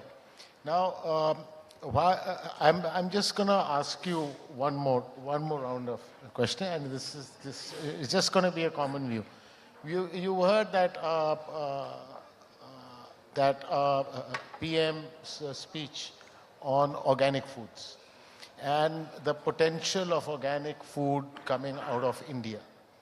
There has been some talk about the organic food may not give us so much of yield and may not even be able to feed ourselves. But at the same time, the world is getting pretty conscious about health and diseases that we heard in the like in the last show that was here. And so people have a tendency to try to go towards food that is natural, doesn't have any pesticide or pose any risk to their health. So, sir, if one by one, if you can give a very brief view as to what is your view on this, and how do you see this going there? And then after that, we leave the floor open to the House if they want to ask any type of question, anything, and they can ask our panel of experts, please. Okay.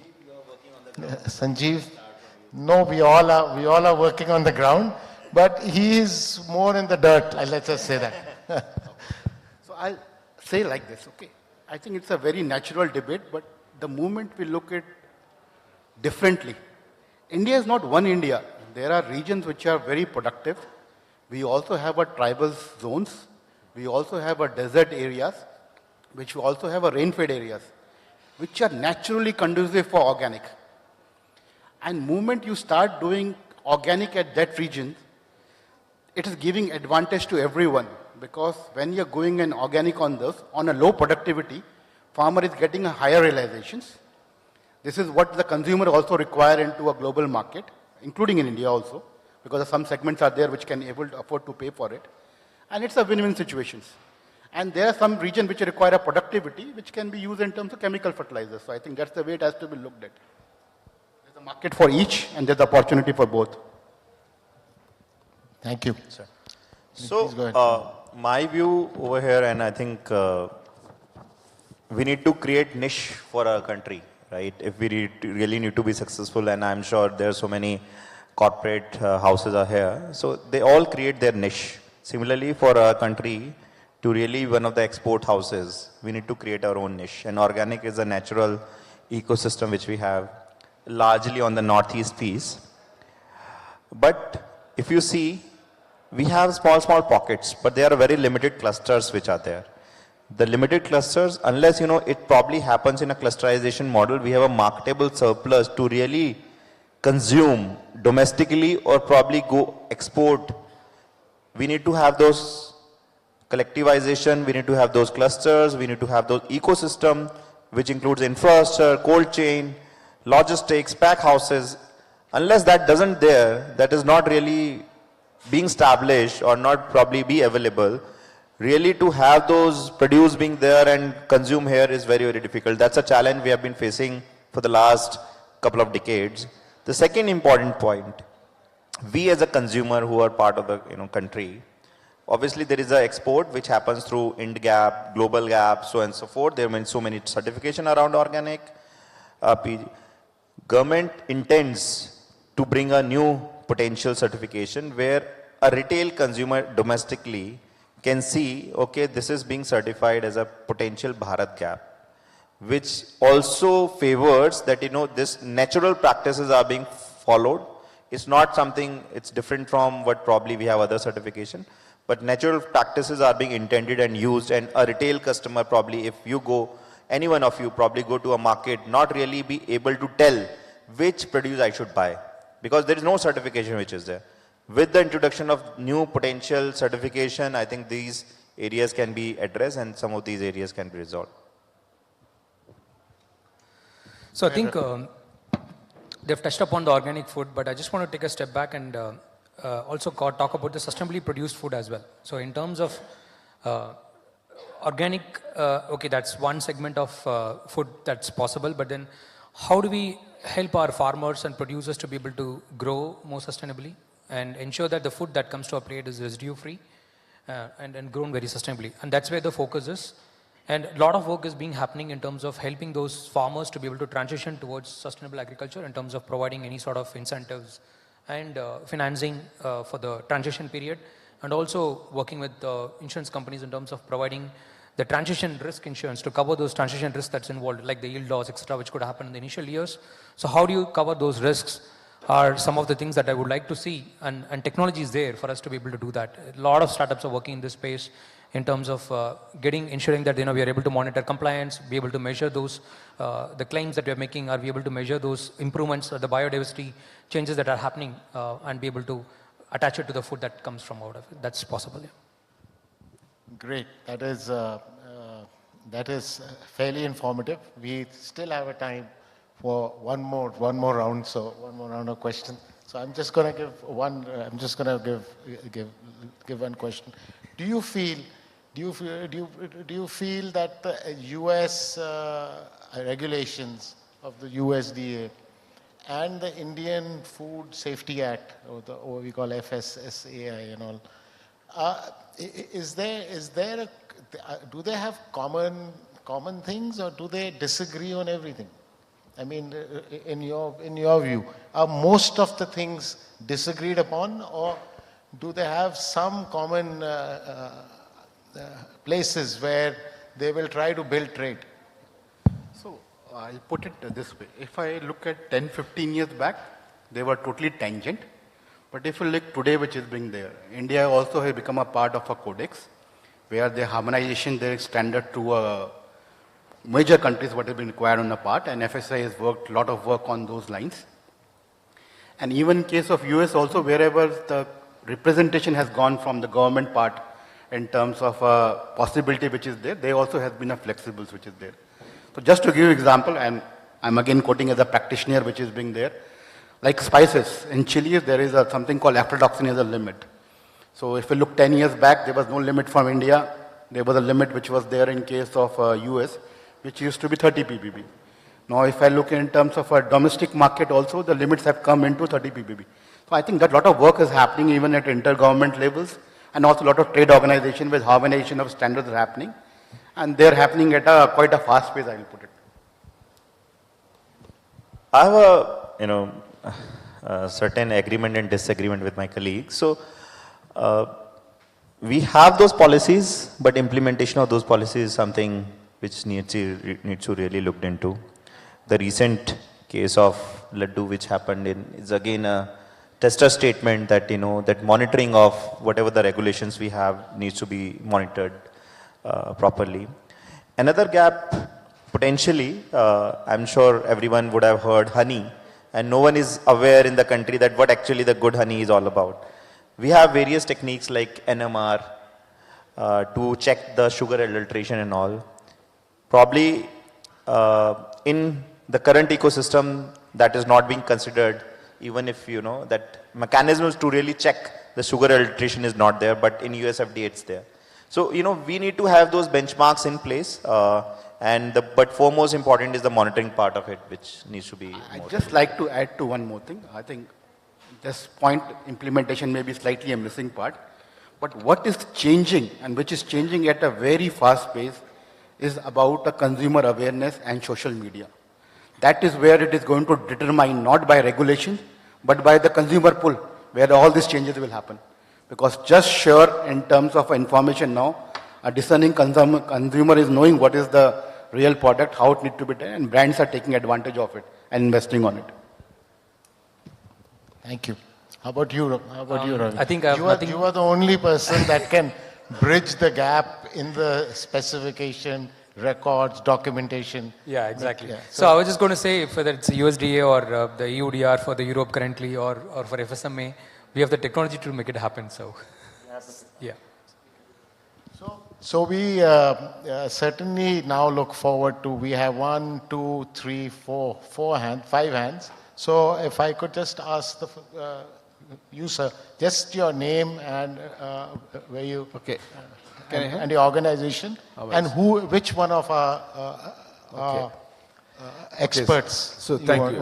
Myself, Dr. Rajaratnam, working for the UNDP project, where we work for the underprivileged people who are earning less than $1 per day. That's what our aim is there. Coming to the light review of before I go, I'm coming from Chennai. I asked someone, my friend, what do you want from here? Chennai सब क्या चाहिए पूछे थे. उन्होंने बोला कुछ भी लाइए, but तिरुपति का लड्डू मत लाइए बोला. That was sort of impression is there among the consumers. Consumers awareness is there, and also FSS should also make an awareness.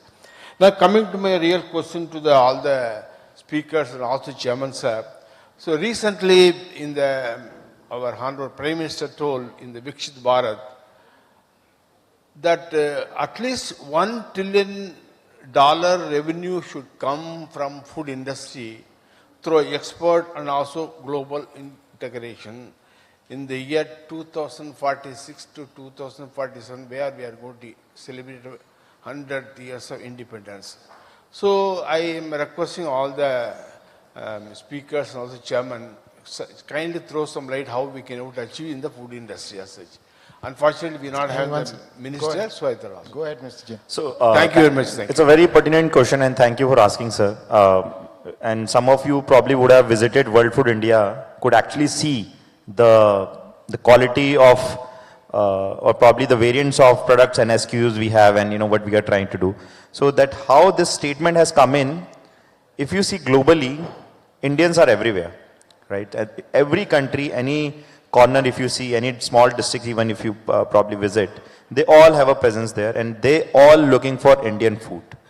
That was the key important piece which also Honorable Prime Minister wants to tell, that if we are able to have the right specifications, right SKUs in place, right product, right processing, right parameters, and we can deliver to that corner, the first preference for that consumer is definitely this product. The second key important point, globally, the acceptance of Indian food has significantly increasing. If you go anywhere in Indian restaurants outside of India, you will find Indians are okay. You will find about 20-25% Indian, but 75% are the arrivals which are part of that country. So this clearly indicates that preference towards Indian food has significantly increased, and now it's up to us, all the young startups, corporates, how we can leverage this ecosystem. Thank you. We have very shortage of time, so please, if you can just ask questions 1 and 2. So we'll just limit it to 2 questions because of the shortage of time. Please, sir, you go ahead.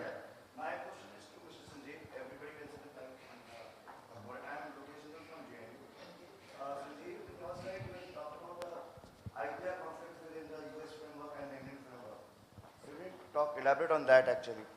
So if you could throw some light on that, and what is the way forward in terms of resolving it in an amicable manner to enhance this relationship further in the agri sector. Thank you.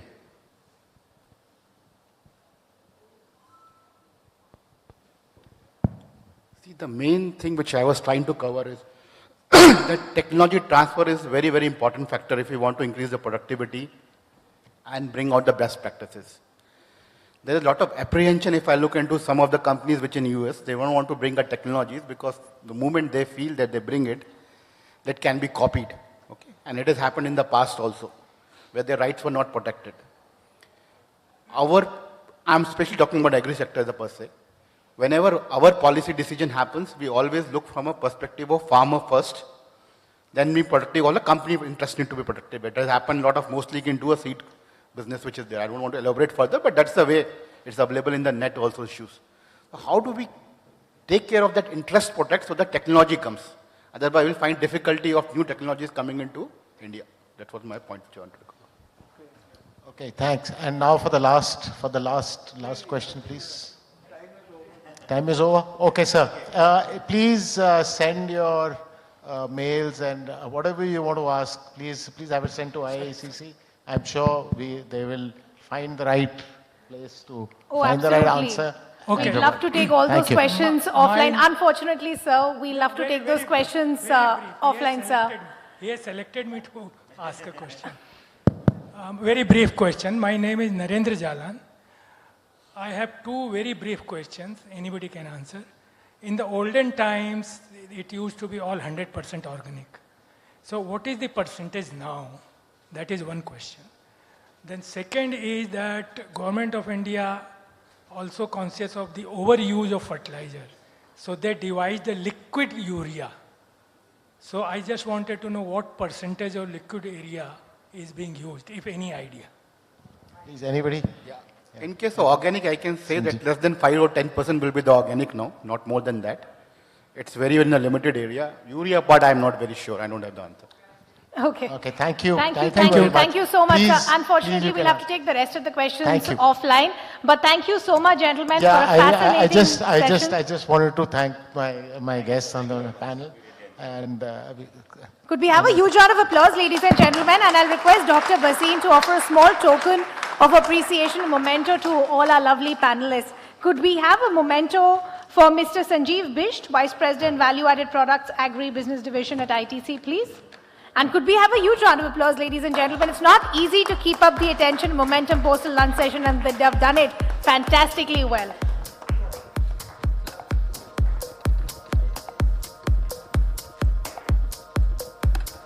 Memento for Mr. Chirag Jain, partner at Grant Thornton Bharat, please.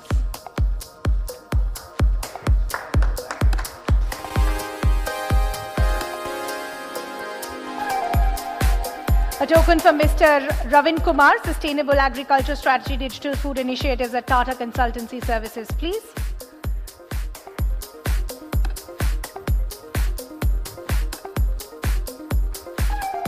And how can we forget our lovely moderator and session chair, Mr. Jasmohan Singh, Managing Director at Frick India Limited. Dr. Bhasin to hand over that memento, please.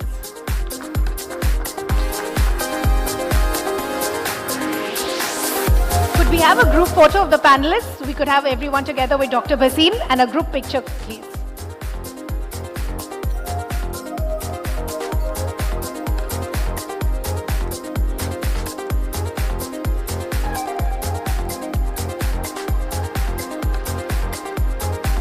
Thank you so much, gentlemen.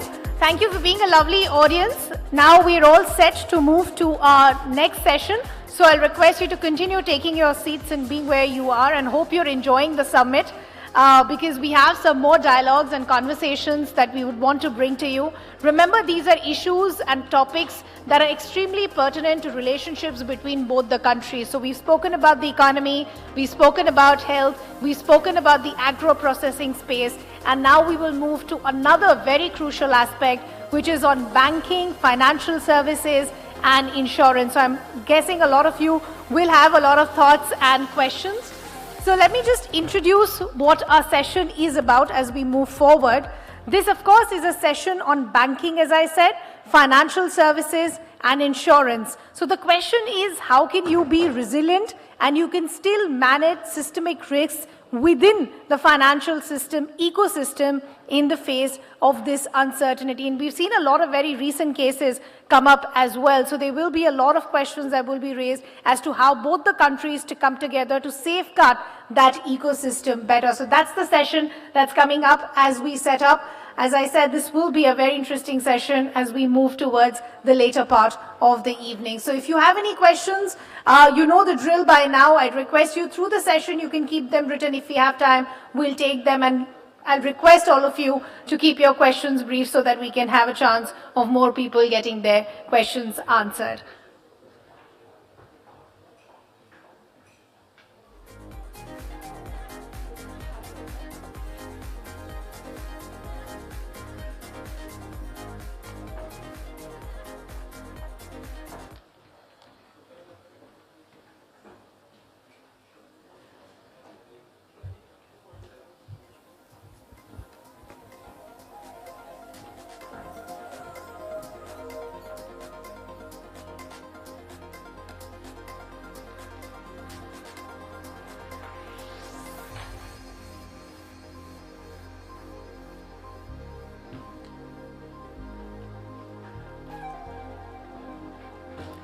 Ladies and gentlemen, let me now invite our panelists, and I'd request you to welcome them with a huge round of applause. Let me welcome Mr. Aseem Chawla, partner at ASC Legal Solicitors and Advocates. Could we have a huge round of applause for Mr. Aseem Chawla as we welcome him on the stage, please?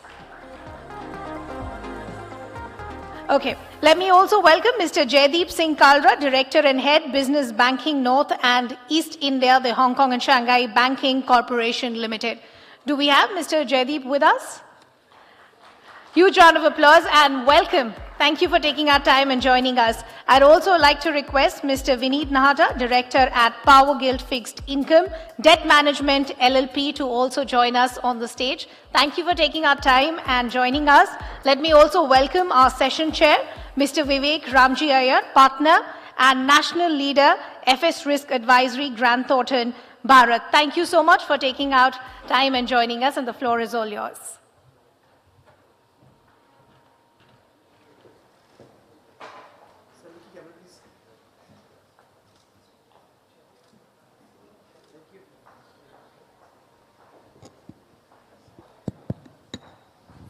Thank you so much for the opportunity for this discussion. I'm with an esteemed panel, and I believe that the insights from them will be very useful as a part of the discussion. So, financial stability risk. One of the most important things from an ecosystem standpoint is financial stability risk, because as the country grows, the real economy needs the support of the financial supply chain, and financial services serves as that domain that basically supports a country's growth. And as a result of that, it becomes extremely important to kind of identify and manage these risks. Otherwise, you see spillover effects from a stability risk standpoint derailing the growth of a real economy. And primarily from that perspective is where the stability risks become important. And as a result of that, one of the things that you have realized as you have seen the ecosystem over the past, I'll probably say the past 20 years, is that we have gone from one crisis to another. And what is very important is not to say that there can't be any crisis, but to actually have the resilience to sustain and go through it. And that's why the whole concept of resilience becomes important. And the objective of today's conversation is, and the reason I call it a conversation is because, it's not just about us talking, but also, you guys sharing some thoughts and perspectives on how do you see stability risks and what are some of the concerns that you may have. And one of the first things that I basically wanted to kind of open it up to the panel from a discussion standpoint was also that, what are some of the financial stability risks or systemic risks that you actually see from a global as well as an India standpoint? Vineet, you want to share your thoughts? Good afternoon. As far as the financial landscape is concerned, global risk, what we can perceive of is, first is the counterparty risk, the risk of a country going bust. We've seen the examples of Sri Lanka and Bangladesh. And earlier on, for European nations, pigs, which we used to call. So globally, the financial stability, the inherent robustness of the economy of a particular country happens to be of prime importance. India happens to be at a very sweet spot now. Our economy is growing. Our projected growth rate is close to 7%. And we have a huge demographic dividend to reap off because of we are having we are blessed to be having a really young population which is productive, and we have been given a mission by our Honorable Prime Minister to reach GDP of 30 trillion by 2047 and become Viksit Bharat. So as far as the economic stability is concerned, India happens to be on the verge of a rating upgrade now. Our fiscal deficit also has reduced from 18.5 lakh crores last year. This year it is 14 lakh crores. Plus the Reserve Bank of India has given a dividend of rupees 2 lakh crores to the government. And the icing on the cake is that Indian sovereign debt has been included in the JP Morgan Sovereign Global Emerging Market Bond Index. We are going to receive an inflow of roughly 25 billion. Since 28th of June that the fund flow has already started. So risk-wise, as far as inflation is concerned, the last wholesale price index inflation was around 3.5%, and the CPI was 3.5%, and wholesale price was 1.5%, which is closer to the target of Reserve Bank of India. And going forward, we may see reduction in interest rates and a lot of foreign fund infusion from abroad, especially in debt. Currency-wise also, we have the strongest, by far, the largest foreign exchange reserve. Our gold reserve is also adequate. So as far as the economic robustness is concerned, India happens to be top-notch. Thank you. Thank you so much for that, Vineet. Jaideep, your thoughts? You're closer to the market from a business banking standpoint. You're continuously talking to clients. You have the pulse. Your thoughts? Well, I think financial resilience is probably one part of the overall equation, right? It's very important that we build businesses and systems, institutions which are also equally resilient. I am reminded of a very nice statement which was once made by a chairperson of a large group. They said, we're very aggressive in our business and that makes us very conservative in our financials. I think for any SME, for any startup, irrespective of small, big, etc., you really have to see what your business model is and what are the financial risks that you have and the business risks that you have. So if you have a high financial leverage as a country, as a business, as an institution, as an individual, you know that you have to be conservative in business and vice versa. So I think it's just one part of the overall equation. As bankers, obviously we do have to take risk management very, very seriously. Today, risks not only come in the form of, the financial risk, the leverage, they also come in the form of even technology resilience. They come in the form of how well you trade, how well you know your customers, how do you take care of data, how digital you are so that you don't, you use that as a competitive advantage. So I think financial resilience has to be seen as part of your overall resilience.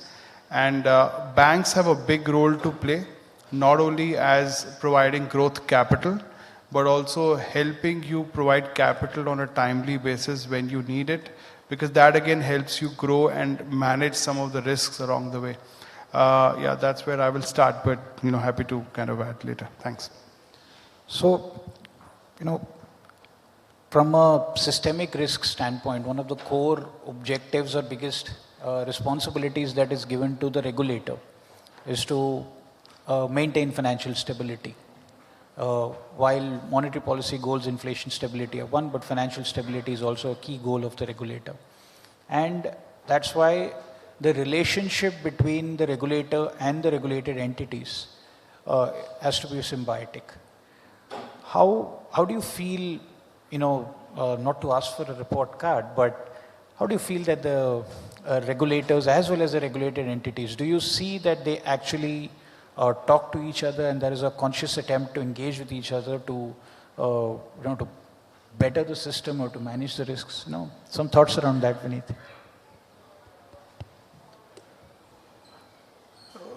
In the financial markets, the two main important regulators happen to be SEBI and RBI.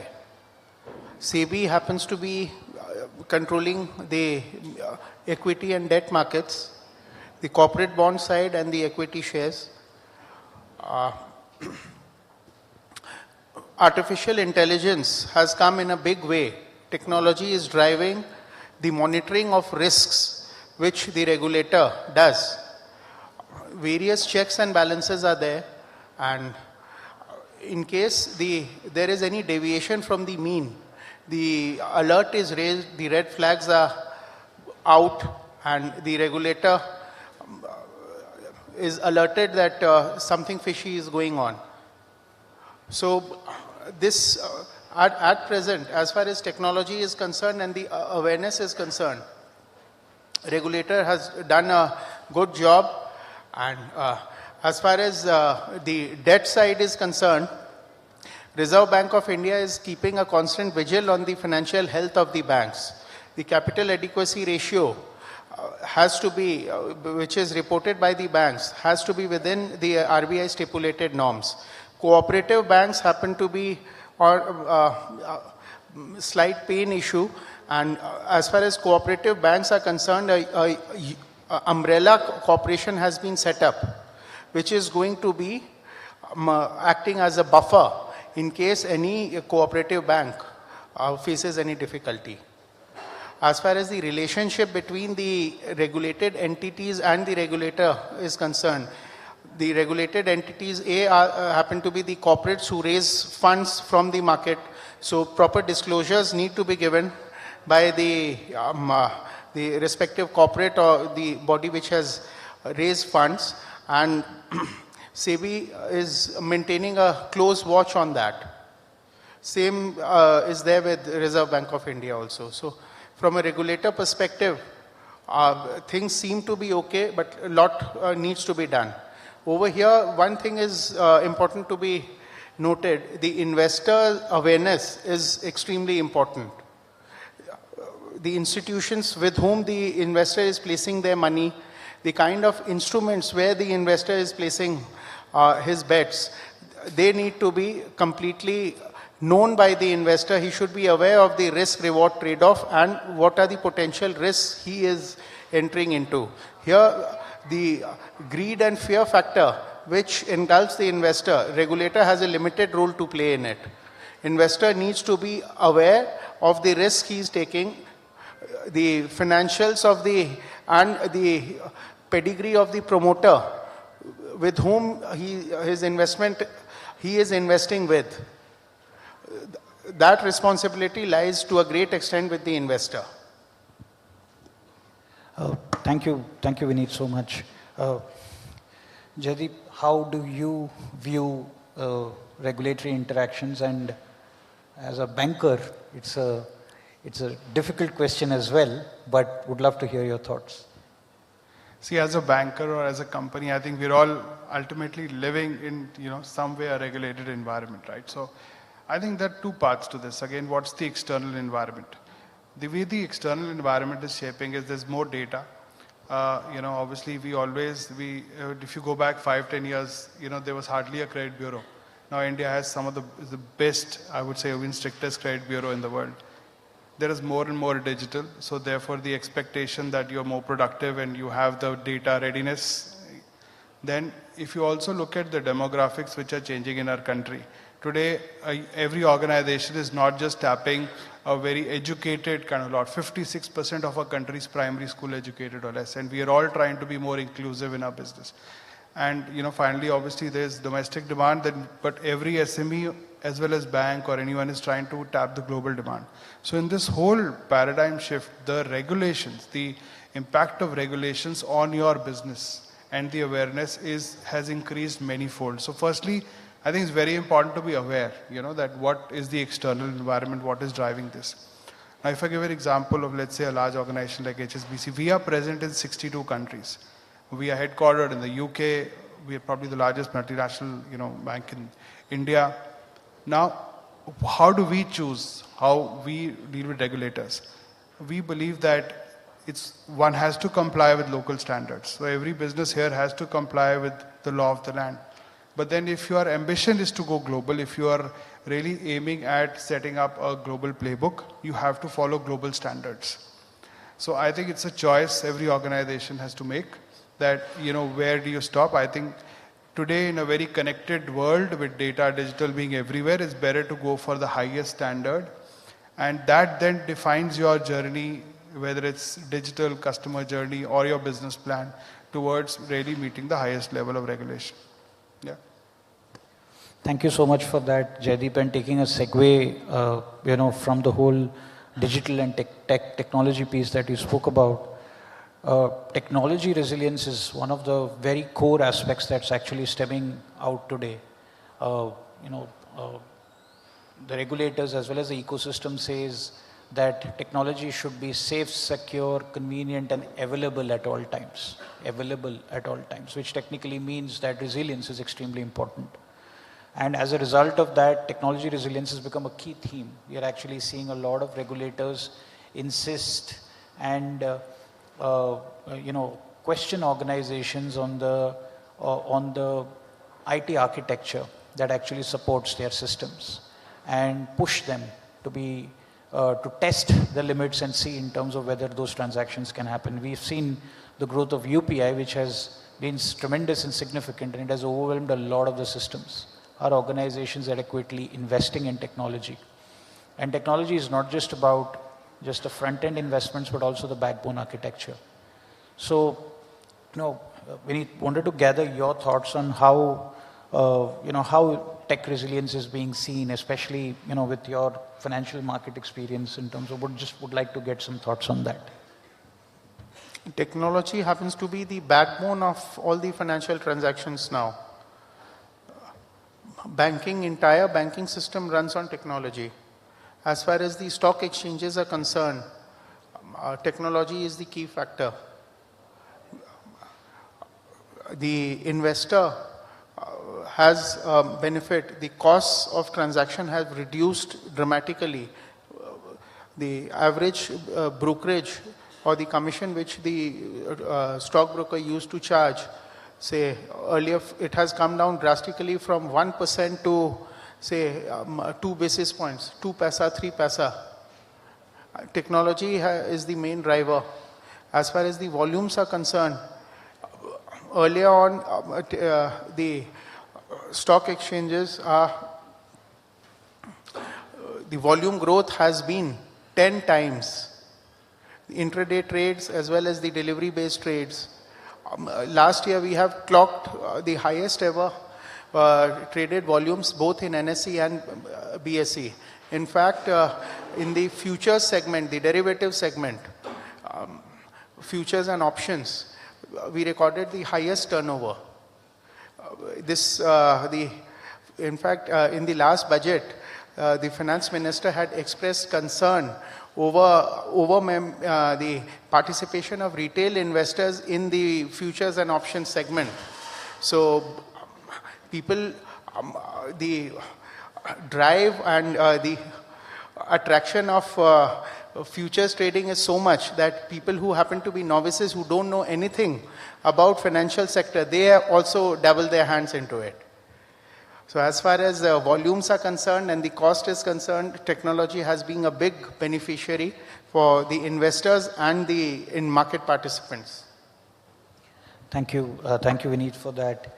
Jaideep, business banking essentially runs on strong platforms, and the technology solutions that HSBC has been known for, is extremely important and core to the business. How, as a bank, do you focus on technology resilience? Some thoughts, Okay, I'm not an information technology, expert. So obviously, how we build our systems probably has, as a user of that technology, for my clients and for our business, we see that these systems have to be extremely resilient. Even a downtime or one, kind of error can obviously lead to a huge, not only client level issue, these have now become major reputational issues, right? So I think resilience has to be built into the system, okay? And it's not just limited to one individual. I think resilience has to be a part of your DNA.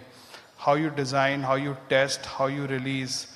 And a lot of times I think that again, comes from some experience in your partners and how you actually develop new products and solutions.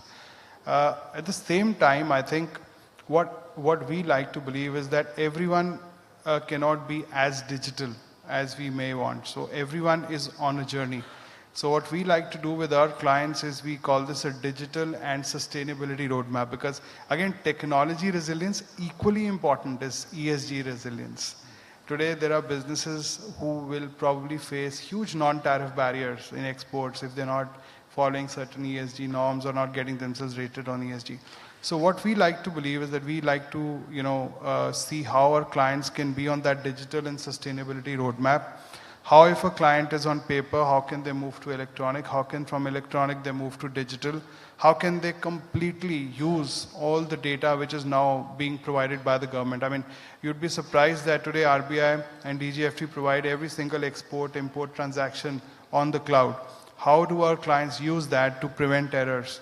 How can they use various softwares, SaaS solutions to digitize their companies, HR, payroll, etc. So it has to be built in every organization as a roadmap.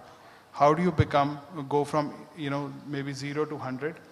At the same time on sustainability, if I may, every organization needs to think about, do you have a sustainability tracker? are you self-assessing where you are when it comes to sustainability? So we've built a sustainability tracker for SMEs, which is the first step you take, and then we've tied up with something called EcoVadis, which is the globe's world's largest ESG rating company. So even if your rating is 20 on 100 or 80 on 100, if you take the rating and you pledge towards improving that rating, we are able to offer concessional financing. So I would say it's the banks, it is the core resilience. I don't think it's a big reputational risk as well, but for organizations, it has to be a clear roadmap. Jaideep, very interesting point you brought about, which is ESG. When we talk about resilience, you talk about stability. Climate risk is one of the biggest things that's actually bothering everyone, and integrating it as a part of mainstream finance is something that's very important if you have to look at managing systemic risk from a long-term standpoint. And essentially the point you built on how you're incentivizing customers to kind of opt for those ratings, and irrespective of what may be the outcome of those ratings, but actually incentivizing people to move in that direction. I think that deserves a round of applause. Please. Because it is surely through organizations when they actually push, they push the ecosystem to kind of incentivize and take things. That's really what makes a change, and that's something that's really interesting. We spoke about different kind of risks and how exactly the ecosystem says. The last question, to both, and Vineet, we'll start with you. What do you think are some of those risks going forward that the ecosystem, the regulators, the regulated entities, everybody should kind of take cognizance of? What's some thoughts on that?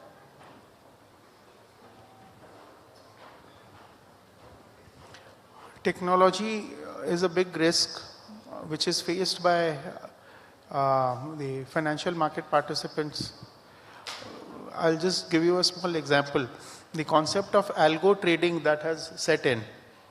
Now, there is a big divide between the market participants who have already migrated to the algo trading system and who have not yet or are in the process of doing it.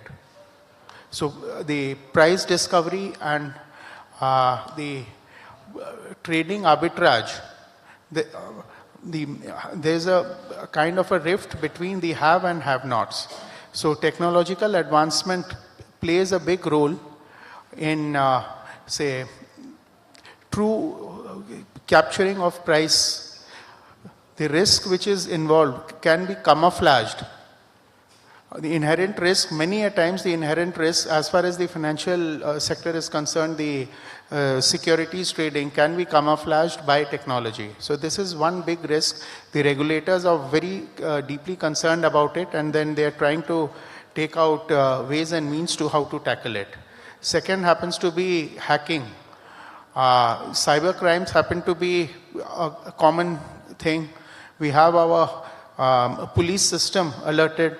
So the area of cyber crime where the people's hard-earned money get knocked off and there is no trace of it. So this is another risk which, and this is international. So the crime can be committed by anyone outside India, and the money can, it can be a permanent loss of the person who is having it in the bank account. So these are the two major risks which are there, and we need to seriously deal with it. Thank you so much, Vineet. Jaideep, your thoughts? Okay, so I think those are clearly very important primary risks, but in addition, I think in a growing economy, we have to be careful about inflation. I think we don't talk about it as much, but inflation is what is distorted, really disturbed the global economy. How do we get more productive? How do we use these technologies, whether it's generative AI, etc., so that we can compete globally? I think a lot of our organizations have been built by design to be not the most productive. So how quickly do we adapt to the new technology to remain productive and also beat inflation. Again, inflation has a lot of economic and human consequences as well, right? So again, like the previous session, we talked about food, right? Food inflation is clearly one of the biggest issues in so much of ways. So all that, I think inflation is another category of risk. Then I think also what is becoming very important is that, again, the human element. I mean, we all have a lot of human capital. How do we really leverage, keep the human capital motivated? A lot of talk about various organization work-life balance. I think one thing which HSBC we talk about is total well-being, right? I mean, we really have to start taking much more care of the diverse, workforce that we have, because that again stands out. When you're a growing organization, growing country, how well we take care of our people. So, because these can lead to inordinate, risks, because you don't want human capital to suffer when you're growing. So those are the two, I guess, additional side risks. Very important.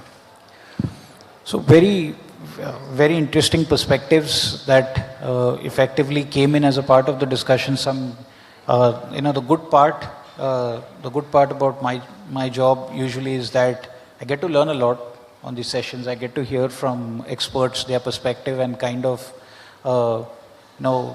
I'm lucky to kind of summarize and take away a few learnings. So a few takeaways for me personally from this session has been that, from a country growth standpoint, resilience to manage the stability risks that we are going to experience are important.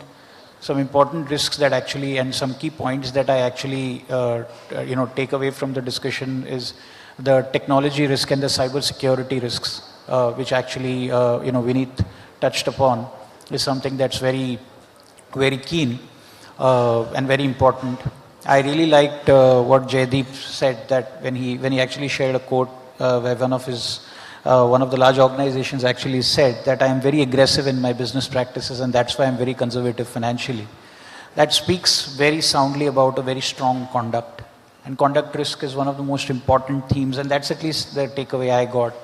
And that treating customers fairly and ensuring that the best customer is at the center of the heart of everything is basically will go a long way.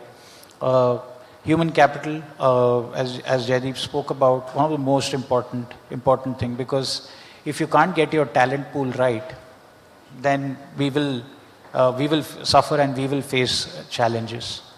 Which brings us to the next theme as well, which we brought about emerging tech. Generative AI is what you mentioned about. Quite a oxymoron when compared to, we just spoke about people and then we speak about emerging tech that tends to replace people.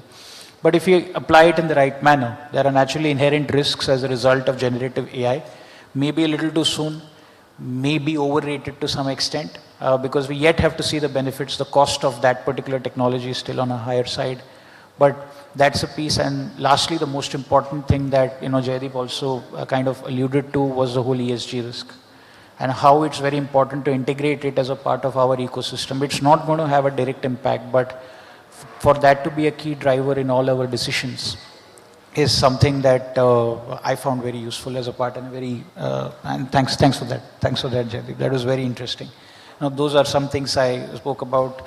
From a conduct standpoint, while Jaideep gave an example, the whole point on over-financialization of the F&O segment, which essentially also came out in the finance minister's speech, was also a point that Vineet kind of reinforced, talking about conduct risks. So these were some key points essentially I take away from this session as a good learning for me, and I'm fortunate again. Yes, sir. Just an observation, but it may invite some response. The topic is banking, financial services, and insurance being resilient. I want to know from you expert people here whether banking, financial services, and insurance, are they being very productive in supporting the business and the commercial activities? When you say resilient, what is it meant? Hmm. Are they proactive or it is only on paper? Because we know what is happening, you know, reports about the banking, the scams and financial services. So, like to know your views on that. No, definitely, definitely, sir. Do you mind if I go first? Yeah. So, at least from, see, one of the things that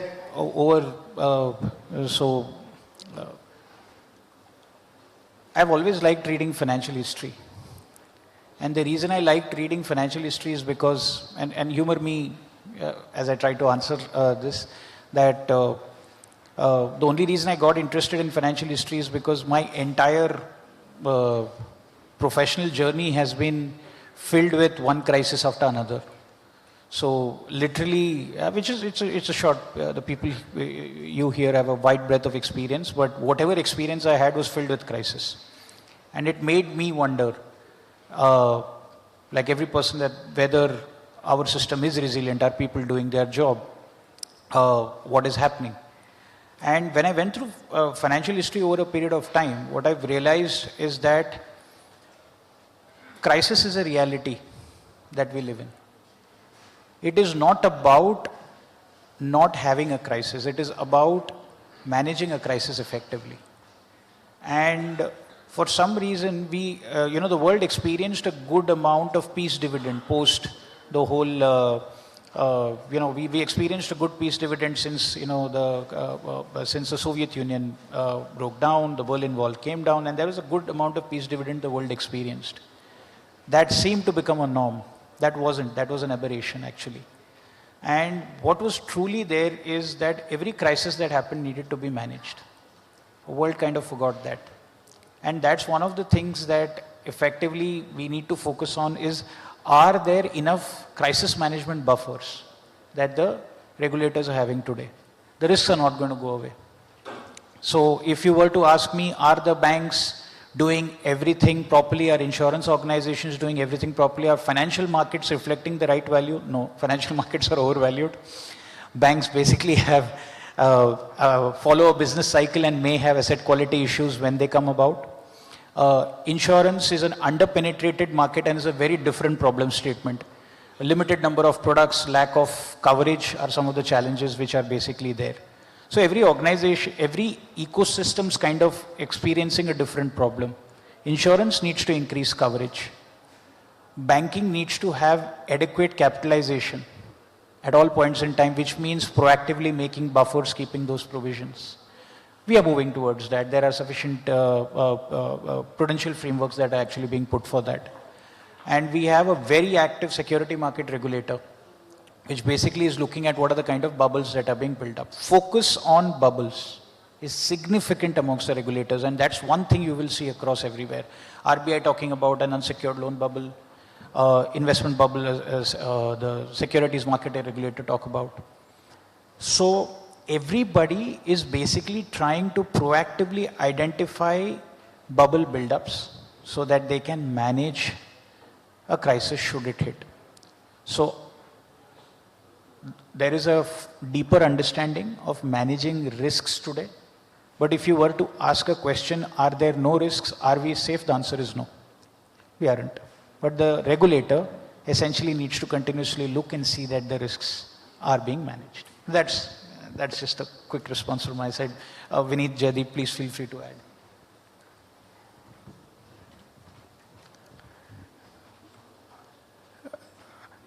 As far as, say, I'll just take an example of bank fixed deposits.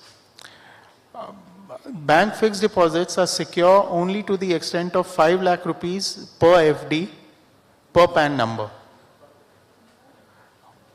This rule was as a result of the Yes Bank debacle, where the government faced a lot of problem in getting it back to life.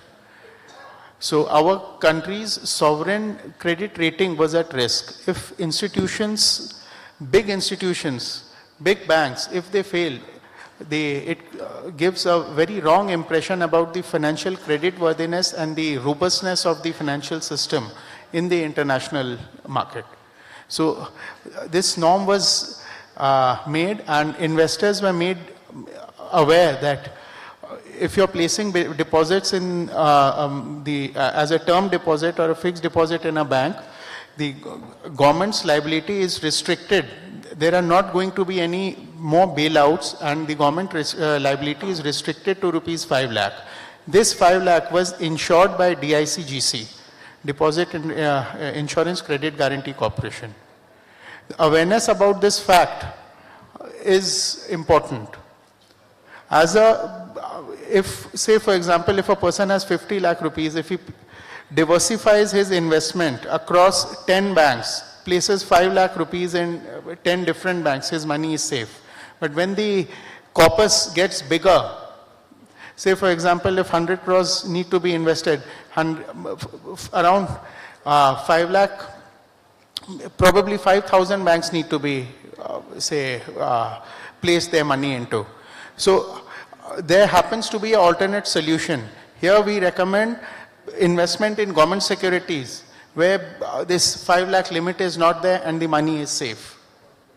So as far as safety and security is concerned, the regulator and the government, they are very concerned about the safety and security of the investors' hard-earned money. You must have heard of a recent instance where in the SME exchange, a small IPO in the had garnered around 2,500 crores. The total issue size was not more than 50 crores. So against 50, the issuer, the borrower, he's asking only for 50 crores and he got 2,500 crores. So this indicated the amount of euphoria, or I would try to use the word greed of the investor who want to make a quick, fast buck. It's like they happen to be, say, considering investment in stock markets as a casino or a equestrian game. So investor awareness over here, and then the fear and greed factor, that plays an important role. If the return expectations are enormously high, the risk of losing money is prominent. And here regulator does not have a big role to play. So maybe I can quickly add. See, the point is banks are the financial backbone of the economy. Let's be very clear, the banks are resilient. Clearly the economy will continue to do very well. We've seen that through COVID, because the banks and the regulator were very well connected, they were able to support. But at the same time, the banks have therefore a very big responsibility to protect the economy from bad actors, as well as to protect the capital that you have, so that then you can lend for growth. So I think, sir, every step of the way, the banks have to manage and mitigate the risks, not only for the bank but also the customer. For example, if you're doing a transaction, if the bank is not able to identify frauds, a lot of the investment of banks in artificial intelligence has gone into identifying fraud. The moment a transaction happens, if you can identify a fraud, you have a chance of protecting the customer from a potential fraud. The moment 10 applications for loan comes, if you can identify which are the 5 worthy ones, which one is probably needs more attention to the business to actually seek a loan, to take the depositor's money and give it to an individual, is a big responsibility. So I think as long as the banks are managing their risks very well, they can protect both the economy as well as the individual customer. And fraud risk has become a very big typology in our country today, because there are so many digital ways of starting your banking. And again, the regulators are really helping the cause, because they are very prompt with the information being available in the various repositories to identify these emerging risks. If you let one individual open an account or company open an account, there's a lot of potential for that person to also move money overseas. It can be a big drain on the economy if the banks are not following proper risk mitigation, in their day-to-day business. Yeah. Yeah, please.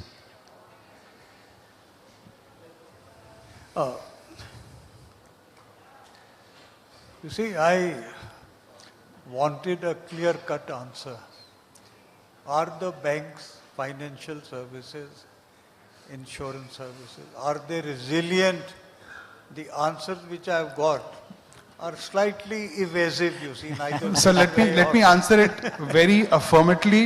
I think it's clearly a yes. You see the health of the banking system in India. If the health of the banks are strong, if their balance sheets are growing, that's where the support obviously is being extended, I think. So on behalf of no other banker here, but maybe I think the health of the banking system therefore is strong, and maybe that's a precursor to growing. Sir basically मेरा question ये था कि अभी हम 26,000 के करीब Nifty पे खड़े हुए हैं, ठीक है, और पी रेशियो 23 के करीब है. आपने जैसा बताया कि यमाहा वाला केस जो था 8 करोड़ की बिडिंग 8 करोड़ फंड चाहिए था, 4800 करोड़ देने के लिए तैयार हो गए. तो इस समय मार्केट का रेशियो ये चल रहा है कि ना अगर थोड़े भी फंड की जरूरत है, हमें एक्स्ट्रा फंड मिलना है. तो एक साइकोलॉजी हो चुकी है लोगों की कि हमें रिटर्न ऐसा चाहिए बिजनेस में कि हम इन्वेस्टमेंट करें और मेहनत ना करना पड़े, रिटर्न बनता रहे, हम लोग खाते रहे. ये वाला चल रहा है. तो एक इंडियन इकोनॉमी अभी 3 ट्रिलियन पे जाएगी, आगे 10 ट्रिलियन पे जाएगी, 12 ट्रिलियन पे जाएगी. इकोनॉमी का जो साइज है वो धीरे धीरे बहुत बड़ा होता जा रहा है, पहली बात. और दूसरी बात ये हुई, अभी शशिकांत सर का एक स्टेटमेंट आया था जो बैंक्स में से डिपॉजिट कम हो रहे हैं. हाँ, तो एक कंसर्न की बात है बैंक्स के लिए. लेकिन मैं एज ए इक्विटी डीलर में काम करता हूँ एसएमसी ग्लोबल में, तो मैं एक साइकोलॉजी ये देख रहा हूँ इन्वेस्टमेंट को लेकर ना लोगों का क्रेज बहुत बढ़ता जा रहा है. चाहे आप इसको एक जुआ, आपने कहा एक एग्जांपल है जुआ का, ड्रीम 11 एक एग्जांपल है. तो ये सारी चीजें बन रही हैं. तो इंडियन मार्केट को ना मैंने जहां तक रीड किया है 28 के करीब अगर पी रेशियो जाएगा तब ओवरबॉट जोन में हम कह सकते हैं. तो क्या ये माना जाए कि जो ये बैंक्स को लेकर ये डिपॉजिट क्राइसिस जो बन रहे हैं इसको लेकर कि डिपॉजिट कम हो रहा है, फाइनेंशियल मार्केट में एक जो लोग इंटरेस्ट ज़्यादा दिखा रहे हैं, तो इसको माना जा सकता है बेटर वे में कैसे माना जा सकता है और नेगेटिव वे में माना जा सकता है. आपने क्राइसिस की भी बात की थी. लास्ट टाइम मैंने लेहमन ब्रदर क्राइसिस 2008 का मैंने पढ़ा, अच्छी तरह पढ़ा उसको. तो अब क्या है कि वो अमेरिका बेस्ड दुनिया थी कि अमेरिका पे दुनिया फिक्स है और आगे आपको बढ़ने के लिए अमेरिका को लेकर चलना पड़ेगा. लेकिन आज ऐसा नहीं है. मैं बहुत ही प्राउडली के साथ ये बात कहना चाहता हूँ कि मैंने जिस टाइम पे फाइनेंशियल मार्केट में एंट्री लिया, India market one of the best market of world, और अगले 20 साल में अगर विकसित भारत की बात होती है तो हम आगे चल के बहुत बड़ा करने वाले हैं. तो एक पॉजिटिव वे में इस चीज़ को समझा सकते हैं कि मार्केट कैसे और अच्छा काम करेगा. और हाँ, एक और चीज़ बता दिया कि बैंक के डिपॉजिट के क्राइसिस को कैसे कम किया जा सकता है. Okay sir, thank you.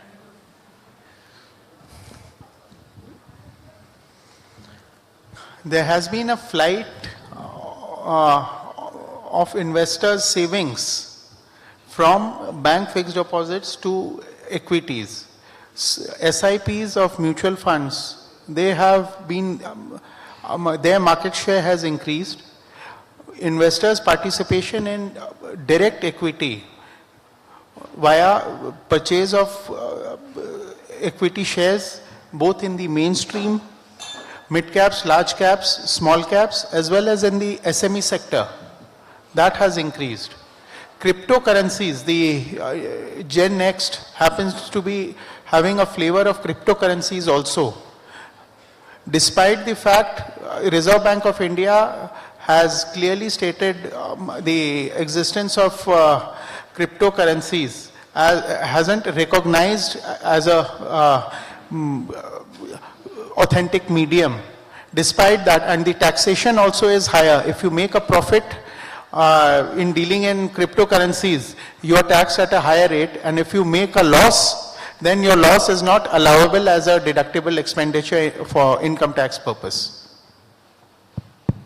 So the trend shows that the risk appetite of the Indian investor is rising. The earlier on, gold and fixed deposits, they were considered to be the safest conventional mode of, say, storing money or saving. The Indian investor now has become more risk prone. It wants higher returns, the risk return trade-off. The perception has changed. So this is the reason why we see a deviation from the conventional mode of savings to riskier assets. I think that answers your question. Second, I want to ask. So we'll have to, unfortunately, time is up. So we'll also request people who are asking. Unfortunately, sir, can we take it offline, please? Sure. Yeah, I'm not a banker, but I have studied the provisions of DICGC. Don't have to spread 50 lakhs to 10 banks. Even if you have different order of depositors, like if you have first is the same guy, but second is different, third is different, then it gets covered. 5 lakhs. What I said was in a lucid way, just to give an example. Okay, that's right. Okay. Ma'am, we'll take your question quickly.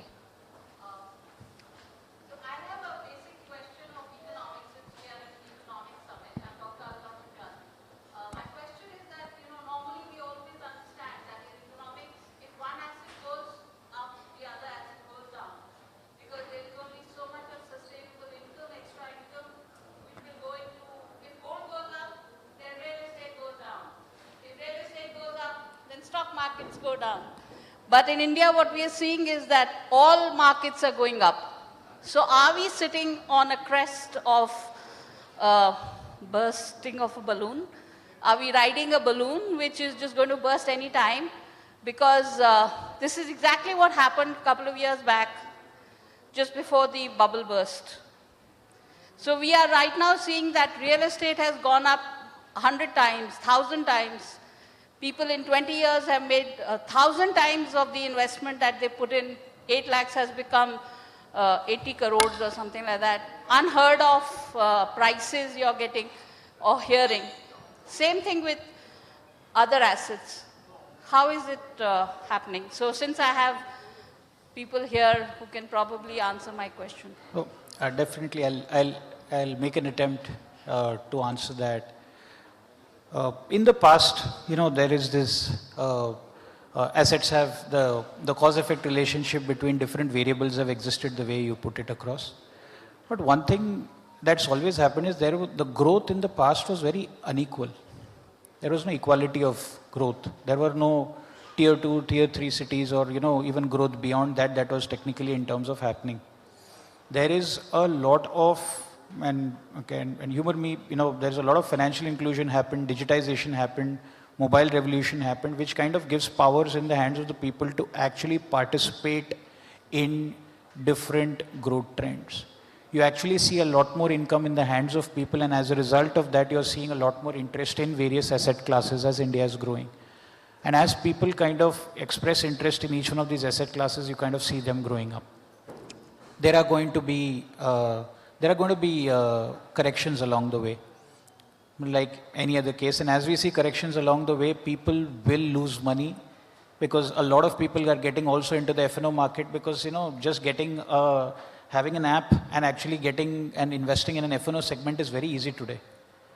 People are going to learn. What's going to be important is, as a part of the journey, is that there has to be a lot of financial literacy initiatives that have to guide people as this goes. So if the question is that are there going to be bubble bursts, let me answer that I don't see there being a bubble burst, but I see there being multiple corrections. Peaks, drops. But if you see a continuum, if you look at it as a longer term continuum, it is a trajectory of growth. So, to quickly answer to that, people are going to lose money. That's the reality of how investments happen. But if you were to see the long-term trended growth rate, it will be an increasing trend for the country as a whole. Thank you so much, gentlemen, for that fascinating session. Could we have a huge round of applause, please? We already have Dr. Bhasin on stage with us. I'd also like to invite Mr. Akhil Channa, Finance Committee Chairman, to also please join us on stage as we give away a small token of appreciation to our lovely panelists. Could we have the first token for Mr. Jaideep Singh Kalra, please? And could we have a huge round of applause, ladies and gentlemen?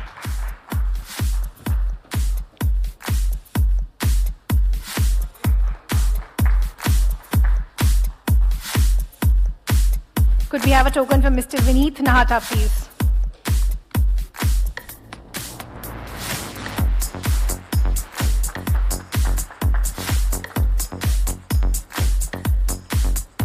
And a token for our lovely session chair, Mr. Vivek Ramji Iyer as well. I'm not hearing the round of applause, ladies and gentlemen. They've been absolutely fascinating. It's not easy to crunch such insightful conversations in a span of 40 minutes. Could we have all our panelists in the session chair with our other guests on stage for a group picture, please?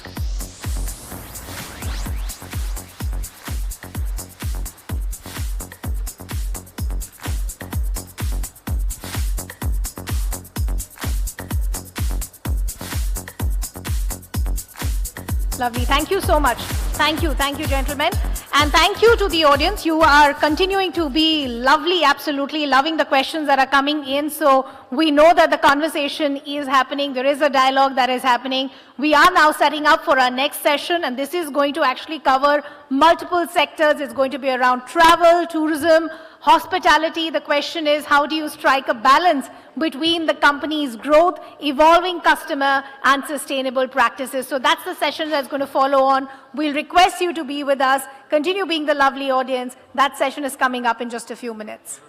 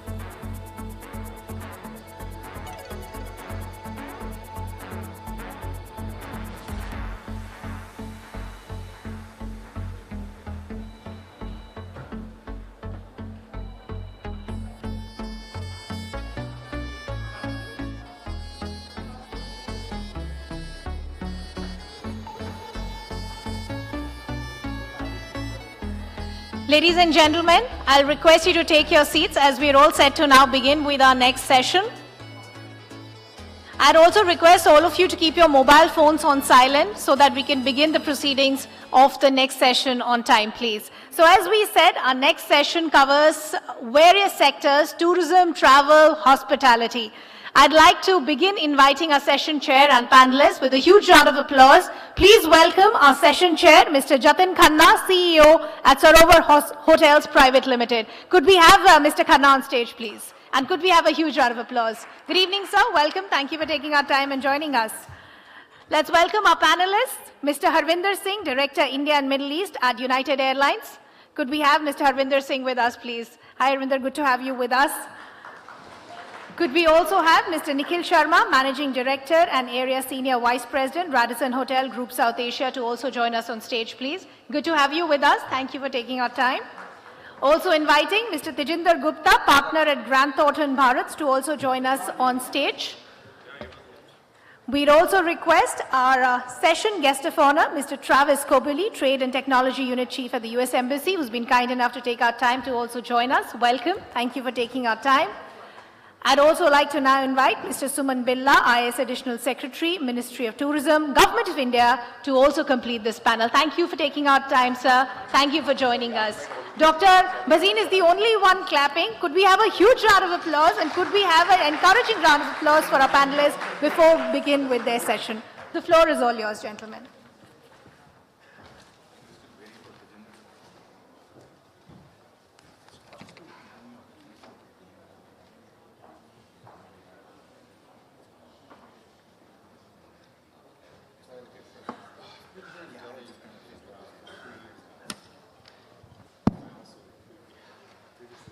Right, hi, good evening everyone. Are we all awake or we need a cup of tea? Is everybody okay? Okay, so just to quickly introduce you, we have Harvinder from United Airlines with us. We've got Mr. Suman Miller representing Ministry of Tourism, Government of India. We've got Travis from US Embassy and we've got Nikhil from Radisson Group. We are missing Tajinder, but I'm sure he'll join us soon. Just to set the tone, we are talking about today how the company's growth or the economy growth, whichever way you want to look at it, customer expectation, and also the sustainability or the environment efforts. And there's a lot which goes behind it. And we're lucky that we have Mr. Suman Billa with us today. He has to leave for another important meeting. So if you guys don't mind, what we're going to do is we're going to start with him first today. And we would love to see what Government of India thinks about what's happening today, how the industry is going towards and the country is going towards the whole growth plan and the sustainability efforts. I think Government of India has put a lot of efforts behind Swachh Bharat and other sustainability efforts. We would love to hear from you on that. And then we'll get into other questions as well, please. So let me hand it over to you, please. Thank you.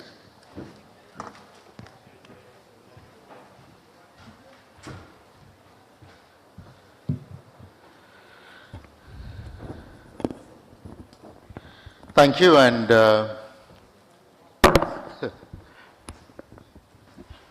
good evening to all of you. So what I will try to do is, I've got a few slides just to map, because I think the topic that we have today is very vital, because we are mapping growth and we are also mapping sustainability. So one of the things that I want to do over the next 10-12 minutes is to kind of show you as to what the context looks like for the growth of tourism in India, and just play around with some big numbers and see where it takes us from. So as all of us know that India has been the fastest growing large economy in the world for a while now. It's been so for several years, and there is nothing in the market to suggest that it's going to be any different. But one of the things that we also do is we all assume that that growth rate is going to sort of continue, and it's going to reflect itself in the tourism sector. So one of the things that I have done over the past 3 months is to sort of peel the numbers and see as to where we are, to see as to how sort of India compares when we look at from a global benchmarking perspective. As most of you would know, I used to be Joint Secretary in the Ministry of Tourism for 5 years earlier. Then I went to the United Nations World Tourism Organization on deputation, where I was looking after technical cooperation, which is assisting member states to improve their competitiveness, which is essentially consultancy and advisory services kind of a thing. So which is why when I came back, I thought, let me start with the numbers and let me just walk you through a few slides to give you an indication of what it looks like. So these numbers, most of you know, our international tourist arrivals account for 17 million. And international tourist arrivals typically would be your foreign passport holders and Indian passport holders, but those who are normally resident abroad. And foreign tourist arrivals stand at 9.2 million, and that's essentially those who hold foreign passports and who come to India. Our domestic tourism visits are at 2,510 million. This is for 2023. Which is about 2.5 billion, as you say. It's one of the biggest numbers anywhere in the world. And our outbound visits are 27 million Indians are traveling outbound. Our contribution to GDP for the tourism sector today is 5.04%. So if you take a global benchmark, there are countries like Turkey which do around 20%, Thailand does close to 22%, but India does about 5.04%. And as a general base case, if you look at the contribution of tourism to the economy of a country, it should normally be around 10%. So we are at 5%, and what is it that we need to do to make this 5% into 10% is the problem statement that we have. And contribution to economy is, contribution to employment is 76 million. That by any standards is reasonably strong. So I think the problem statement that we need to start from for India is that India has significant potential, and everybody says that India has a lot of potential. Why is it that that potential is not transforming itself into performance? And I think that translation is something that we are missing. And I think for us to get to a reasonable game plan on that, let me show you a few slides with numbers to see as to where we stand. So essentially, as I have said, for international tourist arrivals, it has Indian passport holders who come back, they normally visit families. So I think the number that we need to be looking at are essentially foreign tourist arrivals. That is foreign passport holders who are coming here. But all foreign tourists are not coming for the sake of leisure and holiday, etc.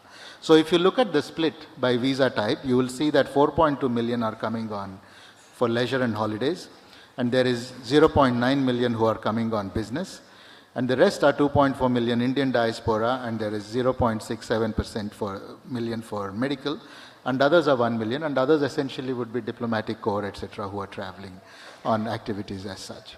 So essentially from a tourism perspective, for those of us who are sitting inside this room today, the number that we should be working on is for leisure and holidays and business. That is 4.2 million plus 0.9 million. That's 5.1 million should be the number that really matters to us. This is the number that's coming and staying in hotels and which will move our economy. And this is where the elasticity is going to grow. If we have to jump the numbers, this is the target segment that we need to address, and we need to move the numbers from here. So the next slide that I've shown is essentially about what the numbers look like. In 2023, we had 6.93 foreign tourist arrivals in India, and in 2024, that's likely to go to 7.4%, so on and so forth. So essentially, the blue line assumes that what the growth rate would look like if we assume the business as usual scenario, which essentially means what I have done is that I have looked at the growth rates that have been there for foreign tourist arrivals for the past several years and removed the COVID years, and therefore that sort of becomes the benchmark. So if you look at it from a short-term perspective, we can see a 7.3% growth rate. Of course, it's an assumption. And then in the medium term, that may flatten down slightly to 5.5. And when you go to the long term, they'll probably go to 2.2% once we reach a certain critical mass. So from a 2029 perspective, if we do nothing and we sort of wait for business as usual scenario, we will reach 7.4 million. But if we do several things, which I will list out later, we can go to 7.6 million. But if we go to 2029, we have 10.4 million, which is the business as usual, and we can actually reach 11.9 million foreign tourist arrivals by 29 if we are able to focus on targeted growth, which is the optimistic number on what we can achieve. So similar exercise I have done with domestic tourism visits, and then we have these big numbers. But essentially what I have done is there's a two-layer filtration that I have done. The first filtration is where do people go and stay. So there are typically 4 categories: people who are staying with hotels and guest houses. The second category is people who are staying with dharamshalas, etc. The third is people who are staying with friends and relatives, and the fourth is other. So essentially I have only looked at those people who are staying in hotels and guest houses, and then I have tried to apply the split on the purpose of travel on that.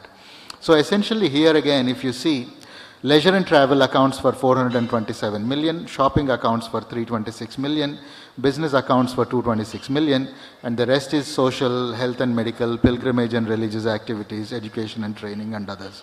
So essentially from our point of view, I think there are 3 categories which we need to focus on, which is leisure and holiday, business and shopping, and business and shopping is the third category. So here again, if we look at the average growth rates, if you take out the COVID years and look at what the average growth rates look like for domestic tourist visits, we are at 470 million for this subset in 2023, and that's going to jump to 530 in 2024. If we do a targeted thing, we'll go to 541 million, and it almost doubles by 2029 to 932 and over 1,050 million. It crosses the 1 billion mark. So essentially, this domestic market is booming, and this growth is skyrocketing like never before. So I think we need to be prepared to be able to harness that growth. Otherwise, we risk losing this to the outbound market. So let's look at what the outbound numbers look like. And we all know that there are 27 million people who are going abroad. But if we have to look at the purpose for which they are traveling, then the numbers look a little bit different. So there are 7.9 million people today who are traveling for leisure and holidays. There's 3.7 million who are traveling for business, and 8.5 million are actually Indian diaspora. So mostly they are probably staying in their own homes, relatives, etc. And maybe some of them are staying in hotels. And then you have pilgrimage, educational, others. So this 27 million who are going is not a complete, leisure and tourism as is normally assumed to be. We are actually looking at 7.9 million of them who are going that way. So I think the focus for us should be not to stop anybody from going abroad, but how can we create facilities in India so that we are able to retain to them. And I think as a base case, we should try to see as to how we can incentivize 10% of these people who are going to be traveling abroad to stay within India and spend their money here, because we all need to understand that we do not require more international tourists to come in. If we are able to retain the tourists here, every dollar saved is a dollar earned. And therefore, I think we also need to focus on the strength of the domestic market and see as to how we want to retain them within our country by making the value proposition more attractive. So this is what the job numbers look like. We have 102 million jobs if we push it well. Today, we have 79 million jobs, both direct, indirect, everything put together. And this is based on various assumptions. The firmness of the rigor of the numbers can be argued, but these are the numbers that the government of India has by whatever are the ways that we look at. So 79 million will eventually go on to 93 million in a business as usual scenario. And I think jobs are the most vital thing. The only reason why the government takes tourism seriously is its ability to create jobs. As manufacturing moves more and more into the fourth industrial revolution framework, industrialization is going to become more capital intensive but less labor and job intensive. And therefore, sectors like tourism need to step up and do the heavy lifting to create jobs. And tourism, there is no other sector as well positioned as tourism, because tourism can create jobs across all spectrums, from managerial to the menial level. And there's a large talent pool that is available, and this is something that we can do. And therefore, if we are able to get our game plan right and we really move the needle, that 93 million can actually become 102 million by 2029 if we are able to achieve all of that. Now, these are all the things that we assume will happen and can happen. But I think there is one big supply constraint that we need to do, and nobody should be in any doubt as to what the supply side looks like. And this is, I think, the most important slide, and I want to look at all of you to carefully at this, because this shows the supply and demand side, essentially of those of hotel rooms. So if there are no hotel rooms, basically the hotel room is the building block for tourism. If there are no hotel rooms, there are no experiences, there is nothing else. So essentially this is something that we need to look at. But look at the way the numbers are today. And therefore this will explain as to why it is a big fallacy to assume that tourism will grow in tandem with the economy, because this is clearly there is a problem here. If you look at the first column, which is all the hotel rooms that are in India in the branded category, which are under development and which already exist, that accounts for 0.18 million, that is 1,80,000 rooms.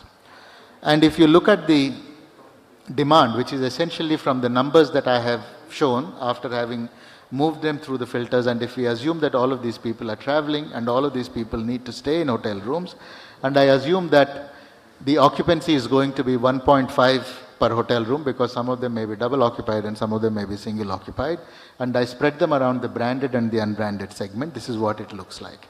So from 1,80,000 hotel rooms today, to fulfill the demand that we have, we should have had an additional requirement of 4 lakh hotel rooms. So that is the gap that already exists in the market. We should have had 5,80,000 hotel rooms today, but today we have only 1,80,000 hotel rooms. And if we go on to 2029, that delta grows further. We are likely to have 2,40,000 hotel rooms by 2029, but the requirement by then would actually jump to 8,50,000 hotel rooms. And the investments Today, we should have had additional investments of 55,000 crores which need to have been invested in the tourism sector, and by 2029 that would actually bulge out to 1,30,000 crores of rupees, which needs to go into developing branded hotel rooms in the country. And similarly, if we look at the unbranded hotel rooms, we have today 1.5 million or 15 lakh unbranded hotel rooms in the country. But today, we should have already had another 28 lakh, 2.8 million hotel rooms we should have had as of today. And therefore, to build that, we would require 4 lakh crores of additional investment going into unbranded hotel rooms. And if we look at the numbers for 2029, we have the gap would widen further. We would have 2 million hotel rooms, and we would require an additional 6.5 million, and that would require close to 9 lakh crores of investment.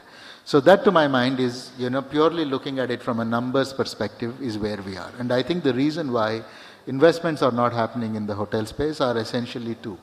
The first is that we have to rework the capital structure, because between infrastructure and between real estate, I think the capital structure is just not working out for hoteliers, apart from high land rates, etc. But the second thing was also equally important. There are actually three things. The second is that states have to also see that hotels are vital for them to progress as an economy, and therefore they need to also start incentivizing hotels and creating policy frameworks for them to come.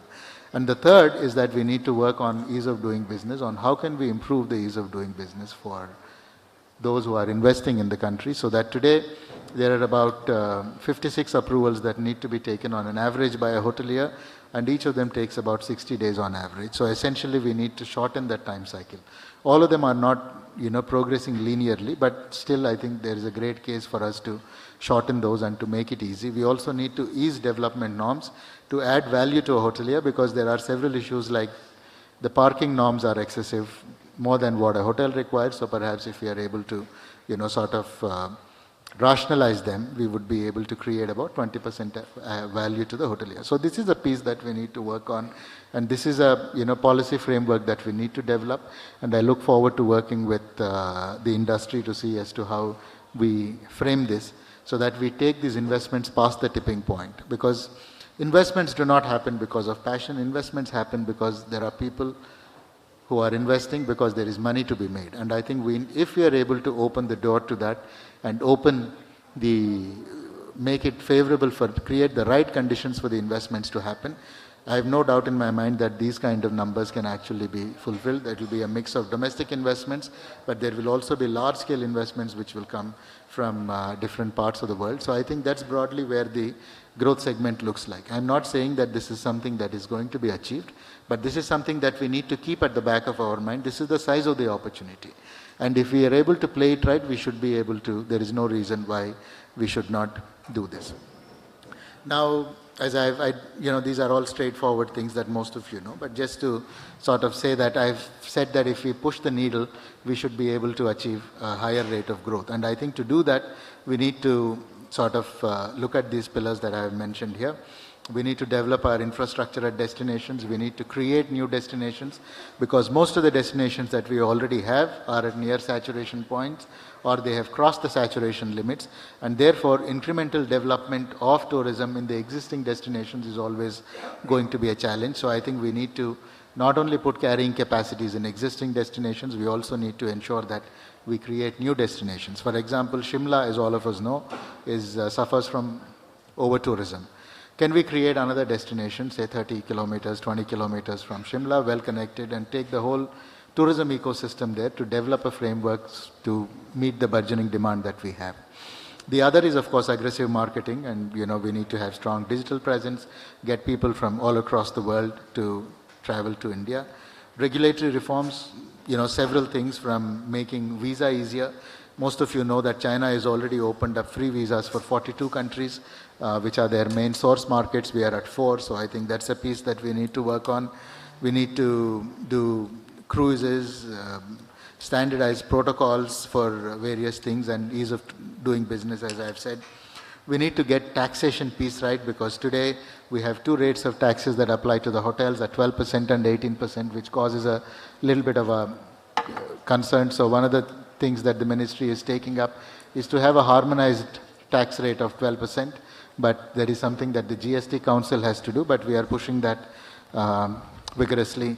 We need to create service excellence because we said that there will be a significant number of job creation, but that will not happen by itself unless we have the skilling and the training piece in place. And we need to have, whatever we do, we need to do it within a sustainable framework, from a responsible tourism framework. We need to do, promote niche tourism. There are various segments that we need to look at. We need to look at MICE, we need to look at medical, wellness, spiritual, adventure, and we need to also match them with, incentives to make them happen. And of course have a very strong, rigorous, data monitoring process for us to guide. So, sorry for rushing through this. This is actually a 70-slide presentation that I've tried to pack into a 6 or a 7-slide presentation. But what I wanted to do is that as we discuss this tourism piece for this, I just thought that it's good for us to take a careful relook at the numbers and what they look like and what the asking run rate looks like, so that we are able to gear up ourselves. We realize the enormity of the challenge ahead of us and how we need to move forward. And the reason why I think IACC is very important is that from a investment perspective, and I think India and the US are natural allies, and there have already been several investments that have been happening in India in the hospitality space through private equity and venture capital funds, etc. So I think we need to open the doors for that to come, because the size of the opportunity is great, the demand is latent, it is bursting at its seams, the supply side is held back. So I think all we need to do is to create conditions for the supply side to grow, and then India will be able to realize its potential of reaching our GDP, contribution to the GDP of 10% from the current 5.04%. I thank you all, and Jai Hind.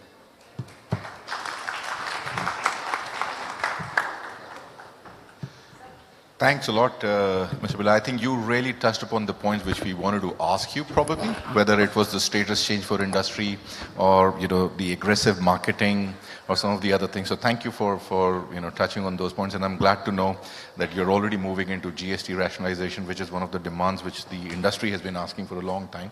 So thank you for that, and thank you for sharing your views. Some great stuff. Let me just quickly jump, sorry. Okay. Mr. Billa will have to leave for a meeting, so we just like to offer a small token of appreciation before we continue with the rest of the panel. And we'll request the panelists to come forward for a group picture with Mr. Billa as well.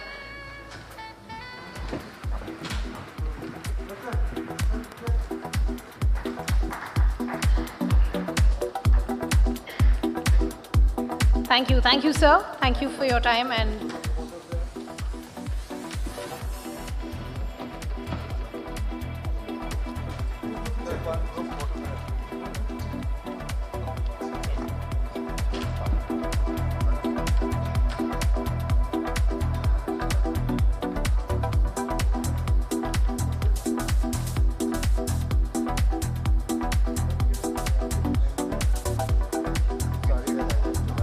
thank you for your time, sir. And gentlemen, please continue the conversation. Apologies for the pause. Right, thank you. So, we touched upon some very relevant points. Let me start with you, Harvinder. You were probably one of the first airlines who set shop in India as come into India. Let me ask you, Mr. Billa spoke about partnerships, aggressive marketing, all that stuff. So what role do you think partnerships and collaboration play part in your company's growth and customers' expectations? The way India is growing, and we were talking about inbound, outbound, and especially outbound for you becomes very important. What do you think your company plays a role in partnerships and other stuff? Thank you. First of all, thank you for having me here. So, in terms of partnerships, whether it's collaboration or it's alliances, I think the bedrock is to have a great customer experience. From an airline point of view, our objective is to create ease of travel, number one. Number two, to be able to provide the connectivity wherever our customers are going, so that they can travel to those destinations. So in a way, part of the partnership, enhance our footprint, and then at the same time, make it convenient for the customers. So the partnership that I'm going to talk about today is basically our joint venture together with Lufthansa Group and Air Canada. So that gives us a lot of leverage in terms of a very expanded footprint. And we've been in this joint venture for many years now. And over a number of years, we are continually, trying to improve our connectivity and making sure we keep adding destinations. So as a result of that, we've got about 90 countries that we all travel together or fly together, and to about 560 airports, which makes us, the biggest alliance in the world. So that gives a customer an opportunity to travel wherever they want to travel. Now the second part is basically the seamlessness. If you are able to provide the connectivity and the travel is not seamless, then I think it's not even the half job done. So what we are trying to do there is, and what we have done, actually most of it, is basically do the seamlessness in fares. So we are able to combine our fares. As a customer or as a traveler, you don't have to worry about combining the fares or the agent who's actually creating or making those fares for you. You don't have to worry about that, because internally we've been able to do that very well. And then secondly, a seamless travel. So whether it's your baggage, whether you're connecting to the different destinations. So I'll give you an example. It's more about permutations and combinations. So we are an American carrier. Essentially, we have to travel from India to US. We have to fly from India to US. Now, if your travels are taking you to US, and then you want to go, while coming back to India, you want to do a trip via Europe, you can do all of that. You can make any permutation combination within the carriers of that joint venture, and then take that trip. It'll be like traveling on one airline, as seamless as that. And then going further, you need to go deeper. So how can we improve it further? So two things. One is making sure that although we are collaborating, we are joint venture airlines, we are still individual entities. We are separate airlines. It's important for us to create a platform where you need to, or if you need to make any changes, you are able as a customer to do that easily. So the thing is, let's say if you want to change a seat, or if you want to book a seat on any of the participating carriers, you can do. Or let's say in case of a disruption or irregular operations, you have the flexibility of moving from one to the other. That also you can do on a single platform. So that's where we're going deeper. So all I'm trying to say here is that collaborations and joint ventures, it's important that we keep the customer experience and seamlessness in mind going forward. Thank you. Travis, let me come to you. You worked in space of data, AI, and there was a lot of data which was thrown in the presentation. When you look at the trajectory of customer engagement or all the tourist inflow is happening, do you think data analytics and AI in coming time can really channel this in much better way in terms of customer engagement and in terms of growth strategy as well? And if you have any examples, if you would like to share. Yeah, sure. I think it's, especially in the world of AI and analytics, I think it's a brave new world as far as tourism is concerned. So, little story. A couple of years ago, I had some work one morning in Chandigarh, and so I decided to take the train, leaving from the terminal here. And we booked the tickets, and I was like, Shadabi Express leaves at 7:30 in the morning. I was like, okay, Shadabi Express, go to the terminal. Like, I walk in, no problem. I see there's a train there, and on the window it says Shadabi Express. It's like, all right, Shadabi Express, here we go. So I get in and I sit down, and the train takes off, and I noticed it's leaving a little bit early, and I was like, oh, that's odd, but whatever. So we're on our way. So I start talking to the guy in the seat next to me. He's like, oh, well, so why are you going to Amritsar? And I was like, oh, what? So apparently there are two Shadabi Expresses that leave about the same time every morning from the Delhi terminal. One goes to Amritsar, and one goes to Chandigarh. We can do a raise of hand. It has happened with all of us over here, so, maybe. Anyway, luckily I was adopted by a group of pilgrims who made fun of me and then fed me breakfast and then made sure I got off the train at the right place. But anyway, I would just kept thinking, I have a great story. It's a great story now that I can tell people. But at the same time, I was like, man, wouldn't it be great if there was like an app for this, right? Like is there technology for this? Right. So I'm excited. Maybe this will be the ruin of future stories like this. But at the same time, like our vendor just talked about, being able to book tickets on any of the participating partners, right? Like, as far as like data analytics, where this goes, I think there's a lot both in India and the United States. Let's get some audience involvement here.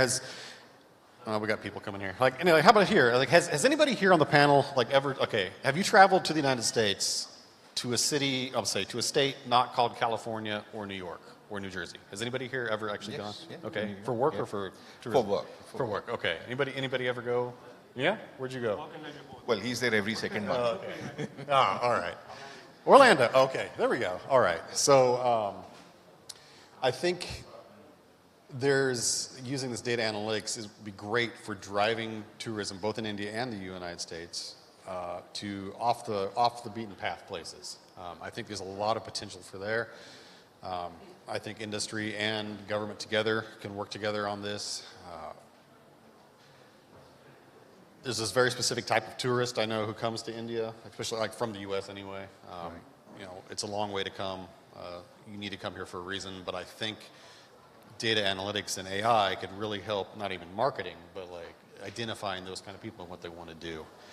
And then finally, I know everyone also will be excited about this, but I'm really looking forward to this, my home department, the State Department, seeing how we're going to use AI and data analytics to help with the visa processing. I think there's a massive amount of work that can be done there in improving that process and speeding that up, which I'm sure everybody will be very excited about.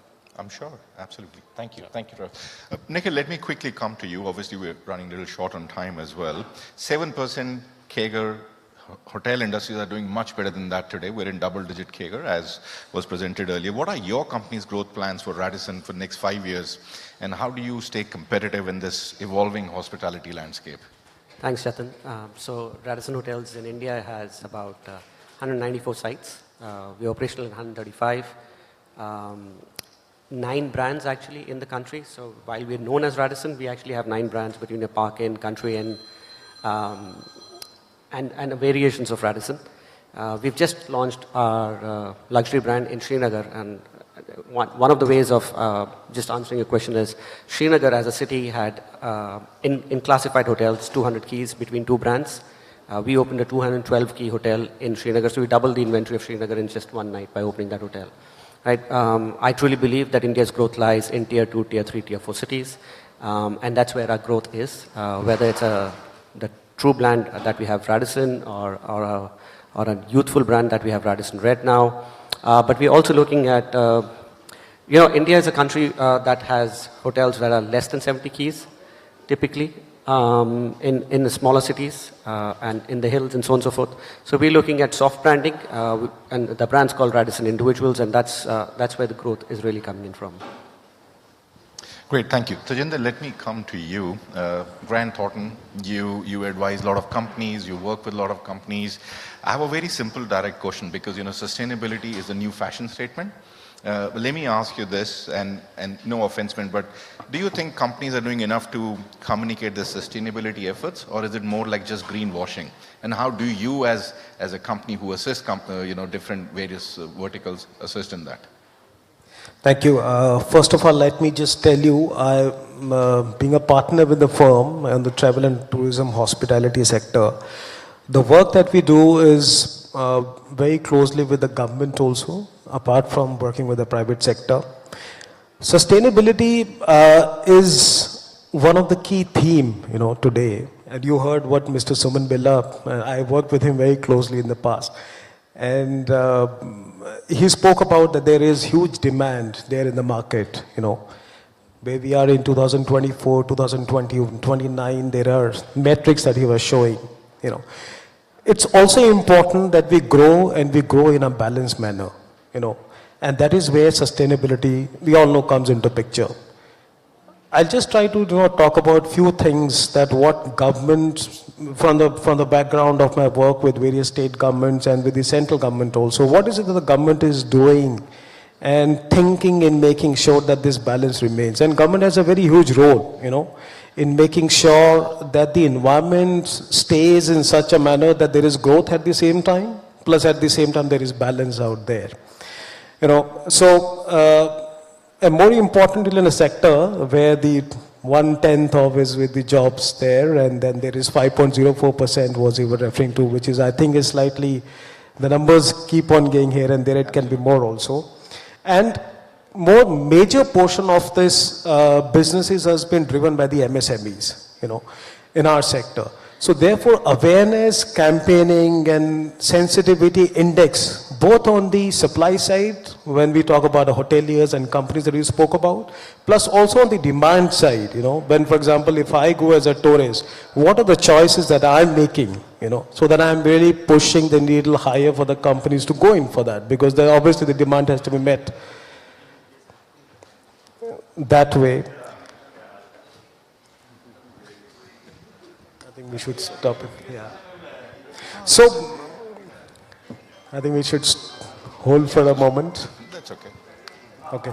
So, so on that note, I think there are this series of things which the governments are doing. For example, there are these certifications, sustainable certifications which have been laid down by the government, and then obviously that becomes a tool for getting more incentives, for doing your businesses in a green way.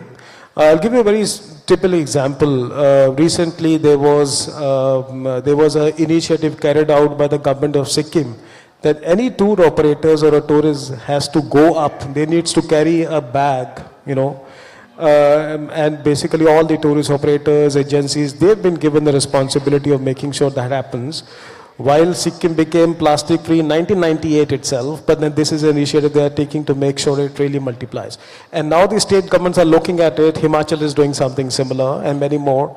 So the sensitivity index through these initiatives is what governments are focusing on. And that's very important, to uplift both on the demand side or on the supply side.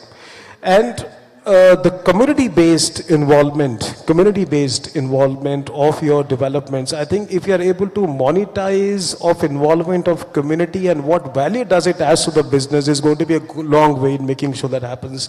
So therefore, when we talk about ESG, whether it is on the environment side, on the social side, on the governance side, these things are going to go a long way. And I think this has become important now because everybody is talking about how do you decarbonize way of doing business, how do you offset the carbon footprint that you bring on the board by doing your business with your greener ways.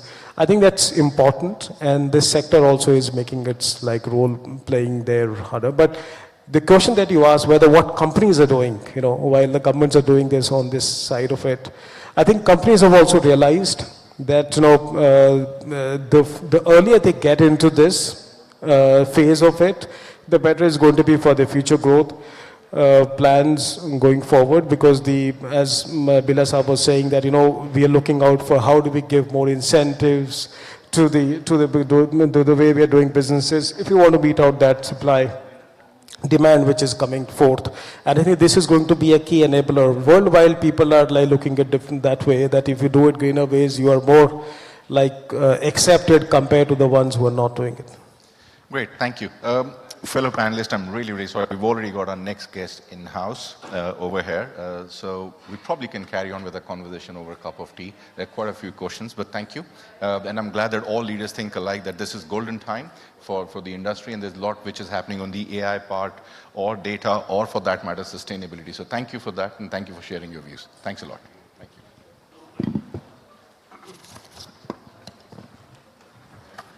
Thank you. Thank you, gentlemen, for that fascinating panel. We'll request you to stay on stage with us. We also want to acknowledge the presence of our chief guest, Shri Jitin Prasada Ji, Honorable Minister of State for Commerce and Industry, Government of India. So could we have a huge round of applause, please? Thank you, sir. Thank you for taking our time and joining us. Means a lot to all of us. Dr. Bhasin, I would request you to offer a small token of appreciation to our lovely panelists. So we have Mr. Travis, Trade and Technology Unit Chief at the US Embassy. Thank you so much for taking out the time and joining us.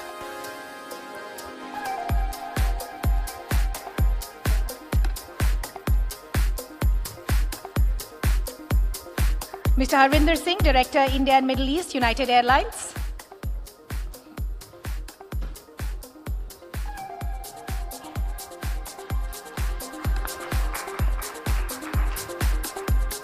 Mr. Nikhil Sharma, Managing Director, Area Senior Vice President, Radisson Hotel Group, South Asia.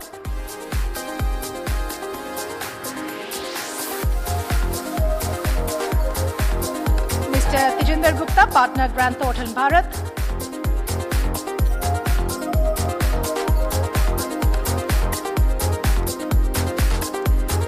And to our lovely session chair, Mr. Jatin Khanna, CEO at Sarovar Hotels Private Limited. Thank you so much for moderating that session.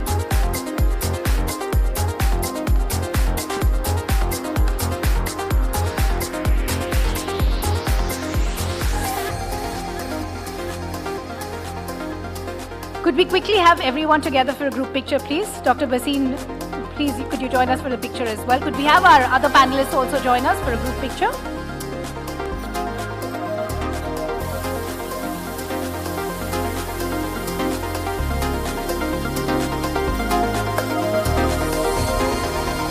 Thank you, gentlemen. Thank you so much. Ladies and gentlemen, we're now going to move to a very, very crucial bit of the evening and of the summit, where we're going to talk about the US and Uttar Pradesh valedictory session. We're just going to take a couple of minutes to set up. We're going to have the brightest minds speak to us. We're going to have an opportunity to listen from our honorable chief guest as well. So I'll request you all to stay in the positions that you are, continue being with us, a couple of minutes, and then we'll be beginning a very interesting session that you wouldn't want to miss.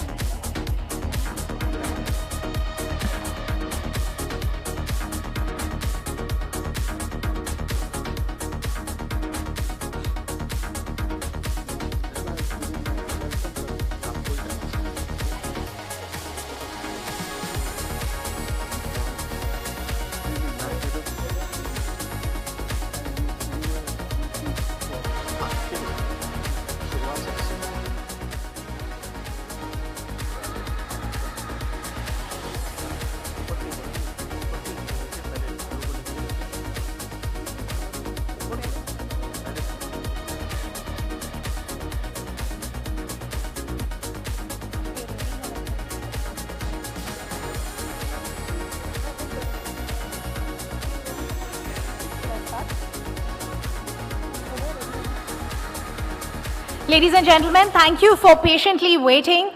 As I said, we've come to a very crucial part of the 21st Indo-US Economic Summit. This is the US-UP valedictory session. And for this, I'd request our dignitaries to please join us on stage. With a huge round of applause, ladies and gentlemen, let's begin to welcome our dignitaries as they join us on stage. Mr. Mukesh Singh, Chairman and UP State Coordination Committee, ISCC and Executive Council Member, ISCC, to please join us on stage. Thank you, sir. Mr. Abhishek Prakash, IS, CEO, Invest UP and Secretary, Industrial Development, to also please join us. Ladies and gentlemen, could we have a huge round of applause as we welcome all our dignitaries, please. Mr. Rajkamal Yadav, IS Managing Director, UP SIC, Department of MSME, Government of Uttar Pradesh, to also please join us on stage. Thank you, sir. Thank you for taking our time. We're also extremely honored to have with us Mr. Avanish Avasthi, IS Retired Advisor to the Chief Minister, Government of Uttar Pradesh. Please, sir, join us on stage. Extremely honored to have you with us. Ladies and gentlemen, now with a thunderous round of applause, let's welcome our chief guest for this evening, Shri Jitin Prasada Ji, Honorable Minister of State for Commerce and Industry, Government of India. Thank you so much, sir, from the entire team at ISCC. We thank you for taking our time and joining us for this summit. I'd also invite on stage Mr. Praveer Kumar, IS Retired, former Secretary, Government of India, former Chairman, Board of Revenue, Government of Uttar Pradesh. Thank you, sir, for taking our time and joining us. Mr. Amit Mohan Prasad, IS Retired, former Additional CS, Government of Uttar Pradesh. Please join us on stage, sir. Thank you so much for taking our time. Mr. Ajay Bhargava, Partner, Khaitan & Co. LLP. Please join us on stage, sir. Thank you so much for taking our time. And Mr. Ashok Vadwan, Joint President, Defense, Adani Group, to also please join us. Thank you so much. Really obliged to have all of you with us. Before we begin the proceedings, I'd also like to invite Dr. Bhasin to give us context and thank our dignitaries for joining us. Please, sir.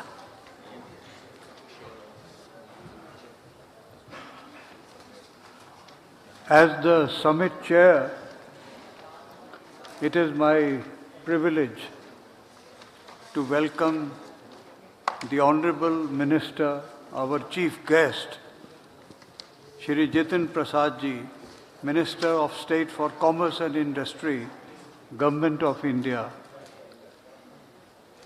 This session, which is the concluding session, valedictory session, is, I think, one of the most important sessions which is being held ever since the inception of the Indo-US Economic Summit 21 years ago.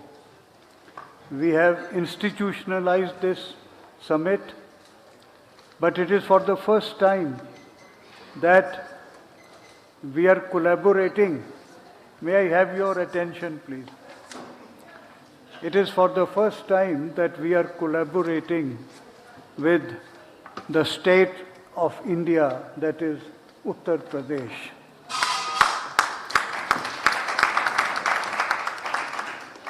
It's one of the most dynamic states in the country, under very dynamic leadership. I think we have all seen the results of the last 7 to 8 years of good governance, good law and order situation, and more importantly, significant economic progress so far as the Uttar Pradesh is concerned. This session is monumental because we have the distinguished presence of not only the Honorable Minister Shri Jitin Prasad Ji, but also of various functionaries, eminent officers, bureaucrats of the UP government present here to share not only their achievements, but also their vision of future growth of this great state, which will be in turn instrumental, has been instrumental in growth of India as an economic power under the dynamic leadership of Prime Minister Modi ji. So I welcome all of you as the summit chair, sir. Thank you. Dr. Bhasin, we'll request you to stay with us. I'll also request Mr. Mukesh Singh to join us, as we would want to give a small token to our chief guest, the Honorable Minister of State for Commerce and Industry, Government of India, Shri Jitin Prasada Ji. And could we have a huge round of applause, please?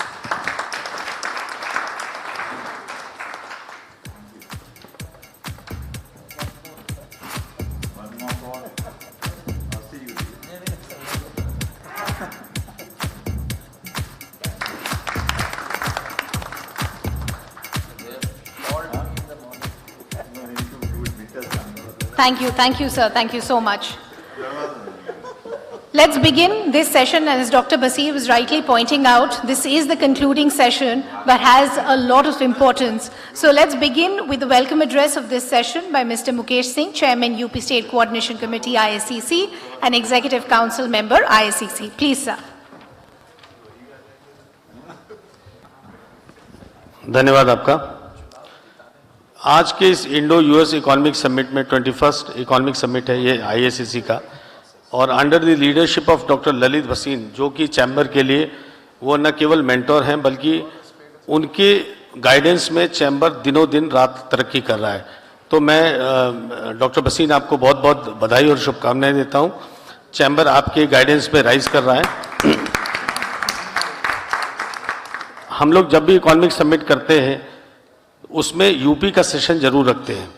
Last time भी अभिषेक प्रकाश जी थे, अवनीश अवस्थी जी किसी कारण से नहीं आ पाए थे, मनोज सिंह जी थे। आज जो हमारे स्पीकर्स हैं, क्योंकि हम लोग सब कम टाइम लेंगे, मंत्री जी को जाना भी है, उनका एड्रेस भी हम लोग बीच में ही लेंगे। उत्तर प्रदेश, जैसा कि डॉक्टर बसीर ने कहा कि वो एकदम हार्ट है, और यूपी को योगी आदित्यनाथ जी के दिशा निर्देश में Uttar Pradesh never seen before 2017 के बाद जो उत्तर प्रदेश ने राइज किया है वो एकदम असंभव सा है। आज पूरी दुनिया में योगी आदित्यनाथ जी को लोग गुड गवर्नेंस के लिए उनको याद करते हैं। यहाँ पर जितने भी हमारे स्पीकर्स हैं, एक तरफ से अगर शुरू करें, राजकमल जी एमडी यूपीएसआईसी, एमएसएमई को कैसे एक्सीलेट करना है। अभी राजकमल जी ने लखनऊ में कॉन्फ्रेंस किया था, हम लोग उसमें थे। एमएसएमई अभी आईएससीसी ने सेंटर ऑफ एक्सीलेंस जो है गुजरात में इनॉग्रेट किया है। मैंने राजकमल जी को इसीलिए बुलाया क्योंकि इंडस्ट्रीज में एमएसएमई का सबसे बड़ा बेस उत्तर प्रदेश में है। सेकंड पे अमित मोहन सर, वो खुद additional chief secretary MSME department के रहे, तो उनका बहुत ही इंपॉर्टेंट एड्रेस से अब यहाँ पर होगा। हमारे अवनीश अवस्थी सर, वो उनका एक लंबा करियर रहा है। गुड गवर्नेंस में अगर कहीं भी नाम लिया जाता है, हाईएस्ट एक्सेस वेज जो है उत्तर प्रदेश को देने का अवनीश अवस्थी जी का रोल रहा है। उनका लॉ एंड ऑर्डर हो या कोई भी डेवलपमेंट हो, आज 1 ट्रिलियन इकोनॉमी के प्रोजेक्ट्स को अवनीश जी मॉनिटर कर रहे हैं उत्तर प्रदेश में डेलोइट के साथ। हमारे चीफ गेस्ट आज के जितिन प्रसाद जी, पूरी परिवार की एक लिगेसी है। हम लोग जितेंद्र प्रसाद जी को छोटे में देखा करते थे, सर के फादर को। एक बहुत बड़ा राजनीति में उनका कद था। हमको जब ये तय करना था कि आज के वैलिडिटी सेशन के चीफ गेस्ट कौन होंगे, तो हमने जितिन सर को चुना और रिक्वेस्ट किया कि सर आप मुझे 15 मिनट ही दीजिए, लेकिन आप दीजिए। सर ने हमारा अनुरोध माना। सर मैं आपका बहुत बहुत वंदन अभिनंदन करता हूं। अभिषेक प्रकाश जी, जितना कहा जाए उतना कम है। आज उत्तर प्रदेश पे आप जितने भी इन्वेस्टमेंट की बात सुनते हैं, जितने भी कोलैबोरेशंस की बात सुनते हैं, अभिषेक प्रकाश जी का अनवेवरिंग सपोर्ट उत्तर प्रदेश को और आईएससीसी को हमेशा से रहता है। सर वाइब्रेंट गुजरात भी गए थे, यहाँ भी आए थे।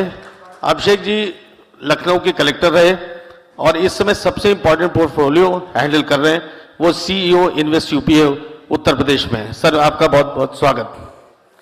Pravir Kumar ji government of India में सेक्रेटरी रहे और उत्तर प्रदेश में सारे इंपॉर्टेंट पोर्टफोलियोज रहे उनके पास, कई जिलों में कलेक्टर रहे। और मैं आपको बताना चाहता हूं कि इंडिया में इन्होंने जेएस के रूप में डीजीएफटी भी रहे, यानी फॉरेन ट्रेड पॉलिसी को इजाद करने का जो काम था वो इन्होंने किया, प्रवीर कुमार साहब ने।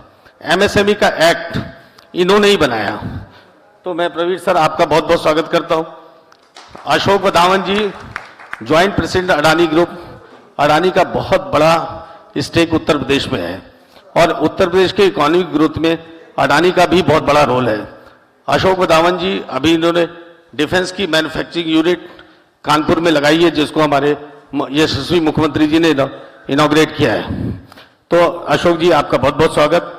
और last but not the least Ajay Bhargava ji मेरे मित्र भी हैं और इनको मैंने इसलिए बुलाया है कि जब कोई इन्वेस्टमेंट होता है तो कॉन्ट्रैक्ट को लेकर के जितने भी इश्यूज हैं, आर्बिट्रेशन को लेकर के, उस पर ये अपना इनपुट देंगे। तो मैं आप सबसे पहले अभिषेक प्रकाश जी को इनवाइट करता हूं अपने यहाँ के एड्रेस के लिए।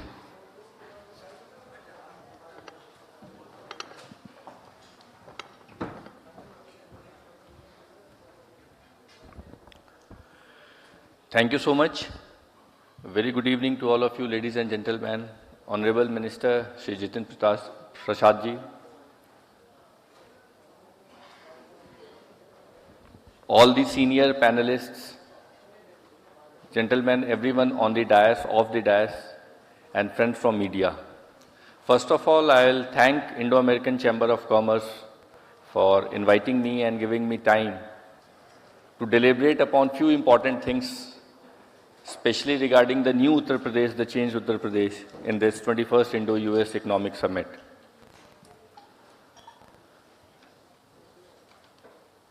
Being the state with the largest number of citizens and the largest consumer base, now UP is on a journey which started almost 7 years back, and it is the most favored destination for our friends from corporate world, for our investors who are from the country and outside India as well. So how it happened? There are three factors to it. The first is the set of transparent policies which have evolved over this last 6 to 7 years. And the major thrust to it came in the year 2022, when Honorable Chief Minister has the vision that UP should have best of the policies across the country in all the sectors. So as on date now, we have 27 sectoral policies, which is achievement in itself, and the only state in the country to have sectoral policies for almost all the important and critical sectors. Second very important thing was a complete, transparent, interactive and user-friendly. For users, I am using this word user both for investors as well as the citizens. An interface which is transparent, an interface which is user-friendly, and obviously technologically driven. So that is, now we have a set of online single window system which is globally is acceptable and a known term, which is the largest in the country and the system with the highest success rate for delivering of services, which is by the name of Nivesh Mitra, Nivesh R3 and its sets. And third was an objective-based approach. Just one example on this objective-based approach I will say is a dedicated FDI policy. UP is the only state in the country to have a dedicated policy to attract FDIs and to support companies which are coming with FDIs, on which I think people who are here and Indo-American Chamber of Commerce has been in very close coordination with us, especially Invest UP and the state government, for connecting us to investors who are willing and who are bringing FDIs and their projects in which FDIs and equity is there. Fourth very important thing is something which is now visible. These were the invisible factors. And in the visible factors, I will say, is physical infrastructure and the connectivity of the state. And so many of our panelists who are sitting on the stage, they have been part of this critical journey. Physical infrastructure, be it road connectivity, the highest percentage as well as length of expressways in the country. You can travel from one end of UP, the longitudinal end I am talking about, which runs across in now less than 10 hours, which was unimaginable few years back also. No state provides this kind of an infrastructure and connectivity. UP as on date has 16 functional airports. 4 of them are international, others are domestic airports. 16. This figure 6 years back was hardly 4 to 5. Now it's 16. Rail connectivity and multimodal connectivity, which is now being developed in a very aggressive way. Couple of our panelists, they are there, especially from Adani, who is in the infrastructure development also. They are also part of this journey of the state. Second thing which is very visible is the transformation of a state's perspective in terms of ease of doing business and law and order. That had provided the base for the state.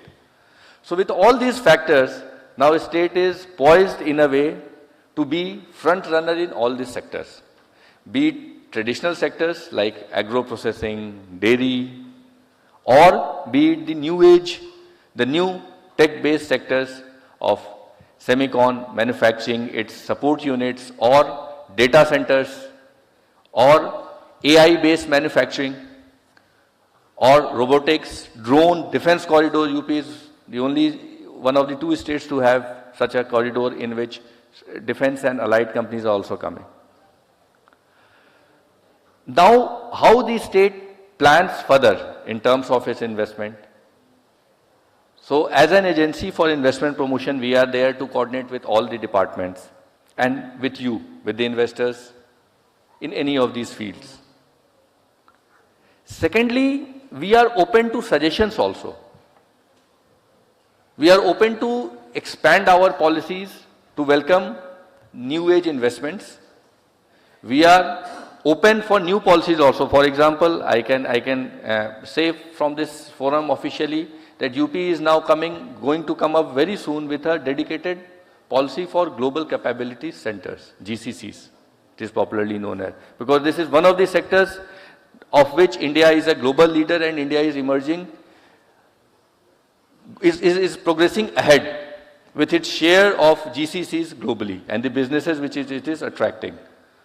So, as on date, Bombay, Chennai, Bangalore are important centers, and UP will be another important destination for this GCC. So see, after 27 policies, we are coming up with additional policy for this important sector. So just an example of how, what's the vision of the state leadership is there. Another important thing is the opportunities which now are already existing in this state. So 3 sectors I will like to highlight here, and they are very important because they have got their own multiplier effects. One is logistics and warehousing sector. A state with the opening up of the western and eastern dedicated freight corridors, which will be somewhere in the next year, is most appropriately placed because almost 57% of the eastern dedicated freight corridor crisscrosses through the state, and almost 8 to 9% of the western dedicated freight corridor. And the only junction of these 2 corridors is in UP, which is not very far away from here. The travel distance will be around 2 hours, aerial distance being 70 to 80 kilometers, very close to Dadri. So this is a sector which has immense potential, and it is yet untapped in a way, in a major way. So we are in touch with global players, we are in touch with the big players of our country as well. And now the state's approach is also to establish such centers which can be country specific also. So that is one opportunity area which I will like to stress upon. Second very important opportunity area for the state is manufacturing of tools, implements, machines, automobiles. Automobiles, especially the EVs or the researches which are going on in green hydrogen. Once it commercializes, the expectations is that another 5 to 6 years it should get into a commercial mode. Then state is now very well poised for this sector in automobile manufacturing and machine manufacturing, because it has got ready-made market in the state itself and the areas around the state. And third very important sector is, which the state has always been an important player, is healthcare and critical care sectors. The state now is opening with the policies for more and more private players to come in PPP mode also, so as to provide excellent service not only to the citizens of the state but also those who are coming from outside, and especially from Europe and North America also. Now this sector is opening up in a big way in India, because earlier it was mostly from Middle East that people used to come for health services or health tourism sometimes it is parallelly used. So these three sectors I like to highlight more. One more thing, the last important thing which I will like to add over here is that the state is now for the development of MSMEs as well in line with those major anchor units which are coming. Because UP has the largest number of working as well as registered MSMEs. But what is happening is that the ancillary units which are coming up with the larger manufacturing units, they are 50% or more of them are coming along with these units itself. One of the trend in Southeast Asian countries, be it Vietnam, Thailand, or countries like Mexico, which has gained out of China Plus One policy, is that local ancillary units and the local MSMEs are benefiting 80 to 90% out of that. So that is another sector which we are trying to bring in synergies together so that the mega units are coming and the local ancillary units and the local MSMEs get most of the benefit of supplying units, parts or components to these mega ancillary units. So without taking much time, I will once again thank Indo-American Chamber of Commerce, and I will request the audience who are present here and who are connected through the virtual medium of communication that UP is the destination to come in and we are there to welcome and support you. Thank you so much.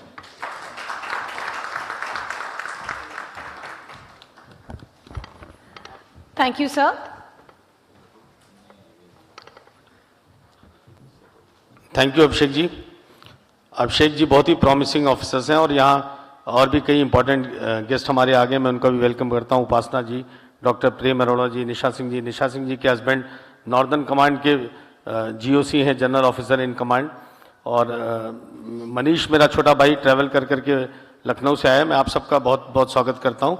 Next मैं राजकमल जी को बुलाना चाहता हूँ. राजकमल जी उत्तर प्रदेश लघु उद्योग निगम के managing director हैं, department of MSME के. उनसे मैं चाहता हूँ कि शॉर्ट में वो ये बताएंगे कि यूपी में एमएसएमई को कैसे स्ट्रेंथन कर रहे हैं. गवर्नमेंट ऑफ इंडिया की जो अभी स्कीम आई जिसमें उनको फ्री हैंड दिया गया है, कैसे स्ट्रेंथन करेंगे. स्पेशली हम लोग इंडो यूएस चैम्बर हैं, तो कैसे हम लोग यूपी के प्रोडक्ट्स को, चाहे वो फार्मर्स हो या मैन्युफैक्चरर्स हो, आर्टिसंस हो, कैसे हम उनको स्ट्रेंथन करेंगे एक्सपोर्ट में. ओवर टू यू राजकमल जी.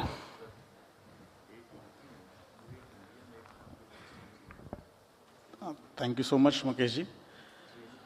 आदरणीय माननीय मंत्री जी, Praveer sir, Avnish Awasthi sir, Amit Mohan sir, Abhishek sir, हमारे अदर पैनलिस्ट जो आज डाइस पे उपस्थित हैं, आप सभी लोगों का अभिनंदन है, स्वागत है. सबसे पहले मैं इंडो अमेरिकन चैम्बर को बधाई देना चाहूँगा कि आपने इतनी अच्छी आयोजन किया और हम लोगों को यहाँ बोलने का मौका दिया, उसके लिए भी आपका बहुत बहुत धन्यवाद. जैसा मुकेश जी ने बताया और अभिषेक सर ने आपको एक पिक्चर पोर्ट्रे किया कि how heavy industries and small industries, especially MSMEs, are playing a role in the development of state and how we are contributing towards the growth in terms of GDP, GAP and all other factors. But before I start, let me just paint a small picture of how the MSME ecosystem is in Uttar Pradesh. We are 90 lakh approximately MSMEs, which contribute to 14% of total of nationwide MSMEs. We contribute to 50% of manufacturing GVA. We contribute to 46% of state export from Uttar Pradesh. अगर हमारा GVA के terms में contribution देखें तो जो formalise, जो sir ने बात कही फॉर्मलाइज और नॉन फॉर्मलाइज MSMEs की, जो हमारी फॉर्मलाइज MSME है वो 3.5 lakhs पर यूनिट के हिसाब से GVA में कंट्रीब्यूट करती हैं, एंड जो हमारी नॉन फॉर्मलाइज MSME है they contribute at the rate of 1.9 lakhs per unit, which is quite a handsome amount if you look in terms of national average and national figures. We as a state, Uttar Pradesh, we are top achievers of BRAP 2022, we are achievers of LEADS 2022-23. If you look in terms of how Mukesh ji was saying that how Indo-US relationship and UP-US relationships can work, we are the third state in terms of landlocked states in terms of export as per the index released by Niti Aayog EPI 2022. We are exporting to 214 countries as of now, as of today, this moment. Our export is accelerating and growing at the rate of 8.4% CAGR, which is a very impressive number if you ask me. Coming to UP and US relationship, if I can just convert our business in terms of money and figures, in just last 3 fiscal years, we have done a business of $12.29 billion with US in terms of export only.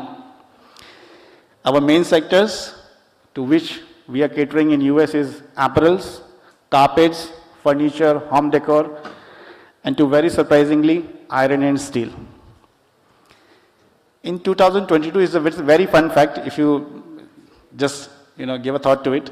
In 2022, of all the import US did all across the world, all across the globe, the apparel contribution of Uttar Pradesh alone was 2%, which is a very good number, and we are really looking forward that with this kind of relationship with consultation with IACC, we can increase this number manifolds. We are trying to double it up in next 2 to 3 years, but this number can go really high.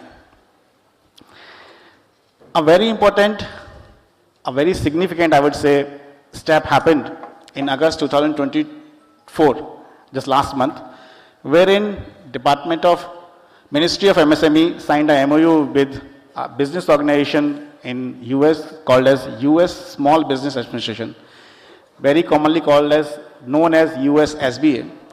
And they have come up with a 5-year program in which they are proposing a lot of things like entrepreneurial development, technology sharing, handholding of a lot of MSMEs, but a very important platform has been designed and it is going to come into play maybe next 2-3 months, is named as Business Matching Digital Platform, a kind of local India Mart kind of a thing, wherein a product manufacturer, a MSME, sitting in Uttar Pradesh, sitting in India, can identify that what kind of vendors, what kind of exporters he or she can connect with according to their requirement just by seeing this portal.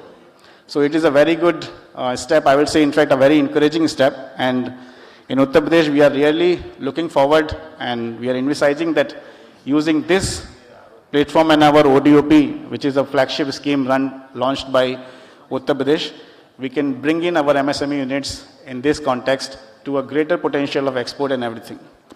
Now, having this picture, the entire thing in mind, ये माननीय मुख्यमंत्री जी के vision से, और I would very gladly say that हमारे जो ACS sir यहाँ बैठे हुए हैं, अमित मोहन प्रसाद सर के विजन से, we came up with a plan under RAMP, which is a scheme launched by World Bank, in which we are focusing, अगर आप मेजरली देखें तो किसी इंडस्ट्री को ग्रो करने के लिए 3-4 चीज़ें चाहिए होती हैं, जमीन, finance, market and a hand holding, so that he can take a baby step, थोड़ा बड़ा हो जाए, चलना सीख पाए और अपने आप खुद वो सेल्फ सफिशिएंट सक्षम हो सके.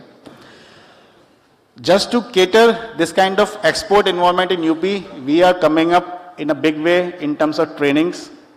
So if you see, अगर आप EU, European Union और US को देखें तो by late 2025 or early 2026, we have to be ESG compliant, we have to be OSHA compliant, we have to do a lot of compliances.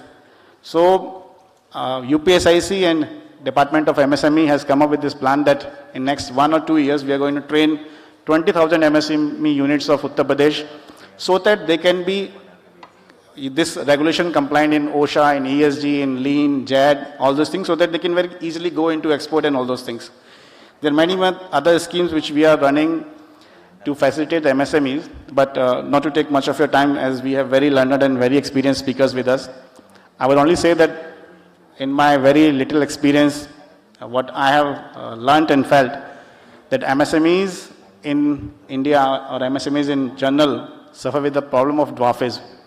MSMEs born small and they plan to die small because they don't want to grow out of that fiscal categorization which has been put into that. But in UP, with the guidance of Honorable CM and all our seniors and colleagues, we are very much determined not to let them die. All our teams are working on that. And I can assure this forum that with the help of IACC, we can bring a lot more MSMEs from Uttar Pradesh in terms of export and other technology sharing with the US. Thank you so much for having us here. Thank you so much. Thank you Rajkamal ji. अब मैं ऐसे शख्स को बुलाना चाहता हूं जिसकी किसी भी स्टेट की प्रोग्रेस में या गुड गवर्नेंस में अवनीश जी जैसे ऑफिसर्स का बड़ा रोल होता है. वैसे तो यहाँ जितने भी लोग हैं वो सब अपने अपने फील्ड के धुरंधर लोग हैं और मैं बहुत आदर के साथ अवनीश जी को यहाँ पे इनवाइट करता हूँ. Thank you Mukesh ji. Honourable minister Jitin Prasad ji, minister of state for commerce and industry and IT. Praveer Kumar Saab, who has been my boss in Jaunpur as my collector, one of my first collectors, and I'm so happy to see him here on the stage. Amit Mohan Prasad ji, who has been in the severest of problems in the state when COVID struck the entire world and the country. He was the health secretary for the state, and I've seen him closely work 24 hours to get our state out with flying colors. Mr. Ajay Bhargav ji, Mr. Ashok Vadhavan ji, and of course Abhishek, who now leads the Invest UP, and now he is the young generation which has to take forward our state, and these are the people on which the state's burden of taking it forward rests. Rajkamal Yadav ji, I would like to once again take the name of Mr. Basin, who has been very kind to invite us all here. Mukesh ji, who has been after us to be here. Sir has to go, so I would just like to state here on behalf of Uttar Pradesh, on behalf of our state, on behalf of our Honorable Chief Minister. I've already given a very detailed input in the morning, so I thought I would not be called again. But I am really enthused to give some examples of what has happened in the state.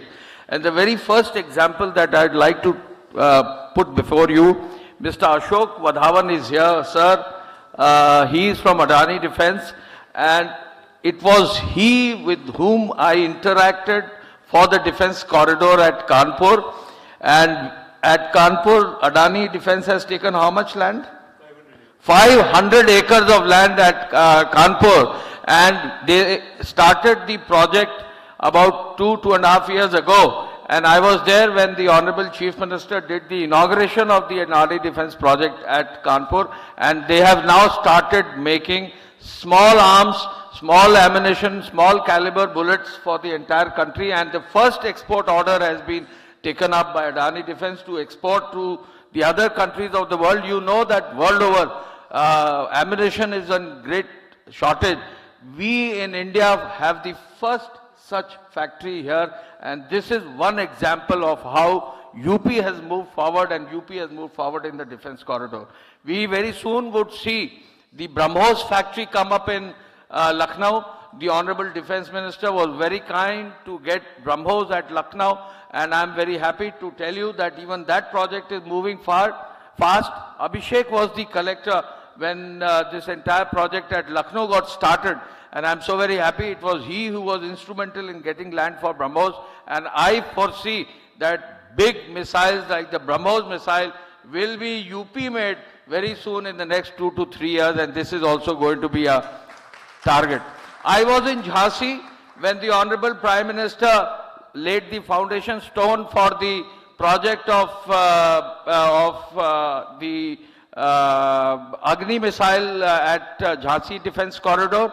BDL is the company which is making it, and they have also started work at Jhansi. So Jhansi की रानी की जमीन पर missile जो है India बनाना शुरू करेगा, ये भी मैं आपको बताना चाहूँगा, और ये भी आगे बढ़ेगा. मैं आपको बताना चाहूँगा कि 2017 में पहली बार जब आदरणीय मुख्यमंत्री जी आए तो अयोध्या के बारे में उन्होंने पूछा कि अयोध्या में होता क्या है. हम लोग टूरिज्म में थे तो हम लोग से पूछा गया अयोध्या में क्या होता है. मैं वहाँ कलेक्टर भी रहा हूँ. हम लोगों ने कहा अयोध्या में तो दिवाली के दिन अंधेरा होता है, बिकॉज हर व्यक्ति कोशिश करता है कि अयोध्या में कुछ हो ही ना, जिससे कि वहाँ कोई बवाल ना हो, कोई प्रॉब्लम ना हो. And it was he who suggested that Diwali हम अयोध्या में राम जी की अयोध्या में मनाएंगे और अयोध्या को इतना खूबसूरत करेंगे कि पूरी दुनिया उसको देखेगा। 2017 से जो है दीपोत्सव शुरू किया गया।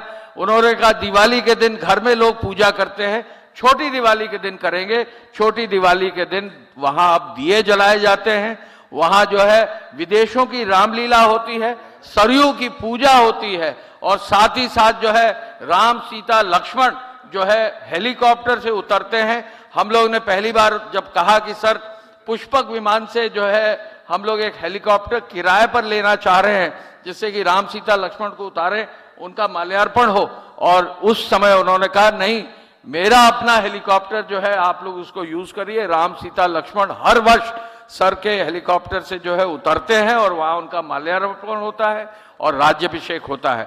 So this is what UP is all about. The first year in 2017 when this was televised from Ayodhya, more than 650 channels all over the world showed Diwali at Ayodhya, and I can tell you कितने लोग अयोध्या दिवाली पर लोग गए हैं नहीं गए हैं, गए हैं, कई लोग गए हैं। जो लोग नहीं गए हैं अपने जीवन के अंत से पहले दिवाली अयोध्या में जरूर देखने जाइए। अब तो राम जी का मंदिर भी है, राम जी को देखने कितने लोग गए हैं? वाह वाह, वेरी गुड। राम जी का मंदिर भी है, सरयू में एक डुबकी लीजिए, राम जी के मंदिर जाइए, दिवाली के समय अयोध्या जरूर घूमिए, क्योंकि ये एक ऐसी चीज है जो आपको विश्व में कहीं देखने को नहीं मिलेगी। मुझे as religious affairs secretary UP में जो है प्रधानमंत्री जी का विजन था कि बाबा विश्वनाथ जो गलियों में है उनको ऐसा बनाया जाए कि विश्वनाथ को, बाबा जी को गलियों से निकालकर ऐसी व्यवस्था बनाई जाए कि गंगा जी से उनको जोड़ा जाए। आप में से कितने लोग काशी धाम गए होंगे? Very good. Now this is again a area, मैं अक्सर कहता हूं now a grandfather and I keep saying to the older people कि as grand parents it's your duty to take your grand children around for the entire country. South जाइए, north east जाइए, सिक्किम जाइए, अयोध्या जाइए, काशी जाइए, मथुरा जाइए। अगर as a grand parent you don't take your children forward and don't take your grand children forward, हमारी जो culture है, हमारी जो पूरी थाती है, उसके बारे में अगर आप नहीं बताएंगे तो as a grand parent, grand mother, you are not doing your job. And I would like to on a personal note tell you that this is again something which you will never see anywhere in the world, जो काशी धाम में है। काशी में देव दीपावली होती है, दिवाली के बाद 12 लाख दिए जलाए जाएंगे। Dev Deepawali is out of the world. अगर आपने देव दीपावली काशी में नहीं देखी है, जरूर जाकर देखिए। मैं एक्सप्रेसवेज के बारे में बताना चाहूंगा। पूरे विश्व में, in the entire world, nowhere in the world on an expressway the head of the country has landed by a military aircraft on the road itself. मैं आपको बताना चाहूंगा, सर तो अभी पीडब्ल्यूडी के मिनिस्टर भी रहे हैं। UP now has an extensive network of expressways, of PWD roads, of bridges, ROBs, and now we are the state with the largest number of expressways. It is the idea to take everyone forward through the connectivity, and this is also a strength for our state. I can go on and on. मैं केवल इतना बताना चाहूंगा कि उत्तर प्रदेश का youth ऐसा है जिसको ट्रेन करने की हमारे को जरूरत है। उत्तर प्रदेश का जो बच्चा है उसको बहुत मजबूती से पढ़ाने की जरूरत है। लर्निंग आउटकम्स पर उत्तर प्रदेश में जितना काम हमारे बेसिक स्कूल्स में हुआ है, कायाकल्प योजना में, अगर आप लोग अडॉप्ट करना चाहें तो कुछ स्कूल्स जरूर अडॉप्ट करिए। This is an area where again UP has shown the way under the able leadership of the honourable prime minister.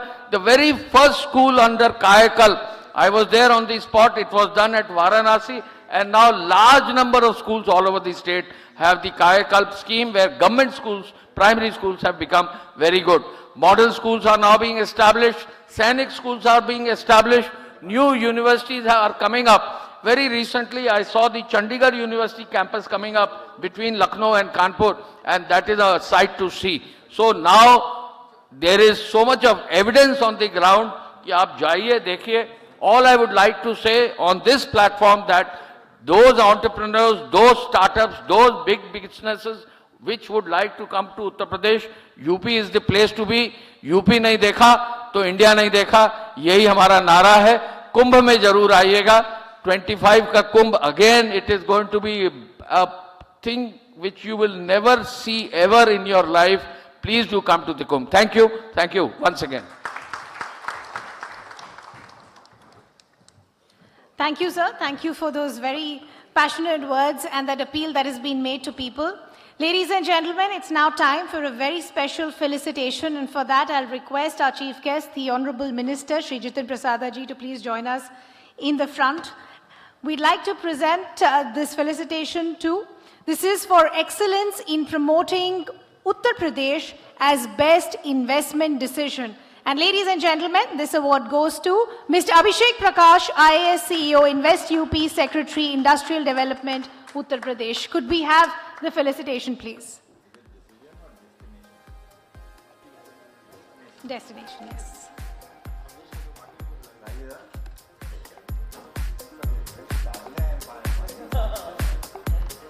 Could we have all our other dignitaries in front as well?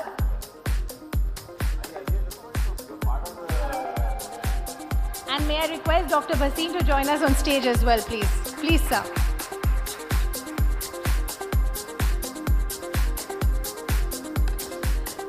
I would request the Honorable Minister to stay with us, as we would request a small token of appreciation mementos to be given to all our other dignitaries on the dais as well.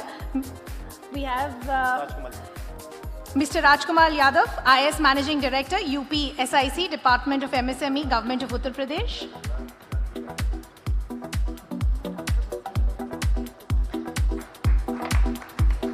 Could I request Dr. Bhasin to also join us on stage, sir? Mr. Avanish Avasthi, IAS Retired Advisor to the Chief Minister, Government of Uttar Pradesh.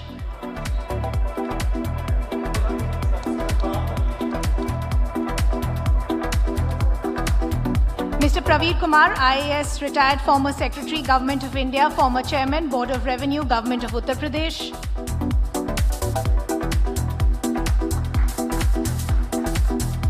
Mr. Amit Mohan Prasad, IAS Retired Former Additional CS, Government of Uttar Pradesh.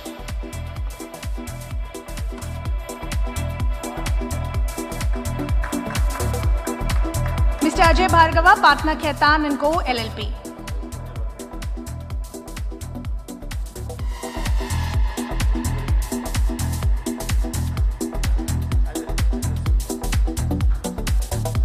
Mr. Ashok Vadwan, Joint President, Defense Adani Group also.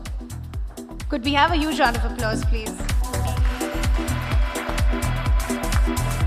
And now I'll request the Honorable Minister to offer a small token to Mr. Mukesh Singh, Chairman, UP State Coordination Committee, ISCC, and Executive Council Member of the ISCC. I would also request Dr. Bhasin to join us as we get a group picture with all our dignitaries as well before I invite the Minister to address the gathering.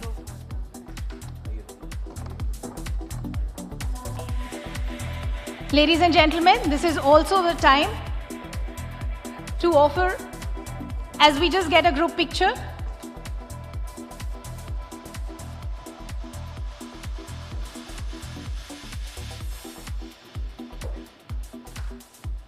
we'd like to offer a memento for our honorable chief guests now. Ladies and gentlemen, we are not hearing the applause on the stage here.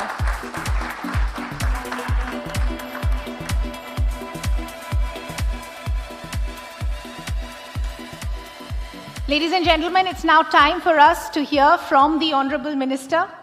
Sir, the floor is all yours, please, sir.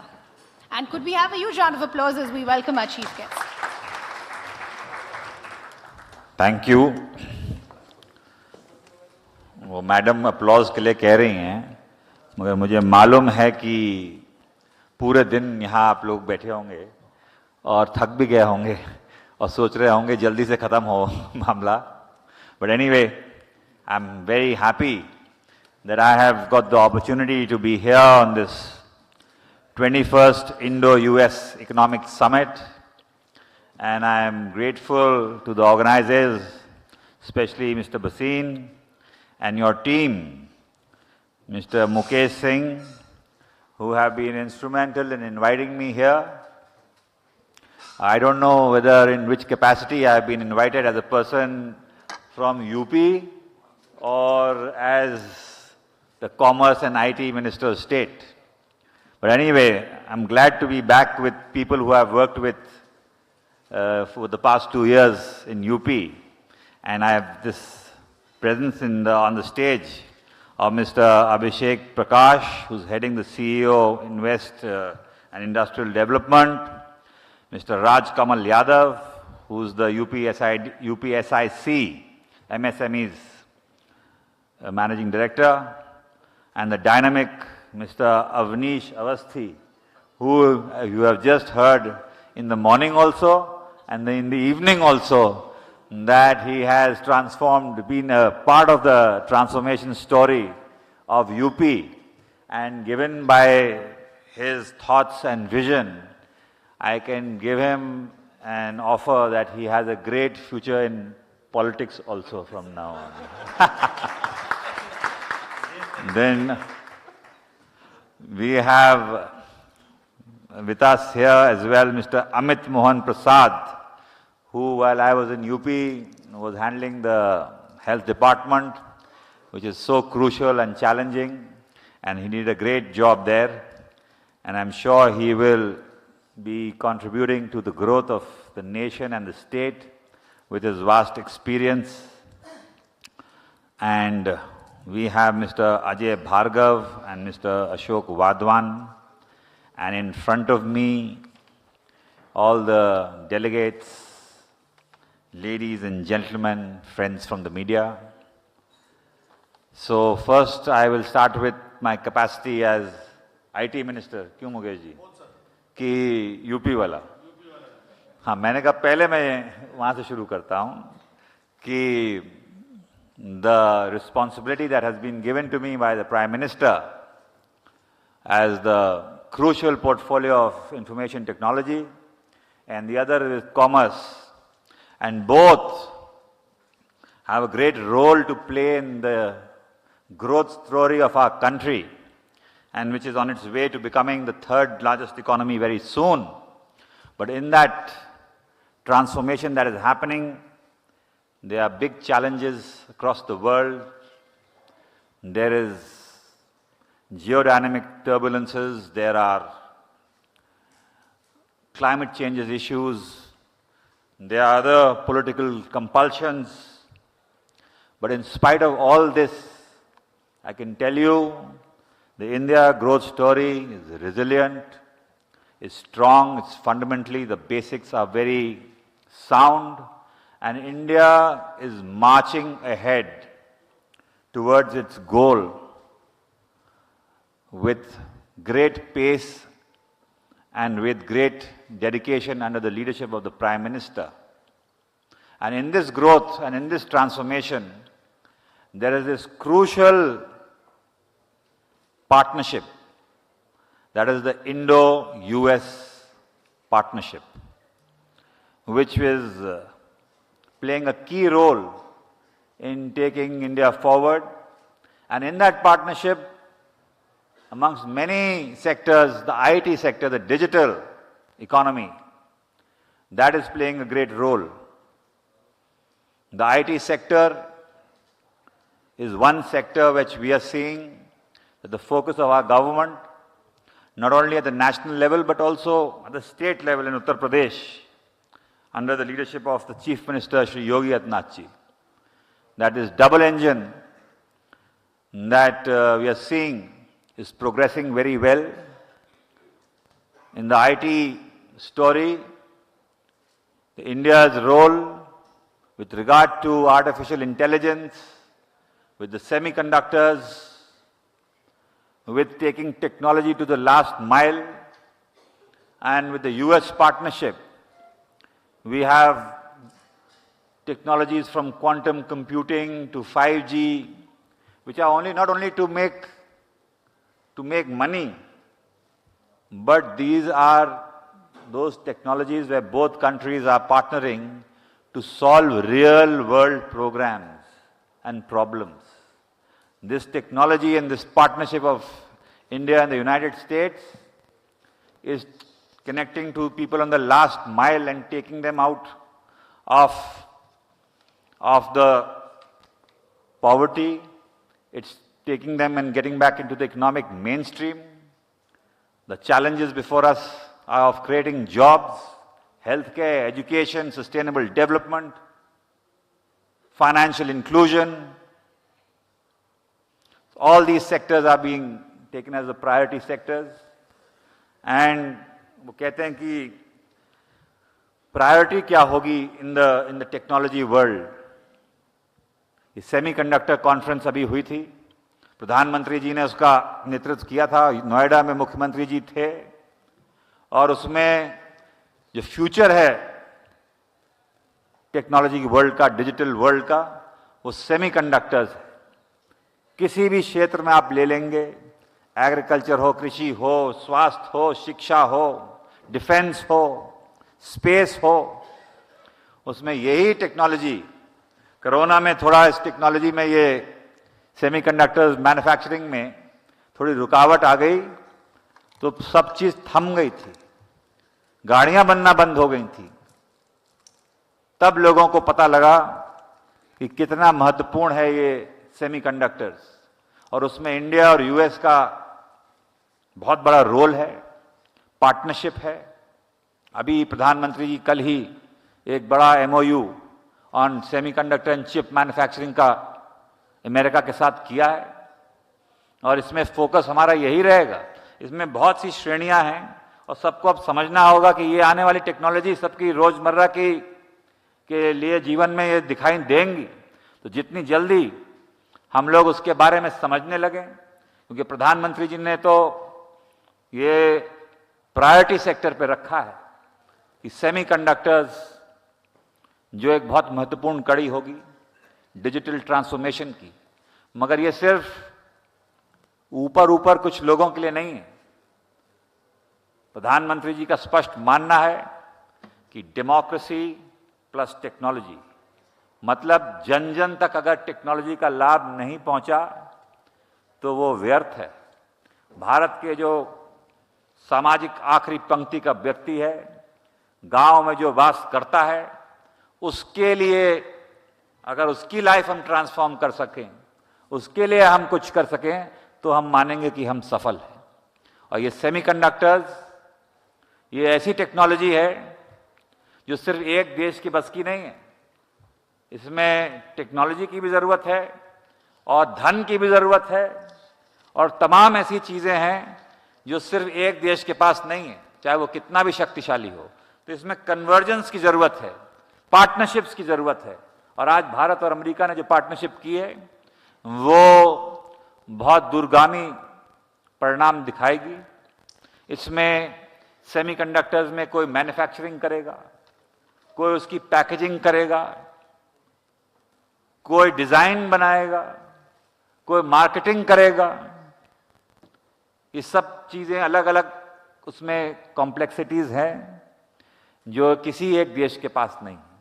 मगर भारत में हमने semiconductors के लिए 4 भारत सरकार ने वो स्वीकृति दी है, जिसमें हम उनको प्रोत्साहन दे रहे हैं, उनको फाइनेंशियल एड दे रहे हैं, और मुझे बड़ी जल्दी ये खुशखबरी देने में होगा कि उत्तर प्रदेश में भी, क्यों और प्रकाश जी, है कि नहीं है, कि एक सेमीकॉन का मैन्युफैक्चरिंग का हम लोग वहाँ भी शुरुआत करेंगे।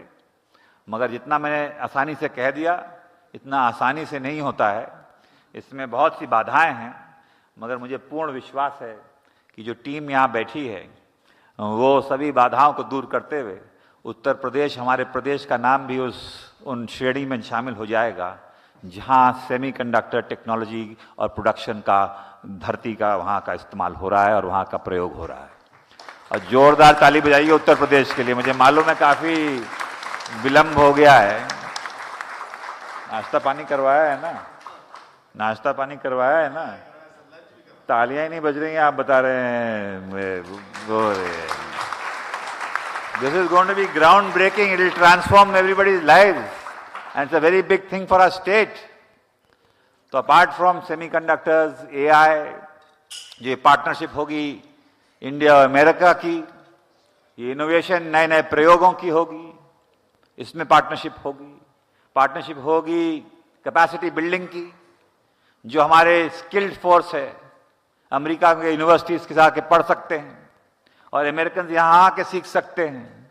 अब ऐसा नहीं है कि सिर्फ एक तरफा ही है कि हम विदेश में लोगों के साथ जाके सीखते हैं, अब विदेश के लोग भारत आके भी सीखते हैं, ये परिवर्तन आ चुका है। तो it's a equal partnership and apart from capacity building, दूसरा एक और जो कंसर्न रहता है अमेरिका और अन्य देशों का, वो होता है रेगुलेटरी एनवायरनमेंट।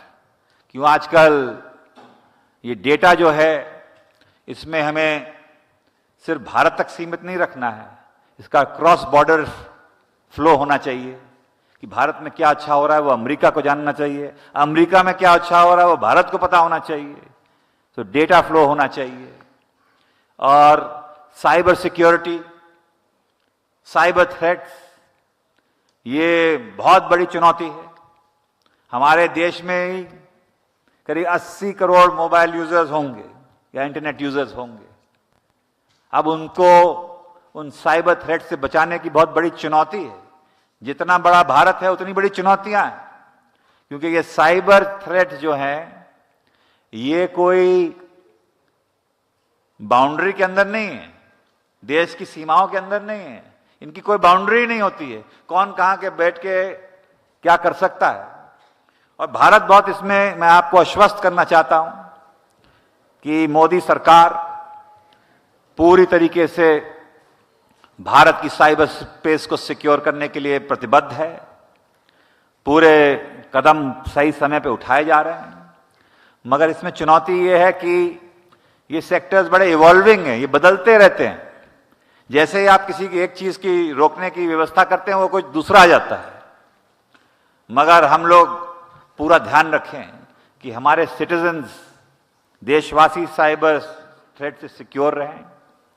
और ये साइबर सिक्योरिटी इसलिए और महत्वपूर्ण हो जाता है कि आने वाले समय में जो वॉरफेयर होगा वो ये डिफेंस वालों की तरह से नहीं होगा, वो साइबर वॉरफेयर होगा।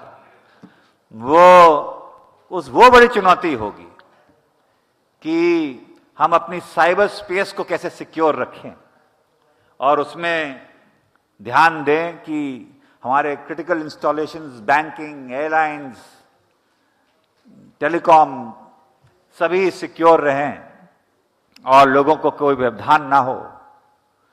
साइबर थ्रेट्स के साथ साइबर क्राइम भी है, मैलवेयर आता है, लोग दूसरी तरफ से कुछ धोखा देते हैं, डीप फेक्स आ रहे हैं आर्टिफिशियल इंटेलिजेंस से, आप बता ही नहीं सकते, वो चेहरा भी वही है, आवाज भी वही है, मगर वो फेक है।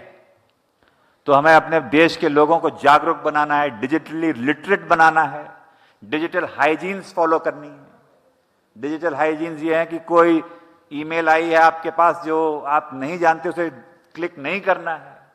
जो सॉफ्टवेयर अपग्रेडेशन की बात है उसे अपग्रेड करना है, समय पे करना है, ताकि आप बचे रहें। तमाम ऐसी चीजें हैं, मगर मुझे पूरा विश्वास है कि ये दोनों, ये हमारा इंडो यूएस कोलैबोरेशन और वर्ल्ड वाइड कोलैबोरेशन से हम साथ मिलकर काम करते हुए ये काम करेंगे। जहां तक उत्तर प्रदेश का सवाल है, मुझे भी सौभाग्य प्राप्त हुआ वहां कार्य करने का, और मैं कह सकता हूं कि हमारा प्रदेश, उत्तर प्रदेश, आने वाले समय में भारत का ग्रोथ इंजन होगा। और अभी मैं चर्चा कर रहा था कि इतना बड़ा उसकी आकार, संख्या, मार्केट एंड फंडामेंटल जितने स्ट्रांग हो गए हैं, वहाँ का इंफ्रास्ट्रक्चर, वहाँ की हेल्थ फैसिलिटीज, वहाँ के एयरपोर्ट्स, वहाँ के लॉ एंड ऑर्डर, वहाँ का बिजनेस एनवायरनमेंट, वहाँ के लिए इंसेंटिव स्कीम्स, पूरा ट्रांसफॉर्म हो गया है। The next big destination is of course India, and with in India one of the leading states is Uttar Pradesh, जहां आने वाले समय में आप देखिएगा it will be the growth engine of India. और वहां पे तमाम ऐसी चीजें होंगी। और भारत में बहुत सी योजनाएं हम लोग लाए हैं, सब ट्रांसफॉर्म हो रहा है। जो ये PLI स्कीम्स हैं, प्रोडक्शन लिंक इंसेंटिव स्कीम्स, ये भारत सरकार लाई है। इससे इन्वेस्टमेंट भी आ रहा है, हमारे इंपोर्ट डिपेंडेंस भी कम हो रही है, मैन्युफैक्चरिंग हो रही है। 100 दिन के अंदर मोदी सरकार ने करीब 15 लाख करोड़ का क्लियरेंसेस कर चुके हैं, हमारे हाई स्पीड कॉरिडोर स्वीकृत हो चुके हैं, हमारे इंडस्ट्रियल हब्स वो स्वीकृत हो चुके हैं। 100 दिन के अंदर तो वैसे जब सरकार आती है तो बाबू लोग योजना ही बनाते हैं। यहां आदरणीय प्रधानमंत्री नरेंद्र मोदी जी के नेतृत्व में 15 लाख करोड़ का रोल आउट हो चुका है within 100 days, which is never been there before. ऐसा करिए मुकेश जी, या नाश्ता करवाइए या पानी पिलवाइए। हाँ, it's such a big thing that in 100 days work doesn't start, the government doesn't kickstart by that time. But anyway, I know it's been a long day.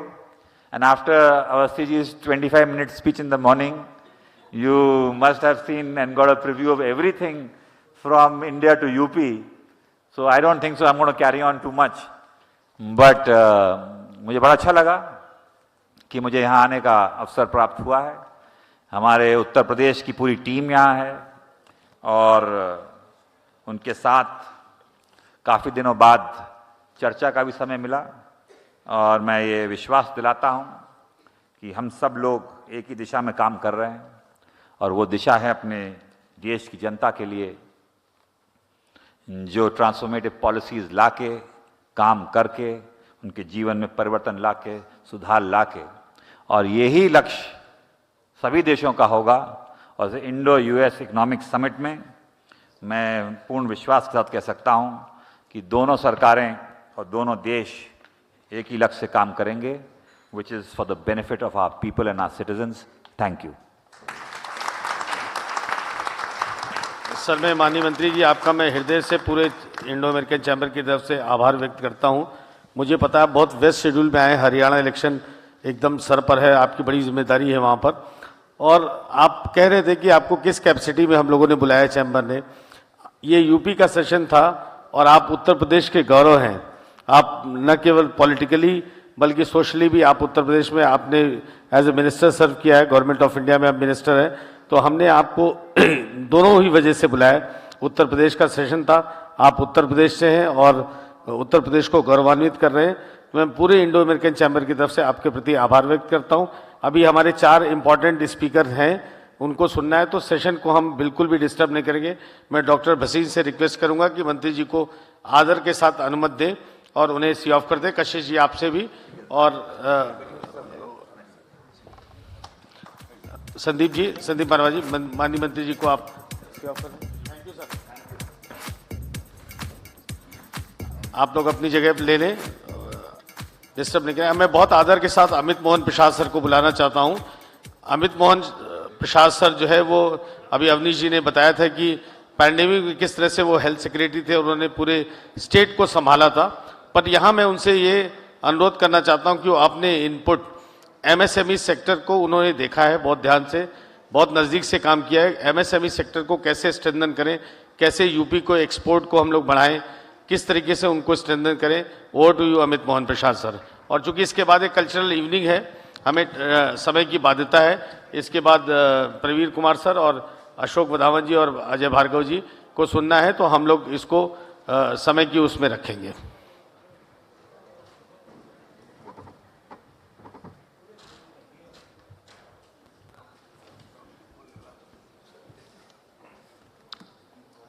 Good evening, ladies and gentlemen. Mr. Praveer Kumar, Mr. Avnish Awasthi, Mr. Abhishek Prakash, Mr. Ashok, Mr. Ajay Bhargav, Mr. Raj Kamal, Mr. Mukesh Singh, Mr. Lalit Bhasin.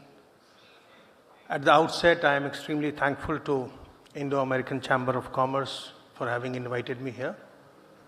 As you heard, I have worked in MSME. My last posting was Additional Chief Secretary MSME, but people know me more as Health Secretary because I was heading health when pandemic was there. So entire pandemic period I was heading the health department in Uttar Pradesh. I'll be very brief. I know that you all are sitting here for a long time and you have already heard many speeches, so I'm not going to make any long and elaborate speech. The point that I want to mention, I want to begin with, is that whether we are talking about industry, whether we are talking about agriculture, any part, any sector of economy, the most critical thing is good health. And health, we generally think it's a soft sector. But during the pandemic, we have seen that it is the most important wealth. All the wealth in the world cannot help you if you don't have good health. And when the lockdown was there, you have seen that you don't require new clothes, you don't require new shoes. But all everybody was praying was that I don't get infected, I don't fall ill. So take care of your health. So if your health is good, then the progress will automatically take place. You will have new ideas, you will have innovative ideas. And innovative ideas always result in disruption. It should result in disruption. Because if the progress has to be only linear, then it will be difficult for us to jump and go ahead. So we must focus on innovation, and we must focus on innovation that disrupts. Ladies and gentlemen, I always talk about happy memories. So when you do what is expected of you, then people say that okay, this was expected of you, you have done well. But when you do something which was not expected of you, and it results in good for the general society, public good, a greater good, that gives you that feeling of that feeling of eureka, that feeling of having done something, and that gets converted into happy memory. And later on, you recollect that, you tell that, you narrate that with a lot of pride, that I did that, I did this. So we should always try to create happy memories in life. There is one way that you can look up, and you can look up at the richer persons, more successful persons, and you can sulk. But the other way is that you should get motivated by them. And when you look down, then you should be thankful to God, not with a condescending attitude, but be thankful to God that I am much better off in life today. So that is one thing. In MSME, you all are entrepreneurs, you all have some business. You know that small businesses are backbone of any economy. And so is the case of India, so is the case of Uttar Pradesh. What are the main challenges in small businesses? Availability of land, access to credit, access to market. You can, when you are trying to produce something, manufacture something, everybody will come forward. They want to sell you either manufacturing unit, they want to sell you raw material, they want to sell you something. But when your product is ready, then whom do you sell it to?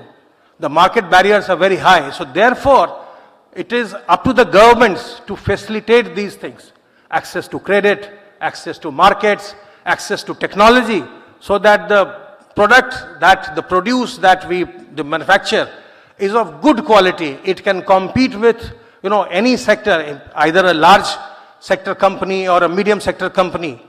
And how do we ensure by hand holding, because you all are, you all belong to either medium sector or large sector. So it is it is a bounden duty for all of us to ensure that we handhold the micro sector and the small sector. How do we bring them up? How do we, today if you look at the entire landscape of MSME in India, out of 100 MSME, 97 would be micro, 2 would be small, just 1 medium. Whereas if you look at the developed economies, it would be the ratio is 70-20-10. We have a ratio of 97-1. So how do we ensure that there is migration across the sectors?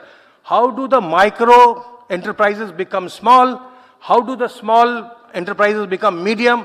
And how do the medium enterprises cross over to the large corporate sector? So that is the challenge in which all of you have to, contribute. And I don't want to get into data, gentlemen, because you have already heard that all. I wish the conference all the success, and I'm extremely thankful to Indo-American Chamber of Commerce for having invited me here. Thank you very much. Thank you Amit sir, thank you so much. और हम लोग धीरे धीरे last की तरफ चल रहे हैं. 3 स्पीकर्स हैं. समय की बाध्यता के कारण उनसे भी मैं रिक्वेस्ट करूंगा कि बहुत कम समय में अपनी बात रखेंगे. और मैं आप सबको बताना चाहता हूं कि इसके बाद देश की जो हमारी कल्चरल एम्बेसडर हैं, पद्मश्री अवार्डी मालिनी अवस्थी जी, उनकी परफॉर्मेंस है अभी थोड़ी देर बाद. यहाँ 15 मिनट का सिर्फ टी ब्रेक हम लोग करेंगे. और आप सबको मैं इन्वाइट करता हूं मैं उस परफॉर्मेंस के लिए. मालिनी अवस्थी जी देश की सबसे बड़े राजदूत है सांस्कृतिक उसकी. तो मालिनी जी ऑलरेडी यहाँ सुबह भोर में आई हैं ट्रैवल करके लखनऊ से आप सब के लिए. तो आप सब सिर्फ टी ब्रेक के लिए 15 मिनट के लिए हम लोग बाहर जाएंगे जब तक म्यूजिशियन सेट करेंगे. मैं आप सबको इनवाइट करता हूं Indo American chamber of commerce की तरह कल्चरल इवनिंग के लिए. मैं प्रवीर कुमार सर को बुलाना चाहता हूं. Pravir Kumar sir government of India में सेक्रेटरी रहे. उत्तर प्रदेश के सारे इंपॉर्टेंट चार्ज उनके पास हैं. सर बहुत शॉर्ट में एमएसएमई एक्ट को आपने डेवलप किया है. As a DG foreign trade policy को आपने डेवलप किया है. तो बायलैटरल ट्रेड को ये पॉलिसीज कैसे स्ट्रेंथन करती है, उत्तर प्रदेश को कैसे करती है? Over to you Pravir Kumar sir. Thank you so much, Mukesh ji. My very dear former colleagues, dear Avnish, Amit, Abhishek, Rajkamal, Ashok Wadhawan ji, Ajay Bhargav ji. I must thank Indo-American Chamber of Commerce and Industry for giving me this opportunity to be here amongst you and share some of my thoughts with all of you. I really appreciate that Indo-American Chamber of Commerce has chosen UP as the partner state for this conference, and it is high time and the right time to do so. अभी time की shortage है तो वो भी मैं संक्षेप में ही अपनी बात कहूँगा कि जो उनका डिसीजन है, the decision they have made to pick up UP is the right decision for many reasons. As far as the consumer base goes, as far as the population goes, UP should not be treated like an ordinary state of any other country. UP is more like a country. In fact, had it been a country, it would have been the 5th largest country in the world. After China, rest of India, excluding UP, US and Indonesia, with a population touching 250 million, it is bigger than maybe many countries of Europe put together in terms of purchasing power, in terms of consumer base. So this is the right choice, and UP should be regarded as such, and it should be given due recognition and importance in that perspective. So that was just to put things in perspective. I have been fortunate and privileged, like he said, Mr. Mukesh ji said, to have been associated with this sector in various capacities during my past 40 years in the government. As a Joint Secretary in MSME Department, Government of India, Ministry of MSME. In fact, when I got posted, it used to be called Ministry of SSI and ARI, that is Small Scale Industries and Agro and Rural Industries. And during that period, in 2005 only, I was fortunate to be part of the team which drafted the MSME Development Act. In 2005, Mr. Anupam Das Gupta was our secretary, and we as a team drafted that act. And it was my boss, Mr. Anupam Das Gupta, who for the first time introduced, said okay, we should insist on micro, because most of the industries, most of the enterprises in India are micro in nature. They are not even small. So the MSME word evolved from there, and I am happy there that this nomenclature has gained ground not only in India but abroad also. Now everybody talks about micro, small and medium. And like our dear friends said earlier, Amit just now said, in India it is a micro which is the biggest. 97% of the enterprises are actually micro only. So we have to focus on that, and we have to see that how to migrate them from micro to small and small to large. Coming back to UP, I have always believed for industrial development to happen, to take place, there are certain prerequisites. Let me list just 2-3 of them. First and foremost is the law and order and the security. If the law and order situation is not good, no investment will ever come to the state. One may do anything, no amount of investor summit, nothing will work unless and until the entrepreneur who is investing in the state feels safe and secure. I am personally aware of certain cases where in the past, some of my IIT seniors, they were planning to invest in UP, driven by their sense of patriotism. They came here, his son got kidnapped, whatever he wanted to invest, he paid as ransom and went back crying. So that was the condition. But I must say now, things have definitely changed for the better. The law and order situation is such that the investors feel safe now in UP and they are prepared to invest. Second is availability of power. I am only listing the prerequisites. Without power, there cannot be any industry. I am personally aware of several cases where a steel plant was set up in UP in Lucknow in 70s. Because of power crisis, the power was cut off to that steel unit. Many of my friends would be knowing Mr. Ved. His father was there. His unit was there. The power was denied to him. So no blast furnace, nothing. Without power, the steel industry cannot run. And he had to shift base to Africa. So power is another prerequisite. Fortunately, the power situation has drastically improved in UP. A lot of credit goes to my friend here who is sitting here as Mr. Avnish Awasthi. He has done a great job. He and his predecessor, Mr. Sanjay Agrawal, also I must acknowledge. They have done a great job. Now the power is not a constraint for UP. Third is connectivity. UP had an inbuilt disadvantage because it is a landlocked state. But I must tell you that it has more than compensated for that disadvantage. Now UP is one of the best connected states of India in terms of connectivity, be it soft, be it hard. Both eastern and dedicated freight corridor and the western dedicated freight corridor, they pass through UP. So if you have to export or you have to get some imports done from JNPT, it takes less than 24 hours. If you want to go to the east coast, Bay of Bengal, again eastern dedicated freight corridor, less than 24 hours. It is a big achievement. In terms of airports, we already have 15-16 operational, total more than 20, and another Jewar is coming up, which is going to be one of the biggest in Asia and probably biggest in the world also, I don't know, but definitely biggest in Asia. So UP has already 5 international airports. In terms of train connectivity, it is very well connected.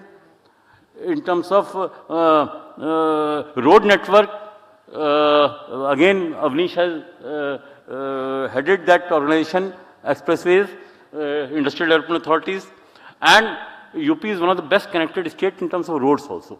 So the disadvantage we had in terms of being landlocked, that has been more than overcome.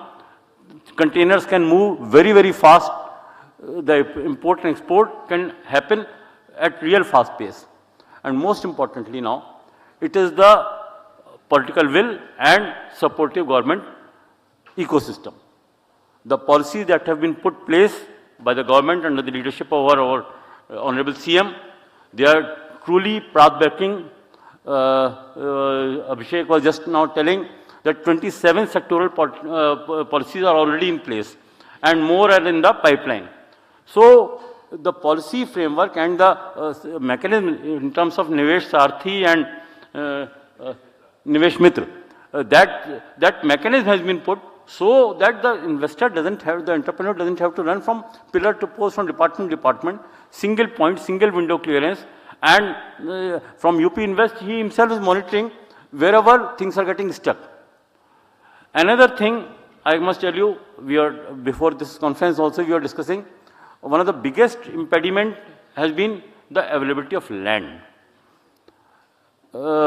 Here I can tell you from my personal experience also, because I had the good fortune of being Chairman Board of Revenue of UP for nearly 3 years, and the land digitization work we undertook during that period, that not only brought us the e-governance gold medal from in the entire country, but it has made life really simple and easy for the entrepreneurs.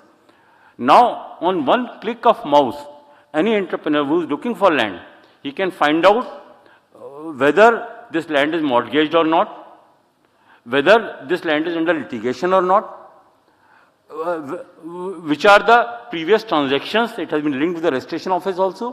What are the previous transactions that have happened? So, any entrepreneur, you may be sitting in Seattle or Chicago or anywhere in the world.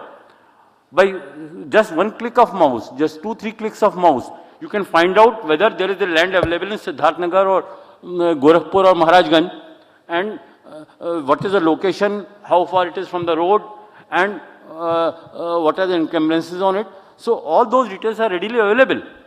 And the policy reforms also which have happened in the revenue code, they are also remarkable. And the monitoring mechanism which has been set up, which is the legal framework which has been set up, that is really facilitating it now. So now it is, because without land you cannot start any enterprise.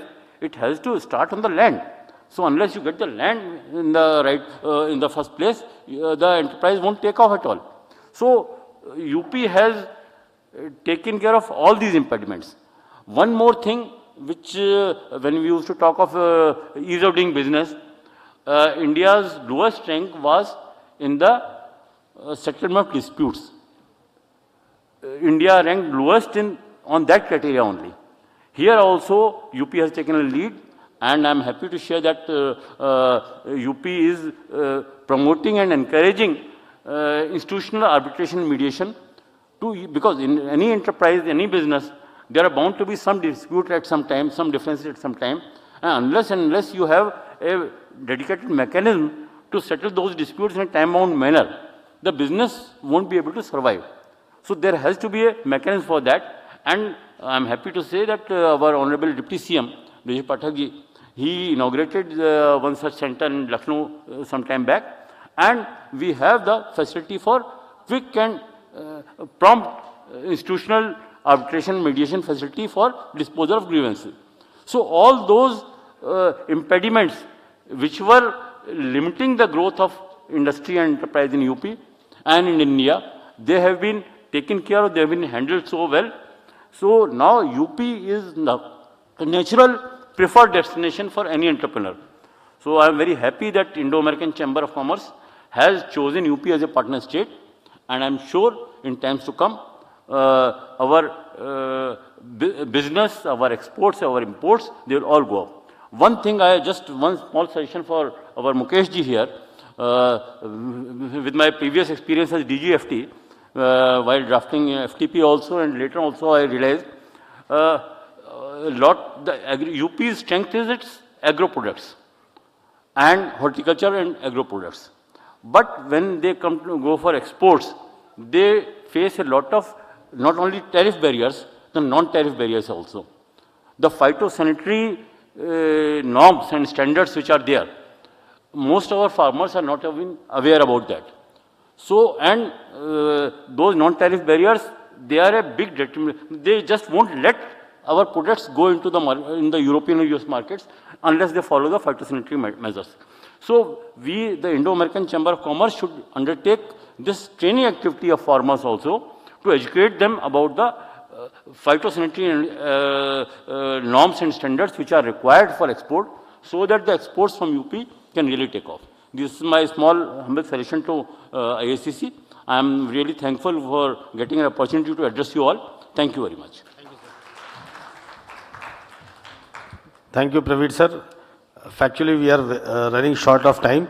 और अब 2 speaker हैं, उनको मैं विशेष अनुरोध करता हूं कि वो 2 से 5 मिनट में ही अपनी बात को रख देंगे। मैं अशोक वधावन जी आपको बुलाता हूं बहुत आदर के साथ। उत्तर प्रदेश में अडानी ग्रुप की प्रेजेंस सोलर से लेकर के एविएशन, एयरपोर्ट, हर जगह आपकी प्रेजेंस है। डिफेंस मैन्युफैक्चरिंग की आपने डिफेंस कॉरिडोर में यूनिट लगाई है। उत्तर प्रदेश में गवर्नेंस को आप कैसे देखते हैं? आप इतने बड़े ग्रुप हैं, कैसे स्ट्रेंथन करेंगे बड़ी इंडस्ट्रीज को, और क्या प्रोजेक्ट्स आपके पाइपलाइन में? In a very short, Ashok Wadhawan ji. Thank you Mukesh ji. Awasthi, mister Avnish Awasthi, mister Praveer Kumar, Amit Mohan Prasad, Ajay Bhargava, and Mr. Abhishek Prakash. Thank you. Thank you, distinguished guests, esteemed members of the Indo-American Chamber of Commerce and fellow leaders.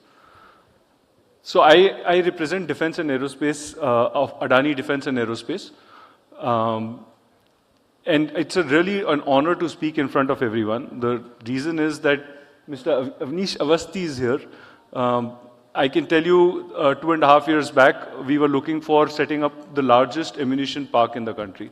So defense has been an important sector for the country in the last 5 years.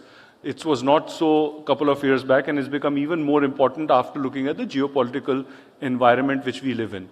Earlier, the borders were unsafe, but right now with what's happening in geopolitical, if you look at all our border countries, it's important that with the economic growth which we are taking place right now, our defense is Atmanirbhar, and with the clarion call of Prime Minister, I think it's important for all of us to put in investment to become Atmanirbhar in defense as we grow further with what's happening.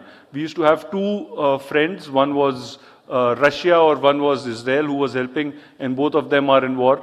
Today, if we have a situation like this, I don't think anyone would be able to support us. So we need to obviously be self-reliant in that respect, and we have been the largest importer in defense equipment all over the world. So we took up as a responsibility as a company, as a country, to say what do we want to build into it, and we spoke to our user, the government, and we realized that ammunition was one of the most important sectors. 2.5 years back, we were looking for land, and we said, okay, where do we invest in? And I remember a conversation with Mr. Avasthi. We looked for a piece of land, and he said, by evening you come over, let's have dinner. And I think next day we closed it. Because the kind of land which we were looking at and the investment which we were looking at was very large. It was important that there was a huge support which would come in from the government in being a single window clearance, because if we wanted to build something, and I still remember I met a lot of people working in UPEDA, and I told them that I'm taking the land, but in 1.5 years we want to build a facility, and they looked and said, it's not possible, it's never happened, and the facility kind which you are talking about, it can never take place. But in February of this year we inaugurated. The Chief Minister came in for inauguration. It took us 2 years, and it's one of the largest facility in the world. Today we are fully automated, 150 million rounds we are manufacturing. We are doubling our capacity. By next year we'll be manufacturing large caliber ammunition. So this can only happen if the government and the private come together with a single goal of achieving something.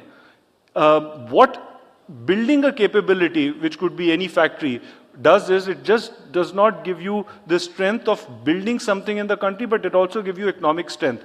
Because the kind of jobs which get created, the kind of environment of MSMEs, SMEs which get created, I don't think I need to spell that out, but that's the reality. Today, I can easily tell you, anywhere in the world, if you come to the factory which is in Kanpur, is the best in the world. And it's not just because we have built it, because it's a factory which has come up, which is of the vision for the next 50 years. And our vision for Uttar Pradesh is that in the next 5 years, we would be building small caliber ammunition, large caliber ammunition, medium caliber ammunition, missiles. It'll be a fully integrated park with thousands of jobs being created. The kind of SMEs coming in, it'll be there. And We are getting the best-in-class support. The Chief Minister came and said, the road linking to the industrial park, it has an issue. It was sanctioned the next day, and today, it's being built. So with that kind of support, if a state comes forward and a company comes forward or the citizens of the country come forward, I think we can achieve a lot. I had a lot to talk about it, but I can only say we need to have leadership in private sectors to come forward and invest, and we need to have state leadership which supports for that investment to take place. And I think Uttar Pradesh is one of it who's helping us to do it. Thank you. Thank you Wadhawan sahab. इससे पहले कि मैं last speaker managing partner Khaitan and company Ajay Bhargava ji को invite करूं, मैं back stage को request करूंगा क्योंकि लास्ट स्पीकर हैं और इसके बाद स्टेज का सेटअप के लिए 15-20 मिनट 25 मिनट चाहिए. और मैं सारी ऑडियंस को भी रिक्वेस्ट कर रहा हूं क्योंकि मालिनी जी की परफॉर्मेंस 7:30 स्टार्ट हो जाएगी, तो आप सब टी ब्रेक लेकर के आप रीअसेंबल हो जाएंगे यहाँ पर. और मैं अजय भार्गव जी आपको बुलाता हूँ, बहुत विनम्रता के साथ आपसे अनुरोध करूंगा कि सिर्फ 2 पॉइंट्स पर आप 5 मिनट में अपनी बात को रखेंगे. कि एक तो क्या आर्बिट्रेशन को अभी प्रवीर जी भी कह रहे थे कि institutional arbitration is the only solution. इस पर हम लोगों ने कई बार कॉन्फ्रेंस भी की है. हम लोग के मीडिएशन सेंटर को अवनीश जी ने इनॉग्रेट किया था ब्रजेश पाठक जी के साथ. तो सिर्फ 2 बातें मैं आपसे जानना चाहता हूं अपने इनपुट के साथ और बात को समाप्त करेंगे कि क्या जो आर्बिट्रेशन है, जो गवर्नमेंट प्रोसीजर्स हैं, उसको सिंप्लीफाई करने की जरूरत है. दूसरा, कॉन्ट्रैक्ट्स में जो जितने भी कॉन्ट्रैक्ट गवर्नमेंट के साथ बनते हैं उसमें हमेशा जो बेनिफिशियरी होते हैं वो नॉर्मली गवर्नमेंट होती है, तो कॉर्पोरेट्स को भी इक्वली राइट होना चाहिए. 2 बातें 5 मिनट में. Over to you Ajay Bhargava ji and will end up with the session.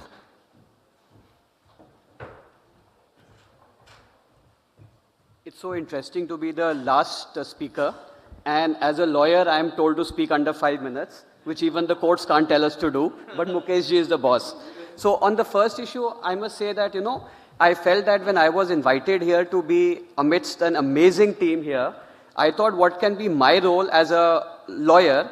Then I thought there's so much to do with investments that every investment needs an enabler. You have various of our stakeholders who are enablers, and lawyers also act and play a very important role in being enablers.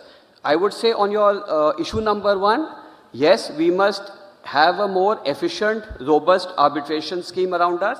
With our amendments in the year 2015, I think we've achieved a lot. If you really ask me, I would say India is the hub of arbitration. We need to just make sure that things like enforcement of arbitral awards, that needs to be improvised immensely, because at the end of the day, nobody wants an arbitration award which they can't enforce. So that aspect, I'm sure that over the years we'll improve on enforcement of the awards. Then when you ask about arbitration which is institutional, I always say that in India we are more of a ad hoc arbitration than institutional. But with institutions like ours, which are there in India, that also I'm sure will improve a lot along the way.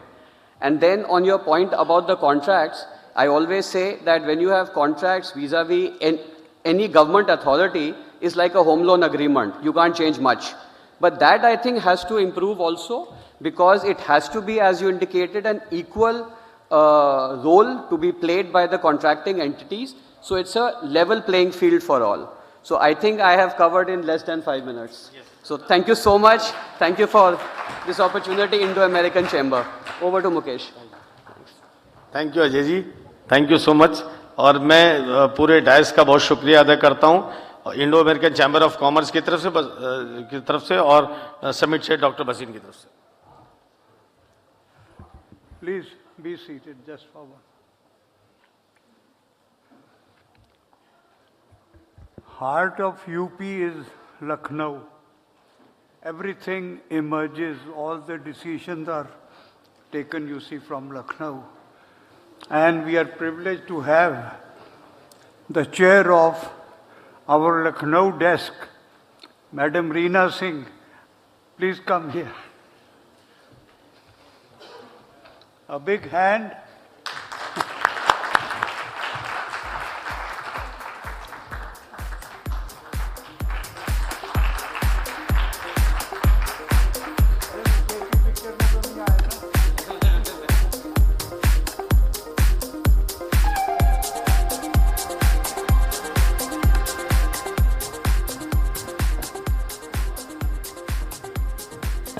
Ladies and gentlemen, that brings us to the end of this very successful 21st Indo-US Economic Summit. We would now be taking some time. We'd request you to step outside the hall. We'd like to thank all our dignitaries. Could we have a huge round of applause, please, for all our dignitaries on stage who took out the time, who joined us. Could we have a group picture, please? And could I request Dr. Bhasin to please join us, please?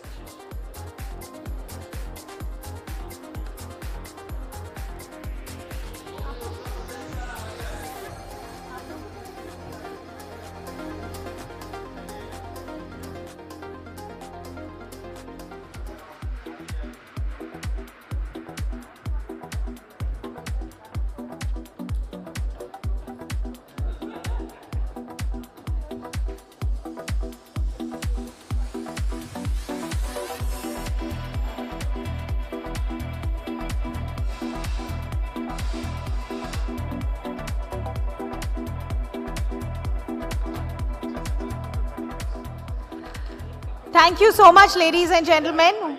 We would request all of you to now step outside the hall. Please do join us for some refreshments, and we'll see you back once these gates open. For now, we'll be closing these gates as the artists set up on stage. We have a very special cultural evening by Padma Shri Malini Avasthi ji.